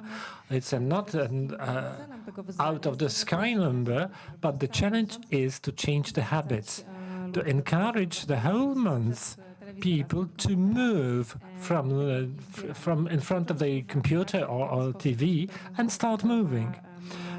Why the app? How we use this digital solution? The core of the challenge is ranking of participants. Mogą przystępować mieszkańcy miast, tak jak wspomniałam. People living in cities can join, you choose your city, say which we are here in which, and together with our participants, we walk for the city. In the current 4 editions, we had over 39,000 people. This year, we want to have 20,000 more to join the challenge. There are 66 cities in the challenge. What do people get? Apart from the individual health benefits, the winning city gets a green budget they may allocate to selected pro-health, pro-environmental initiatives. What we noted, and which is a great space to exchange information, to interact for participants, in the app there is a chat where participants can talk to each other. And I was in Warsaw. Most of our Warsaw office people saw pictures. People posted where they walked, how many kilometers they walked. So it launched a sort of a chain of shared goal. Because for every participant, we plant 1 tree, and we bring this social contribution, because working with Matrix, a social initiative of the UN, we regenerate petal fields. We have 120 hectares of that. Myślę, że ciekawe w tej aplikacji to to, że ona też... And what's also interesting in this app is that when we have shared goal, we can do more if we want to. To finish my speech, last year we conducted a survey that was presented in the Healthy City Index. It was by Kantar on the mental welfare of inhabitants in the cities, what people expect from cities, and over 60% of people said that for them a pivotal element to support their well-being is cities' engagement in various activities. Only a quarter of respondents said that they see the city they live in takes up such activities. And the next question, what can a city do? Almost 50% of people said organize different forms of sports events. That proves how such challenges or projects that have a real space in this digital solution, the app, where you see the steps, the users, and where you can truly contribute to your city to win something. It shows such needs can be satisfied. Thank you very much indeed. So you do a lot indeed. I dzielenie się nimi z samorządami rzeczywiście może być przydatne z perspektywy budowy dobrostanu, jeśli dobrze zarządzane. Ja pozwolę sobie przejść do sali z pytaniem, które będzie, myślę, mam nadzieję, że jestem dobrze tłumaczony, że będzie uszczegółowieniem twojego stipulate your presentation on the Olubot, because this is an example of using most common global technology on a targeted data. I believe this is a very good job. Olu can be an example with Olubot, but also with other digital solutions you have, and you implement it with local companies. Ale nie tylko o dobrym mówmy. Let's speak not only about good things. Is there anything that failed at all, or worked a little bit? It's not that question. It's a question that will help us identify what another city who would like to follow with this solution they could avoid. Yes, thank you for the question. Indeed, there are a lot of learnings on the way. at the beginning of the journey, we could see quite a lot of those cases where actually companies or research partners somehow managed to sell the city organization or municipality some applications and solutions that ended up being a little bit too difficult to use, or they didn't actually really perfectly fit into the operational environment of the municipality. And therefore they ended up being not used. So obviously this is not the way to go, but it is so important to make sure that the solution is really tailored to the operational context and a perfect fit with local municipal processes and operations. This is the very first learning. Would you like me to go forth to some other? Pytanie So uzupełniające. let me supplement this question. It's very interesting. What you are saying shows that you can't say simply, Oulu didn't make it, we can avoid it. Well, you should learn from your mistakes, because we need to design a digital solution addressed to particular social groups. Well, from the perspective of the gender, age, special needs, overlapped intersectionality, but so you need to experiment. Is it your message, really? You really need to understand your local context. That's the key. We have our learnings in our context, but one size does not really fit all in the world of digitalization. But the local processes, the sort of institution of your municipality and city, the structures in there, the processes in there, even the cultural history of your organization, all of these affect. But it would be so interesting to really examine your context as well, for me as a researcher, to understand how things look like in your context as well. Zapraszamy do współpracy. Mamy jutro Well, we welcome to cooperate. We are going to talk about it tomorrow. We will show Sari what works in which and what does not. We'll talk about it tomorrow. Thank you very much. Karolino, pani doktor Karolina Dmochowska, PhD. Od lat zajmujesz się You've been dealing with data for ages. We've just talked how big data is growing. We have more and more of data that can be provided by private companies. In the case of Oulubot, it's data based on the locally collected context. It's not just data, it's the documents that Oulu local authority has. But we have also public data. In Poland, we have the local data bank, the basic source of information. People who deal with research in localities, zawsze narzekają na to, contrary to national data, always complain there is not enough of local data. And then we have more and more data that are not local, but are from individual users. There comes my question. Nowe źródła informacji, the new sources of information, will they push out the public sources of information, or will they coexist? What challenges you see in the light of the big data flooding us, and what does Statistics Poland say to that? Thank you very much for this question, because in fact, on the one hand, we have public data, public statistics, and as you have said, that's slightly lagging behind what we have in Poland, even compared to other European countries, not looking on the other side of the ocean, because public data in the United States are available for streets or districts in cities or blocks of streets.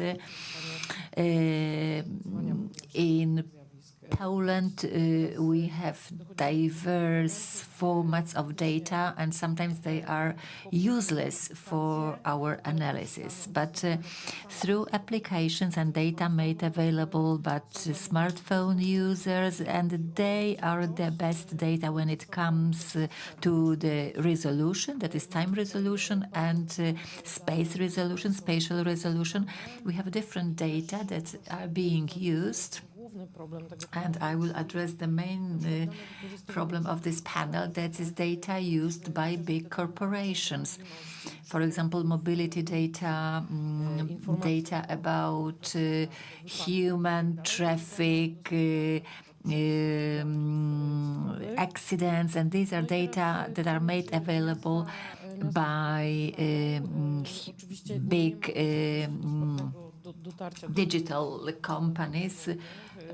We can't use individual source data. This data are traded, so that's one thing. That is data concerning, for example, the paths or routes covered by smartphone users. The second half of the 20th century was the time when around 50% of people in cities had mobile phones, so the coverage is quite dense. And the other source of data are data that we can find by monitoring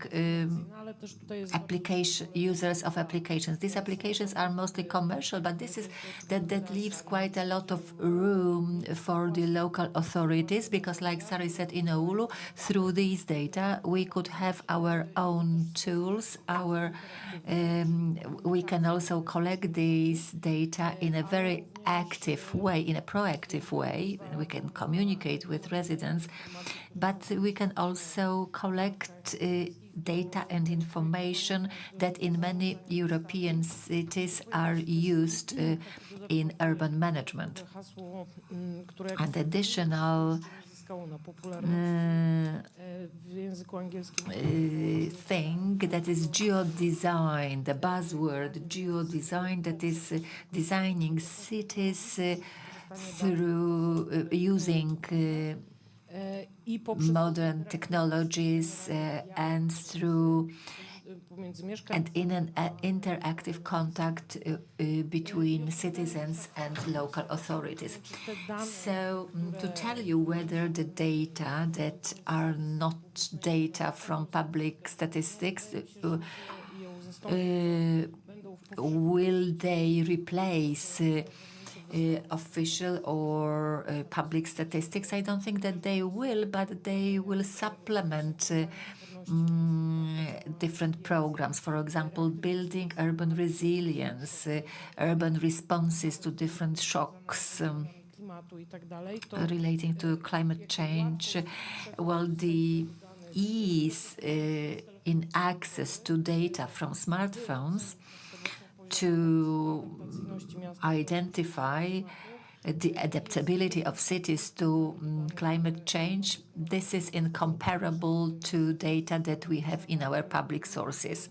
Public statistics, yes, but for purposes other than the challenges in urban management. Thank you very much, but could you think of any solution, any purely technical solution, where we have data collected by different corporations, different users on different equipment or terminals, where they share it? We know that only two things in life are for sure, that is taxes and debt, but since taxes have to be paid, so that means that there are some services that monitor the payment of taxes, but nevertheless people pay these taxes more or less willingly. So can we imagine that, for example, citizens can pay with data, and then this data could be managed for the general good? But I think that the term general good is a huge challenge for such a short discussion. But I will tell you that in the light of our experience, we are at the Congress of Digital Regeneration of Cities. I worked on a European project, Agri-Data Value. That's a project with 35 partners. Under that project, we are building a platform that would be collecting agri-environmental data that will be made available to users, from end users, that is farmers, through management institutions. These institutions which manage the use of EU money for the purpose of in the agricultural sector. We have some technological partners, Siemens and other companies, and this solution that you have mentioned, it's currently being put in place. This is a long six-year-long project, and I think that looking at the direction taken by the European Union, such initiatives are also undertaken for cities, and there are quite many of them. And I think that that's the direction. It doesn't have to rely on commercial access to data or universal access to data of very low quality. We have to find some hybrid solutions. We have to agree on something, because this dichotomy that we currently have leads to big inequalities. Without good, reliable data, we exclude people from but we also may take wrong decisions due to the absence of data. Well, LuxMed company, I think, is a good example, because your data come from the users who use your applications. So you collect data, but your Healthy Cities Index uses private data, but also public data. And based on that, you develop rankings of cities. When I heard the term local database, this is one of our source of data for the Healthy Cities Index. The other source is Statistics Poland. So what problems and challenges were faced by scientists who developed the methodology behind this project? They were mainly researchers from the Warsaw School of Economics and researchers from Krakow, the team headed by Professor Hausner. First of all, we had to define what a healthy city is, because there are different indices that describe that. So we can think of education, housing, quality of the environment, quality of air, water, and so on. So a city with the county status is the lowest level to which we have reached in the index, but because of the absence of data, we couldn't compare more than 67 cities.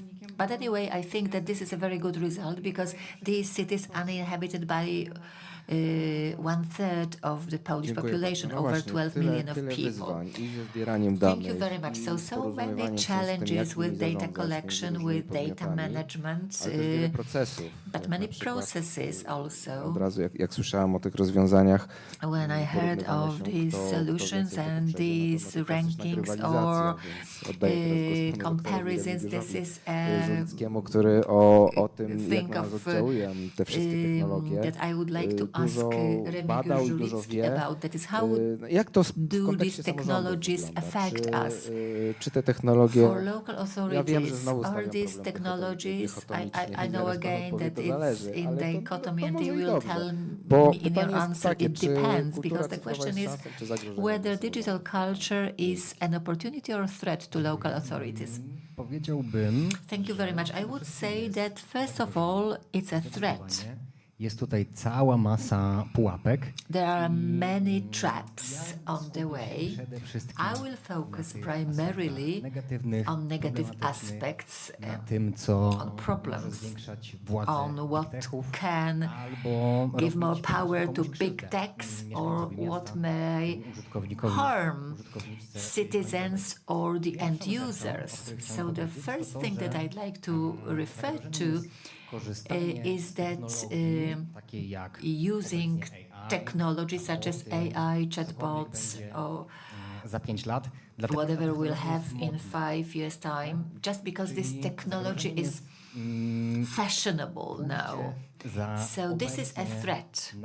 So following the latest trends is probably a threat, because it turns out that lots of such technologies oleju z węża, are takiego lekarstwa pozornie na wszystko, które pozornie ma pomagać. Look as if they were remedies to everything, but they are not. And that comes from a book written by computer science specialists who show that many promises given by companies, not only big techs, but also small companies that offer the so-called AI solutions, that they can't work. And there are a lot of problematic case studies which evidence that. Probably many of you have heard about forecasting the risk of committing a particular crime again. So, for example, police stops a person and looks at his or her criminal record and identify the risk of committing the same crime again. And it turned out that Afro-Americans have higher index in this case, because these are the data collected across the United States, and for many years in the past the system of justice and the policing system discriminated against Afro-Americans. So the problem is for local authorities that they shouldn't trust these promises. The promises that something can be automated and that it will be better for many reasons, or it will work faster, more efficiently. It will be more. It will offer more justice. It can't be done. Well, of course, there are things that you can do faster, but once again, I'm showing this publication to you. This is not my book, but I really recommend it wholeheartedly, because it explains in a very simple way why not a single AI system can forecast and foresee the future. These systems, in fact, are very good at forecasting the past. Language models, for example, they have historic data and they process these data. They copy certain language models, so they forecast the past. You can't. W miarę sensownym przykładem aplikacji są pogody. Well, the only forecast for the future is the one of weather forecasts, which can be quite reliable, but only within a short period of time. Inne zagrożenie. Another threat to which I'd like to draw your attention. Mówiłem o modzie, Told you about fashion and trust in promises made by commercial companies. And the other threat is designing digital solutions without looking at the local system of values. And that links to the first one. Wydaje mi się, because I think that takich właśnie case study problematycznych. different case studies show us that digital system at the level of local authorities, they follow mainstream values, big tech values, quickly, efficiently, cheaper and conveniently. But to whom is that convenient or fast? If we have Olubot, for example, and this is not intended as a solution effective for the administration, but for the user, I think that this project makes sense. But if we are to put in place artificial intelligence or any other even simple digital system to make things more digital or faster or cheaper to the local administration only, that may be detrimental to the end user. And the last issue that I may see is that myślę, że dość powszechna jest wiedza o tym, że the knowledge is common that big techs have different problems. They earn money on our data. It may be not a good idea to prosto od OpenAI albo prosto to take a solution from OpenAI, Google or Meta and have it in a city, but when ordering a solution, even from local companies, you need to pay attention to technical details.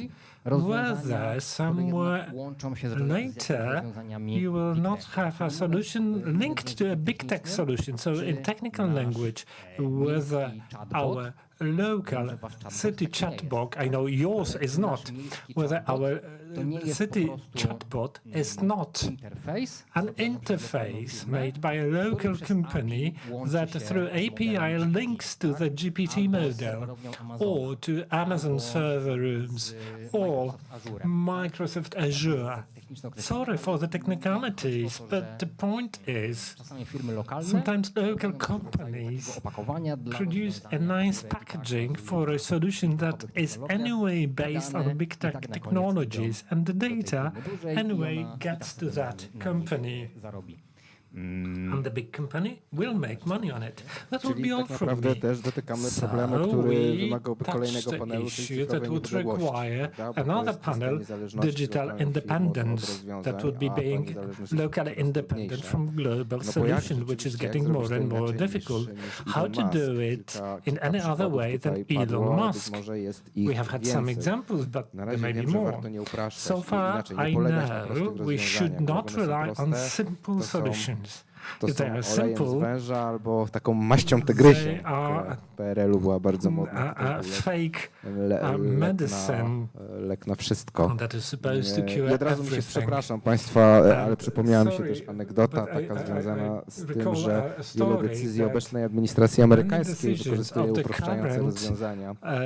Administration in the US uses simplified solutions and cutting on federal spendings at universities took place by an algorithm produced by AI that cut out anything that had the word diversity in project. That included biodiversity, cellular diversity, so biological projects were also cancelled. Similar algorithm was applied to tariffs on countries, and taxes were imposed on McDonald Islands with the number of inhabitants zero, and penguins are not to be blamed. So we need to be cautious. Obviously, we cannot simply answer the question, can you do it differently than Elon Musk has done? But perhaps you have some ideas. So we would like to hand it over to you and encourage you to share your opinions, ideas, ask questions to all the panelists. Jeżeli ma ktoś z Państwa pytanie, proszę podnieść rękę, podejdę z mikrofonem. Dzień dobry, Filip Iwański. Filip Iwański, hello, good ups. My question goes to Remilius. You scared us with this bleak vision. I am a co-owner of a tech company. I know the threats, and it's great you said. Can you see a beam of hope? Perhaps the fact that we are discussing it makes a slight light in the tunnel, but there is no much hope. The big techs are so incredibly rich and so powerful. Also, they have control over the values we believe, what's important to us, performance, comfort, so that, in my opinion, there is little hope unless we go for some radical objection. That is the only hope. Ale czy wyłączymy wszystkie internety, Shall we aplikacje? switch Czy jesteśmy off na to all the gotowi? internet and apps? Are we ready for that? Może Państwo mają jakieś... Perhaps you have some. Well, I have this idea. When I was traveling here, I was listening to a podcast from Digital University on which jobs are most likely to be pushed out by AI. And there was the issue of how the changes are happening. And they cannot be avoided, and by 2032 we will have humanoid robots that would be a great support for us people, and in those forecasts 60% of jobs would be replaceable. But the examples that are in my head about the threats and risks, well, the podcast showed it differently. There were two examples of what is happening now. Factories where dark factories where you don't even turn on lights. It's so automated, there are no people inside, and that was a positive example.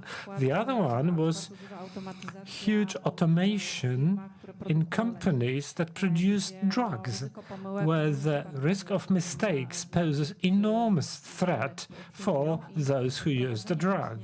And introducing technological solutions like that shifted the margin of error from a minimal percentage to 0.0001% of mistake. And the third example is the autopilot on a plane, where the technology has been there for quite a long time. And these were the highly positive examples of areas where humans can make mistakes and that can be eliminated. Well, further to your question and objecting to the revolutionary approach and unplugging everything, a short story. A private one. Recently, I spoke to a businessman who was upset that one of the huge monopolistic company in Poland who provides software for order management significantly raised the prices for the service. And the man who has never had anything with computers, coding, etc., using the GPT, developed alternative software, and he implemented it in the company, and it works perfectly well. So this is a smart attitude. Technologies delivered by monopolists to be used against other monopolists. So it's all up to the attitude. To learn to play the game. Yes. Obviously, I'm not for unplugging the internet or against technology as such. I'm against the monopolist. I like the example here. I hope the man did not pay for the premium account because the data he used for prompts, the company will make money to train models on those. But about industrial and manufacturing use. Threats are reduced when the algorithm works not on humans, when it is automation of a production process. So if anybody can be hurt is those who are fired or not employed at the production line. Then the problem is smaller. But if local authorities, city, town hall, fire brigade, anywhere, we want to digitalize different processes. There, the object of the process is a human, a citizen. So the threats I've mentioned strongly regarded. Sorry, you wanted to say something. Are you afraid in Oulu of such solutions? No, actually, because we have had these learnings, as mentioned, and currently the conclusion has been that it is our municipal authority who takes over this entity, and this is the way to tackle in Oulu this particular challenge, and also avoid vendor locks in this. But my comment actually was about another learnings that we have had in Oulu, and we know that at the European scale there are standards, and obviously at the local municipal scale or level, the municipalities can easily turn up on they can be dependent on some companies' solutions. But our learnings is that the state role is actually really, really important. And the learnings that we had let's say 10 years ago was that was a time when in Finland the most able, capable and proactive cities started to then develop different kinds of local platforms on their own to tackle this. But then it ended up into a situation where we had multiple, slightly different types of platforms out there in Finland, and they obviously then ended up in interoperability issues and data not being transferable from a platform to another. So here then the state role is really, really important to sort of bring the parties together to agree on certain ways of operation and to also provide certain key platforms for these cities and municipalities. This is the key learnings, the state role. Nothing will stop the most advanced cities locally then develop also local platforms on top of those national platforms, but the national platforms turned out to be really important in Finland. Dziękuję bardzo za ten głos, bo on w Polsce Thank you very much for this opinion. It is not as strong in Poland. It is getting meaning in Poland, the role of the state, the public sector. It is important as the regulator. I państwa nierozumianego jako przeciwieństwo prywatnych inicjatyw, tylko we should understand the state not as the opposite of private businesses, but as the collaborator. We should conclude that collaboration between different sectors on different levels, national, local, is pivotal, whether to exchange information, to engage with modern digital solutions. It seems critical, and I need to say that at the University of Łódź are about to launch a project named Science Hub Unique Edition. That's unique as an alliance of universities where our universities, and that's why we have started with us. It's a project for initiatives that use digital technologies to improve the life of people in Łódź. This is a project that is a partnership project between people from universities, from the public sector, and from businesses. If you are interested, Science Hub Unique Edition, if if you koszy, key gorąco it do tego in zachęcam. on your computers, Druga konkluzja, that która will mi z pop up. tego Another dzisiejszego conclusion panelu that I draw from this panel wyszła, jest ta, że is cały that czas potrzebujemy all the danych o coraz time większej we need rozdzielczości. data Jest ten of problem, higher braku danych resolution. nawet w banku That's danych the problem lokalnych. of I shortage tu of też data autor even in the Uniwersytecki local pracuje data nad bank. takim Again, indeksem, który nie jest self-advert. konkurencyjny do indeksu We are zdrowych working miast, on an indeksu index odporności miejskiej, który ma odmiennych różnić się w tym, named że będzie City bazował na Resilience danych właśnie Index. It bardziej, is supposed to be bardziej based lokalnych, ale on po to, more żeby samorządy local mogły data z so niego that skorzystać. local To będzie authorities aspekt could use odporności it. gospodarczej, It's społecznej economic, i social and środowiskowej. I environmental na pewno narzędzia cyfrowe resilience się przydadzą. and digital Jesienią proszę tools się would be spodziewać needed. Expect pierwszych first wyników. results Szanowni in Państwo, autumn. bardzo dziękuję przede wszystkim Thank you very much, panelistom i my dear paneliście, panelists.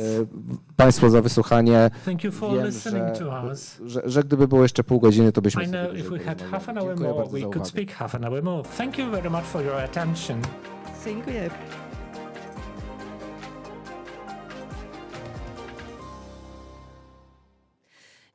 Dziękujemy bardzo panelistom. Thank you very much, our panelists. Thank you very much, ladies and gentlemen. But we still have one more meeting to go. And this is something you love. It's a duel slam battle, Emancipation on Enslavement, the impact of digital technology on today's communities. Tomasz Misiak, Cashless Poland Foundation and Nadia Oleszczuk-Zygmuntowska, KupTech Hub.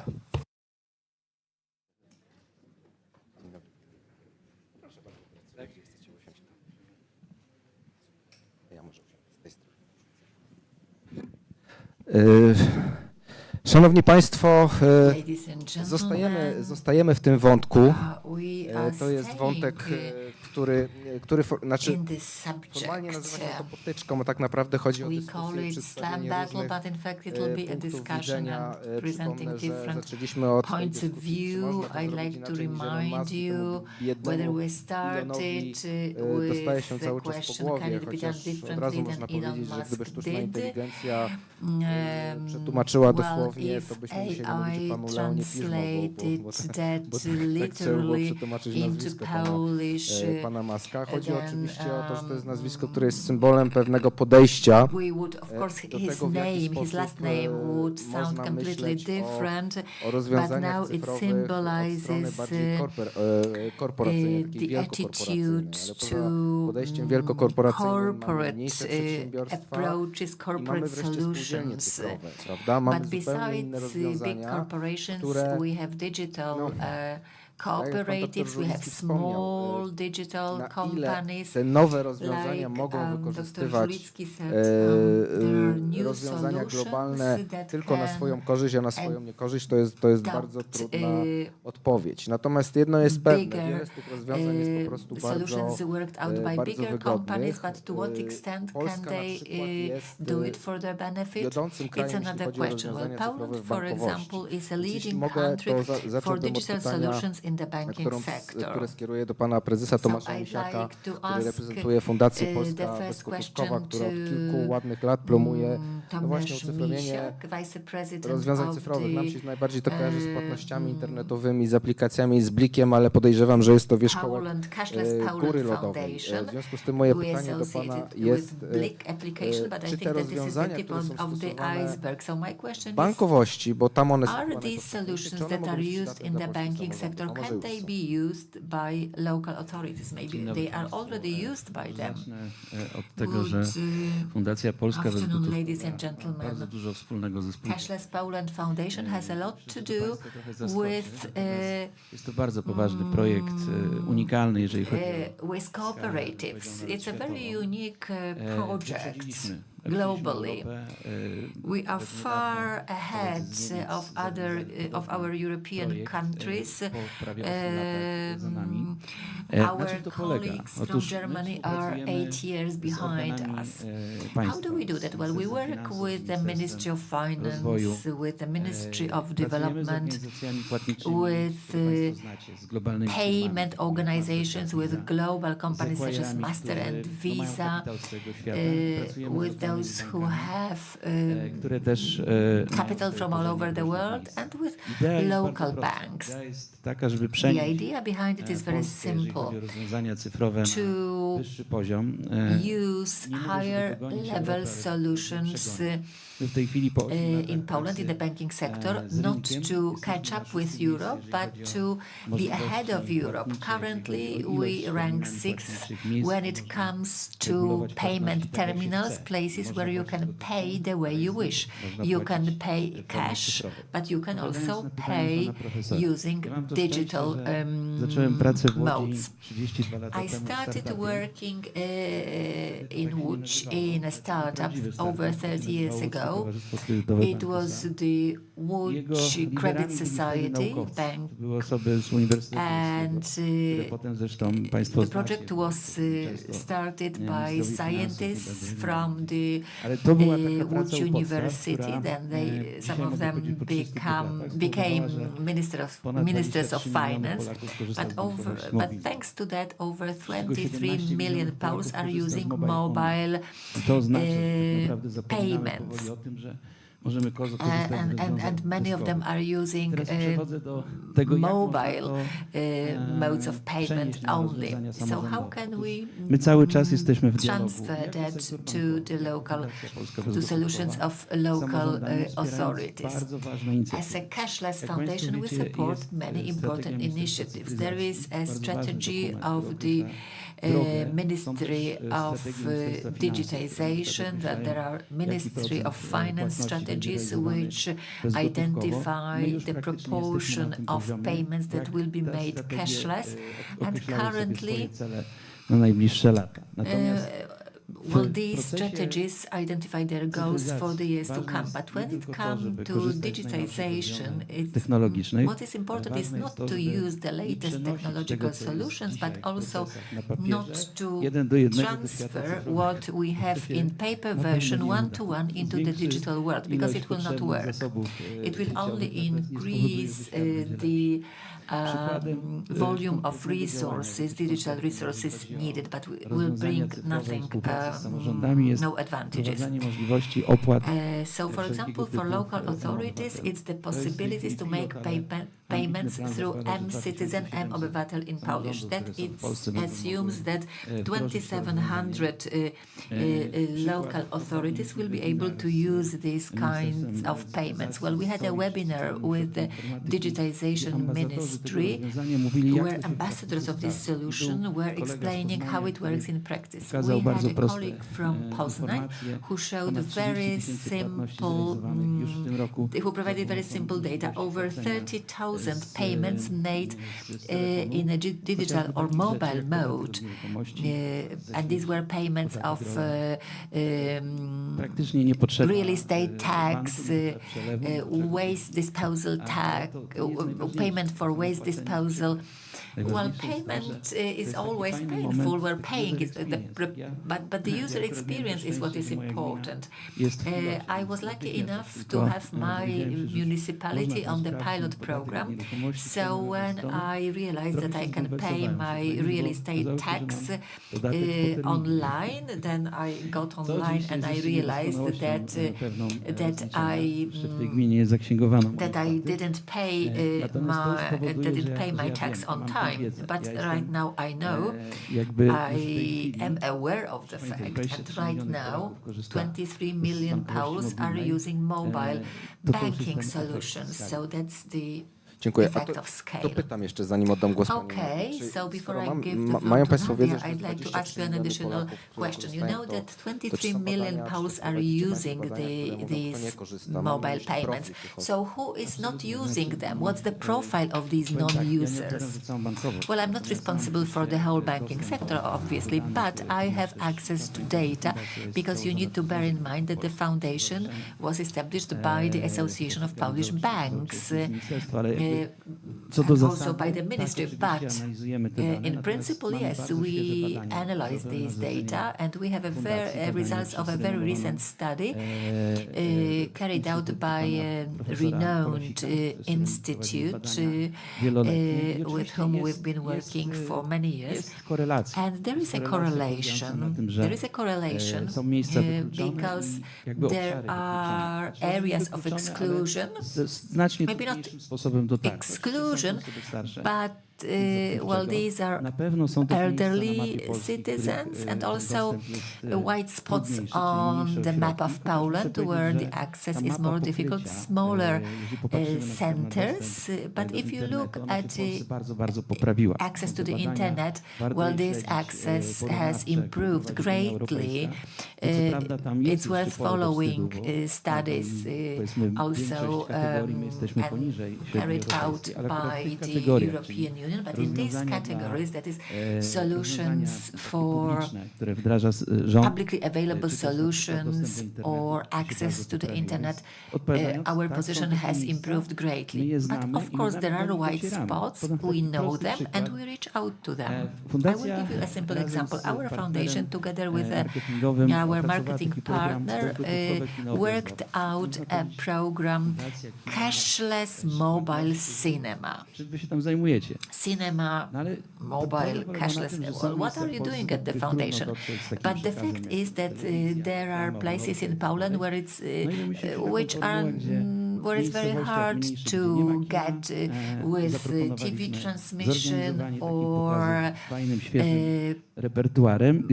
cinema. They don't get access to cinema. So we organized meetings with business people, showing them that they can use other modes of payment that will be beneficial for them, that we offer a free test trials, and that was fantastically received. But we managed to reach out to these white spots where other means of communications were not reaching them very easily. We also published a book which we hand out to elderly people, and from this publication they can read, they can get some basic computer literacy, and they can learn also how to protect themselves against online fraud or... Thank you very much. I think that you are pioneers in not only time-wise, but also scale-wise, because you cover basically all the users of banking services in Poland. And now my question goes to Nadia Oleszczuk-Zygmuntowska. What does it look like in technical or technological cooperatives? Because you have regenerated the idea of cooperative movement. I heard your podcasts in one of the radio stations. So the question is, how does it work? Are Poles ready for the comeback of cooperatives in the digital format? I hope they are. But before we reach that, I'd like to tell you a few words about Coop Tech Hub. As a cooperative, we created our brand. This is Coop Tech Hub. We are the center of cooperative technologies. We develop and implement our own applications. For example, the platform of local resources. This is a Polish social media platform and a local payment system and a tool to manage a community, a cooperative, and NGO.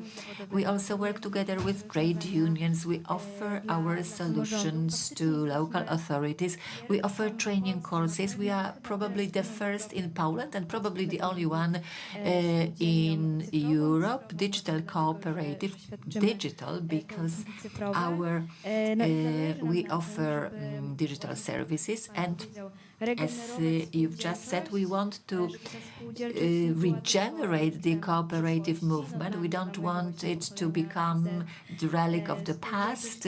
For me, a representative of the Z generation, well, cooperative is something brings in associations with history, but we don't have all these negative connotations with the system from the past. So through our technological solutions, we offer new possibilities to cooperatives to develop and to be active in digital space on their own rules. We don't collect any user data except basic data that is absolutely necessary to get in touch with our help desk so that it could interfere if any error occurs. But if we compare it to social media like Facebook, Instagram from the Meta or TikTok, not mentioning TikTok, our approach is in line with our values, and because we are a cooperative, we want our users to have a bearing on the development of this platform, on the development of new functionalities, new modules. That's why we are opening the membership in the cooperative. We are offering this membership to our users. That's our target model, because a cooperative as a legal structure which ensures democracy, members of the cooperative during the annual meeting, together with the board or the management board, they can express their own views. And that's not the only one technological solution that we offer. We created a chatbot that answers questions in labor law and in civil law, and it's not an AI-based chatbot, but we plan to develop this project with the rugged approach. We have to use regenerative AI, knowledge-based one, because for labor law, these answers must be very precise, very concrete, and also based on the jurisprudence that changes, of course. But there is also some portion of knowledge which the trade union activists have, and that is not available in writing, but we have written it down together with them, and that's very necessary block of knowledge for people when they are faced with mobbing or other problems at work. So, to wrap it up, because I've been more to trade unions, but PLC, this app is also offered to other entities, including local authorities, as it has a module for a digital inhabitants card. And let me supplement my questions. You have had a number of years of experience as cooperative. Could you outline the groups that are most interested in working with you and those most unwilling? Well, cooperatives, people think of the socialist housing cooperative. In the light of talking to people whom you invite for cooperation, who doesn't want? Well, I've already said it. Trade unions have turned out to be an excellent collaboration partner, perhaps because they are a democratic institution where decisions are made by a majority. And that is very much like a cooperative attitude that we promote. So trade unions,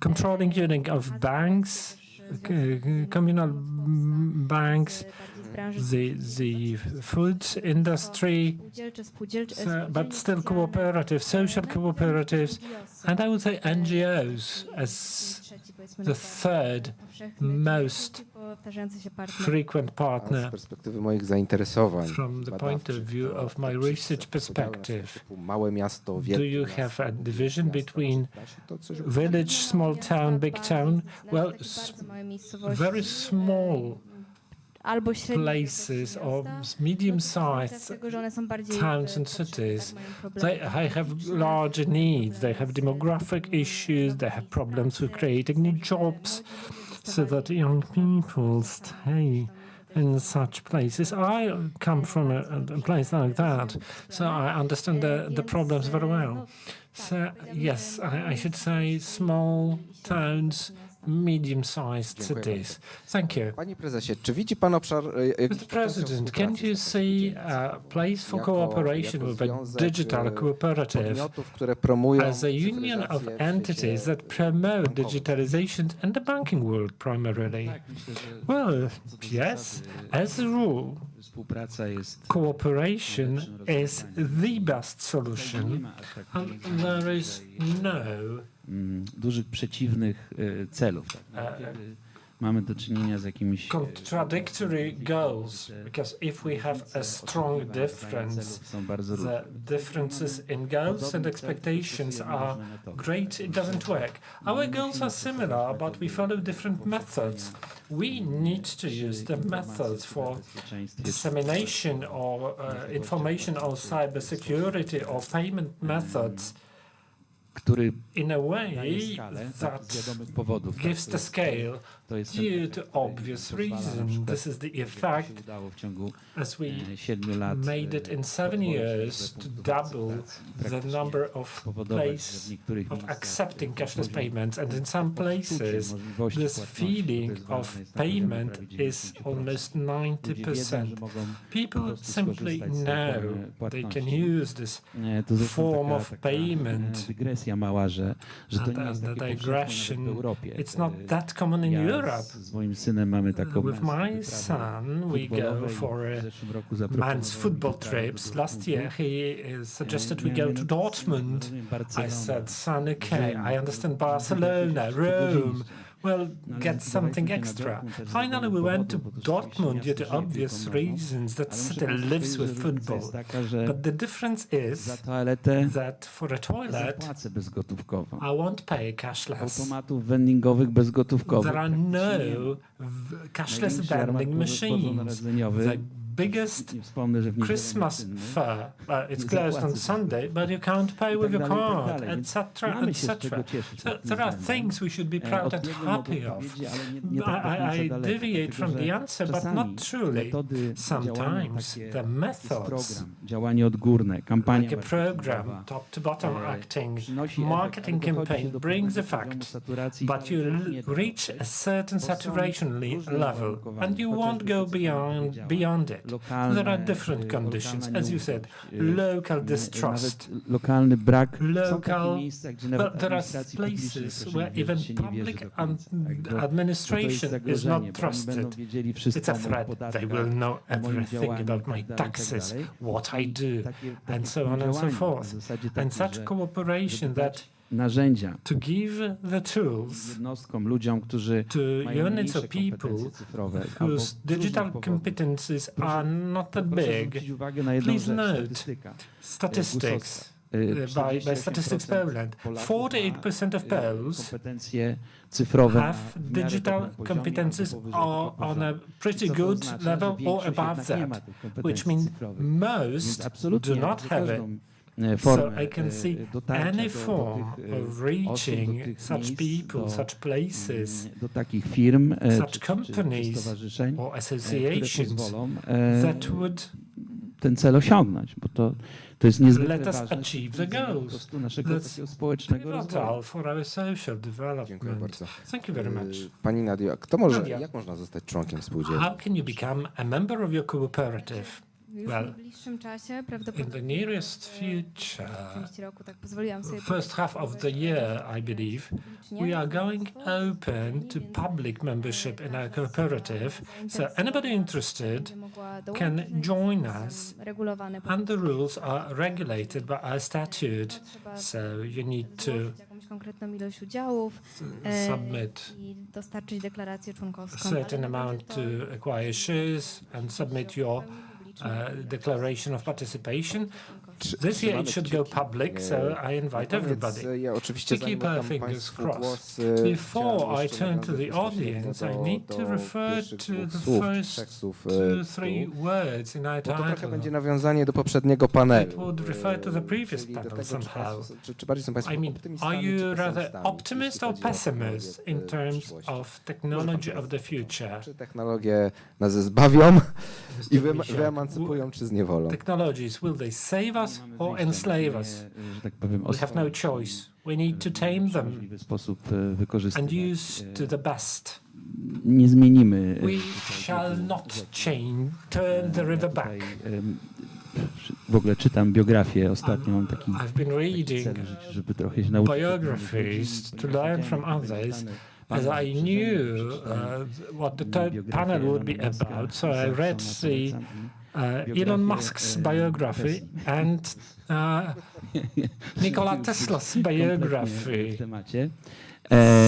Powiem tak, wiecie Państwo, że Edison bardzo mocno propagował prąd stały. Promoted direct current. Tesla opted for alternate current, and they fighted as far as that Edison suggested American penitentiary to change the current Uśmiercania więźniów execution methods to use zabicia prądem stałym, killing by alternate current to prove it is dangerous.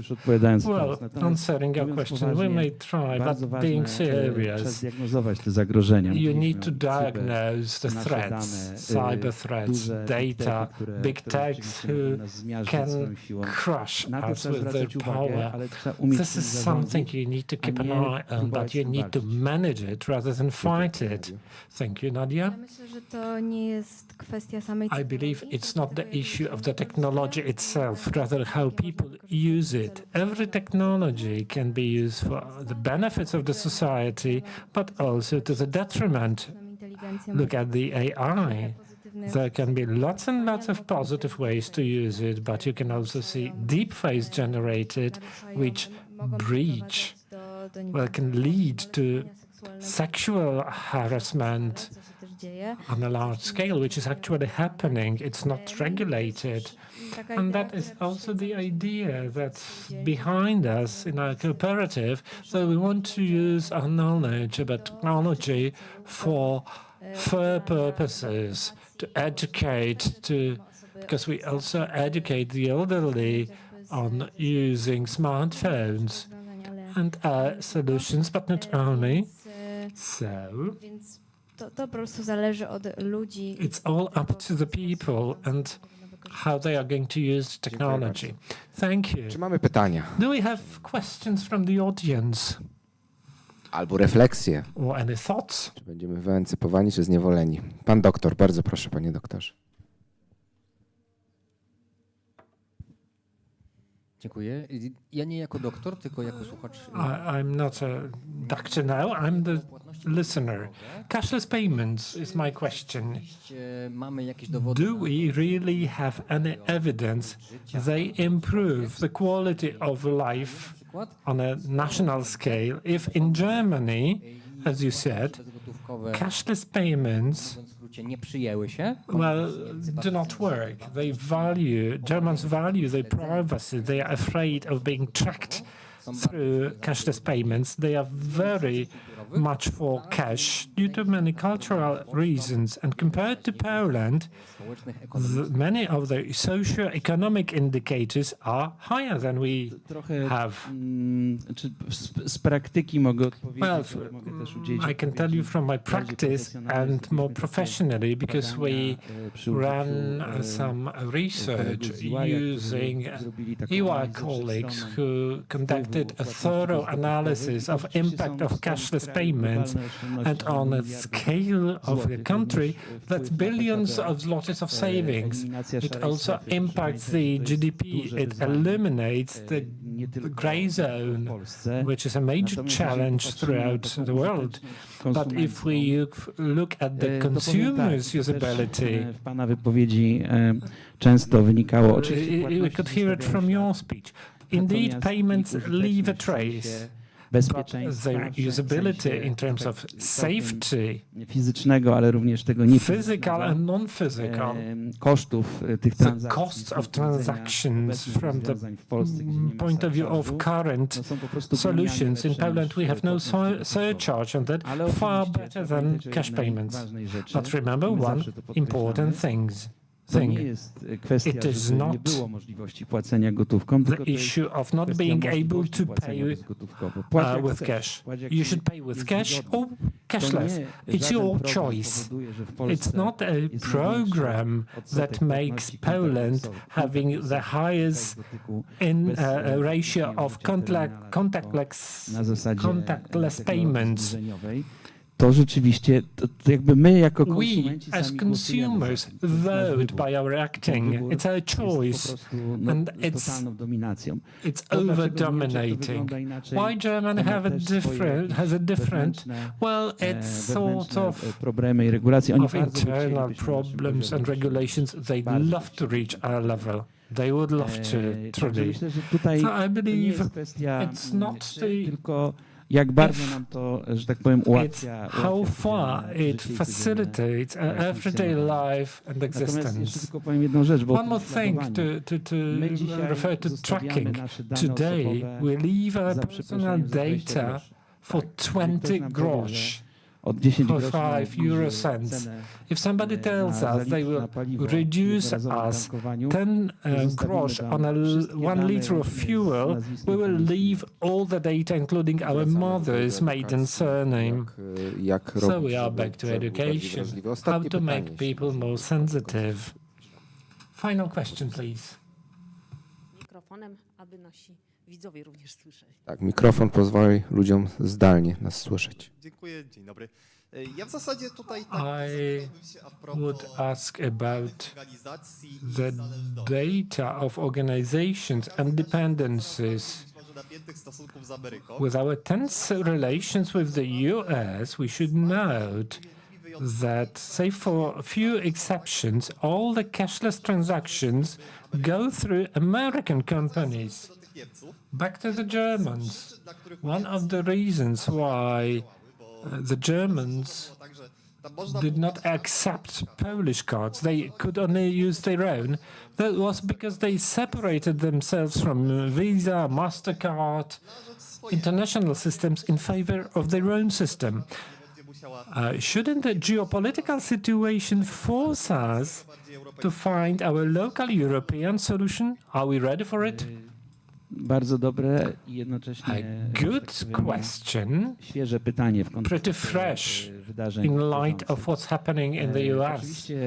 Obviously, jest na to alternatywa. There is an alternative. You can build your own independent payment schemes.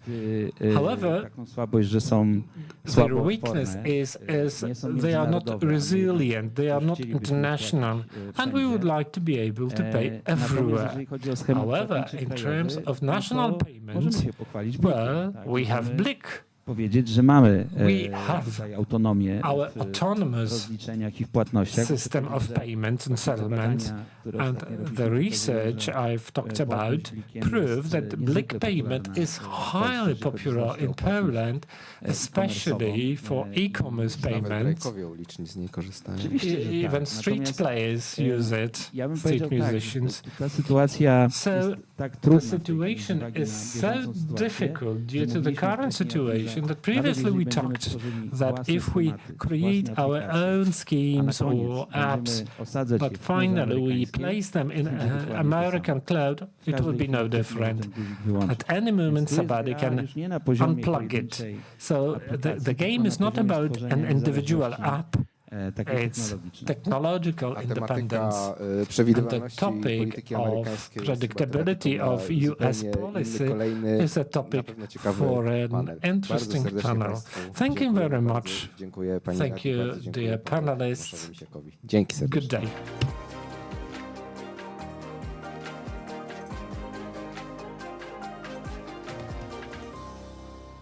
Dziękuję Państwu za udział w merytorycznej części kongresu. Teraz w hali maszyn zaczyna się sesja plenarna Nowa tożsamość artysty w erze cyfrowej. Serdecznie zapraszam. Cieszę się również, że najwyraźniej... I'd like to invite you to our sessions tomorrow, and I hope that we haven't exhausted you yet, and we promise to offer more tomorrow. Thank you.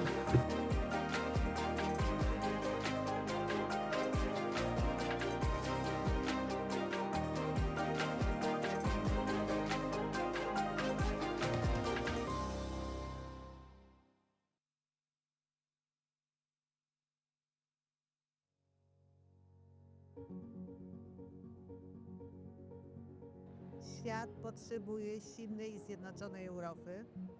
Stanie się to tylko wtedy, kiedy tą naszą jedność będziemy budowali na wartościach, tak jak to było w przeszłości.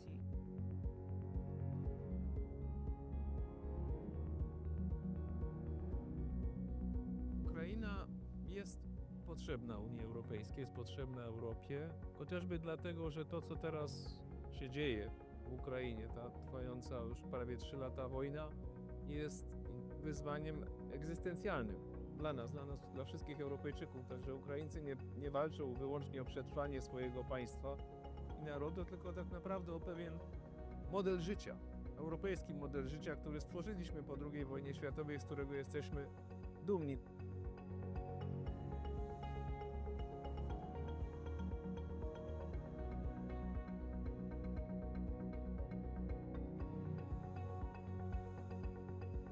Współcześnie człowiek doszedł do takiego poziomu rozwoju, że to, co narodowe, wymaga tego, co ponadnarodowe, aby rzeczywiście mogło się urzeczywistnić. Taką wspólnotą ponadnarodową, która jest dla nas geograficznie, historycznie i kulturowo właściwa, jest wspólnota europejska.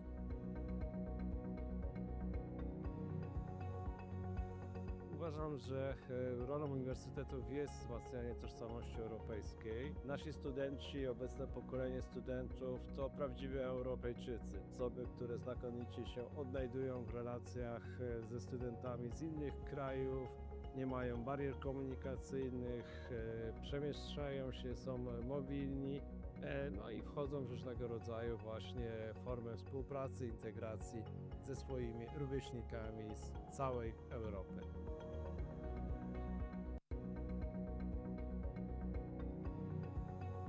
Tutaj przyjeżdża też bardzo dużo osób z całej Europy. Oni tutaj pracują i my się od nich uczymy. My się uczymy od nich ich wrażliwości, ich kultury, ich potencjał i wykorzystujemy ich potencjał społeczny, więc to jest taka obustronna wymiana, zarówno kulturowa, społeczna, jak i ekonomiczna. Ja myślę, że tak będziemy czerpać przez najbliższe lata. Im Kraków bardziej będzie otwarty, tym więcej tej wymiany będziemy tutaj na miejscu mieli. To właśnie w tej różnorodności drzemie siła Europejczyków i jeżeli wszyscy zostaniemy zaproszeni do stołu, do czynnych debat i dyskusji w zakresie tego, jak powinniśmy regulować otoczenie prawne, jak stabilnie je zaprojektować dla rozwoju nowoczesnych technologii, będziemy wygranymi w tym wyścigu.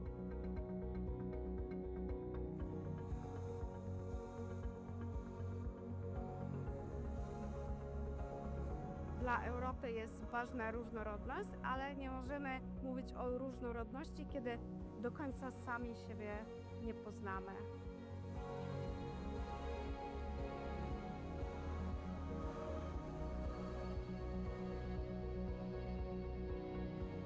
Kultura europejska jest przede wszystkim spoiwem, który pozwoli dzisiaj, w momencie tak wielu kryzysów, które dotykają zarówno Europę, jak i świat, pozwoli na połączenie sił, na wspólnotę i na stworzenie wspaniałych perspektyw i przyszłości.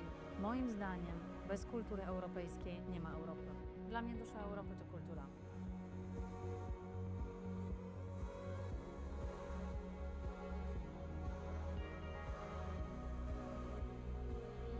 Kultura ma bardzo duży wpływ na gospodarkę. Dzięki kulturze rozbudza się w społeczeństwie kreatywność, innowacyjność, natomiast przewagi konkurencyjnej należy szukać w innowacyjności. Dzięki kulturze jesteśmy bardziej innowacyjni i możemy odnosić większe sukcesy w gospodarce.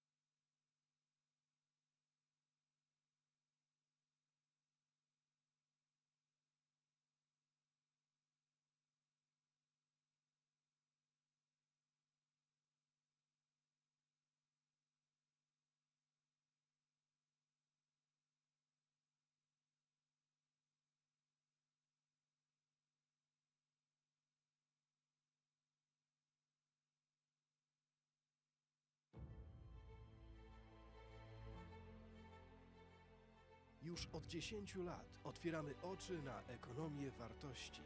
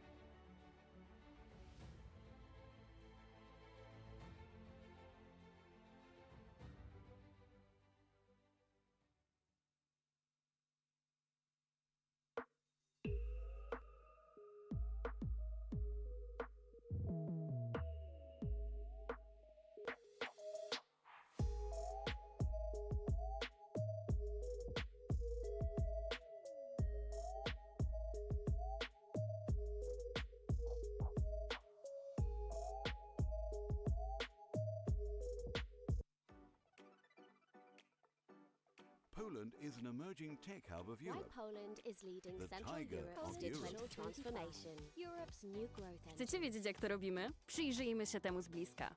Bliżej, proszę. Jeszcze bliżej. Tak, na smartfon. To tutaj więcej niż 10 milionów Polaków załatwia najważniejsze sprawy. Wszystkie, które zdecydowanie wygodniej załatwić online. Świadczenia społeczno-socjalne? Mamy to online. Zeznania podatkowe? Załatwisz online w 5 minut. Dokumenty biznesowe? Je także mamy online. Online możesz nawet założyć swoją działalność. Papierowe recepty? To nie dla nas. Recepty wolimy otrzymywać SMS-em. Ponad 8 milionów Polaków trzyma najważniejsze dokumenty w aplikacji. M-dowód? Mamy to. M-prawo jazdy? Mamy to. Wolisz pociąg? Nie ma sprawy. W Polsce bilety na pociąg kupujemy zgadnij jak online. Coraz więcej Polaków zakupy woli robić online. A gdy paczki są już w drodze, również śledzimy je online.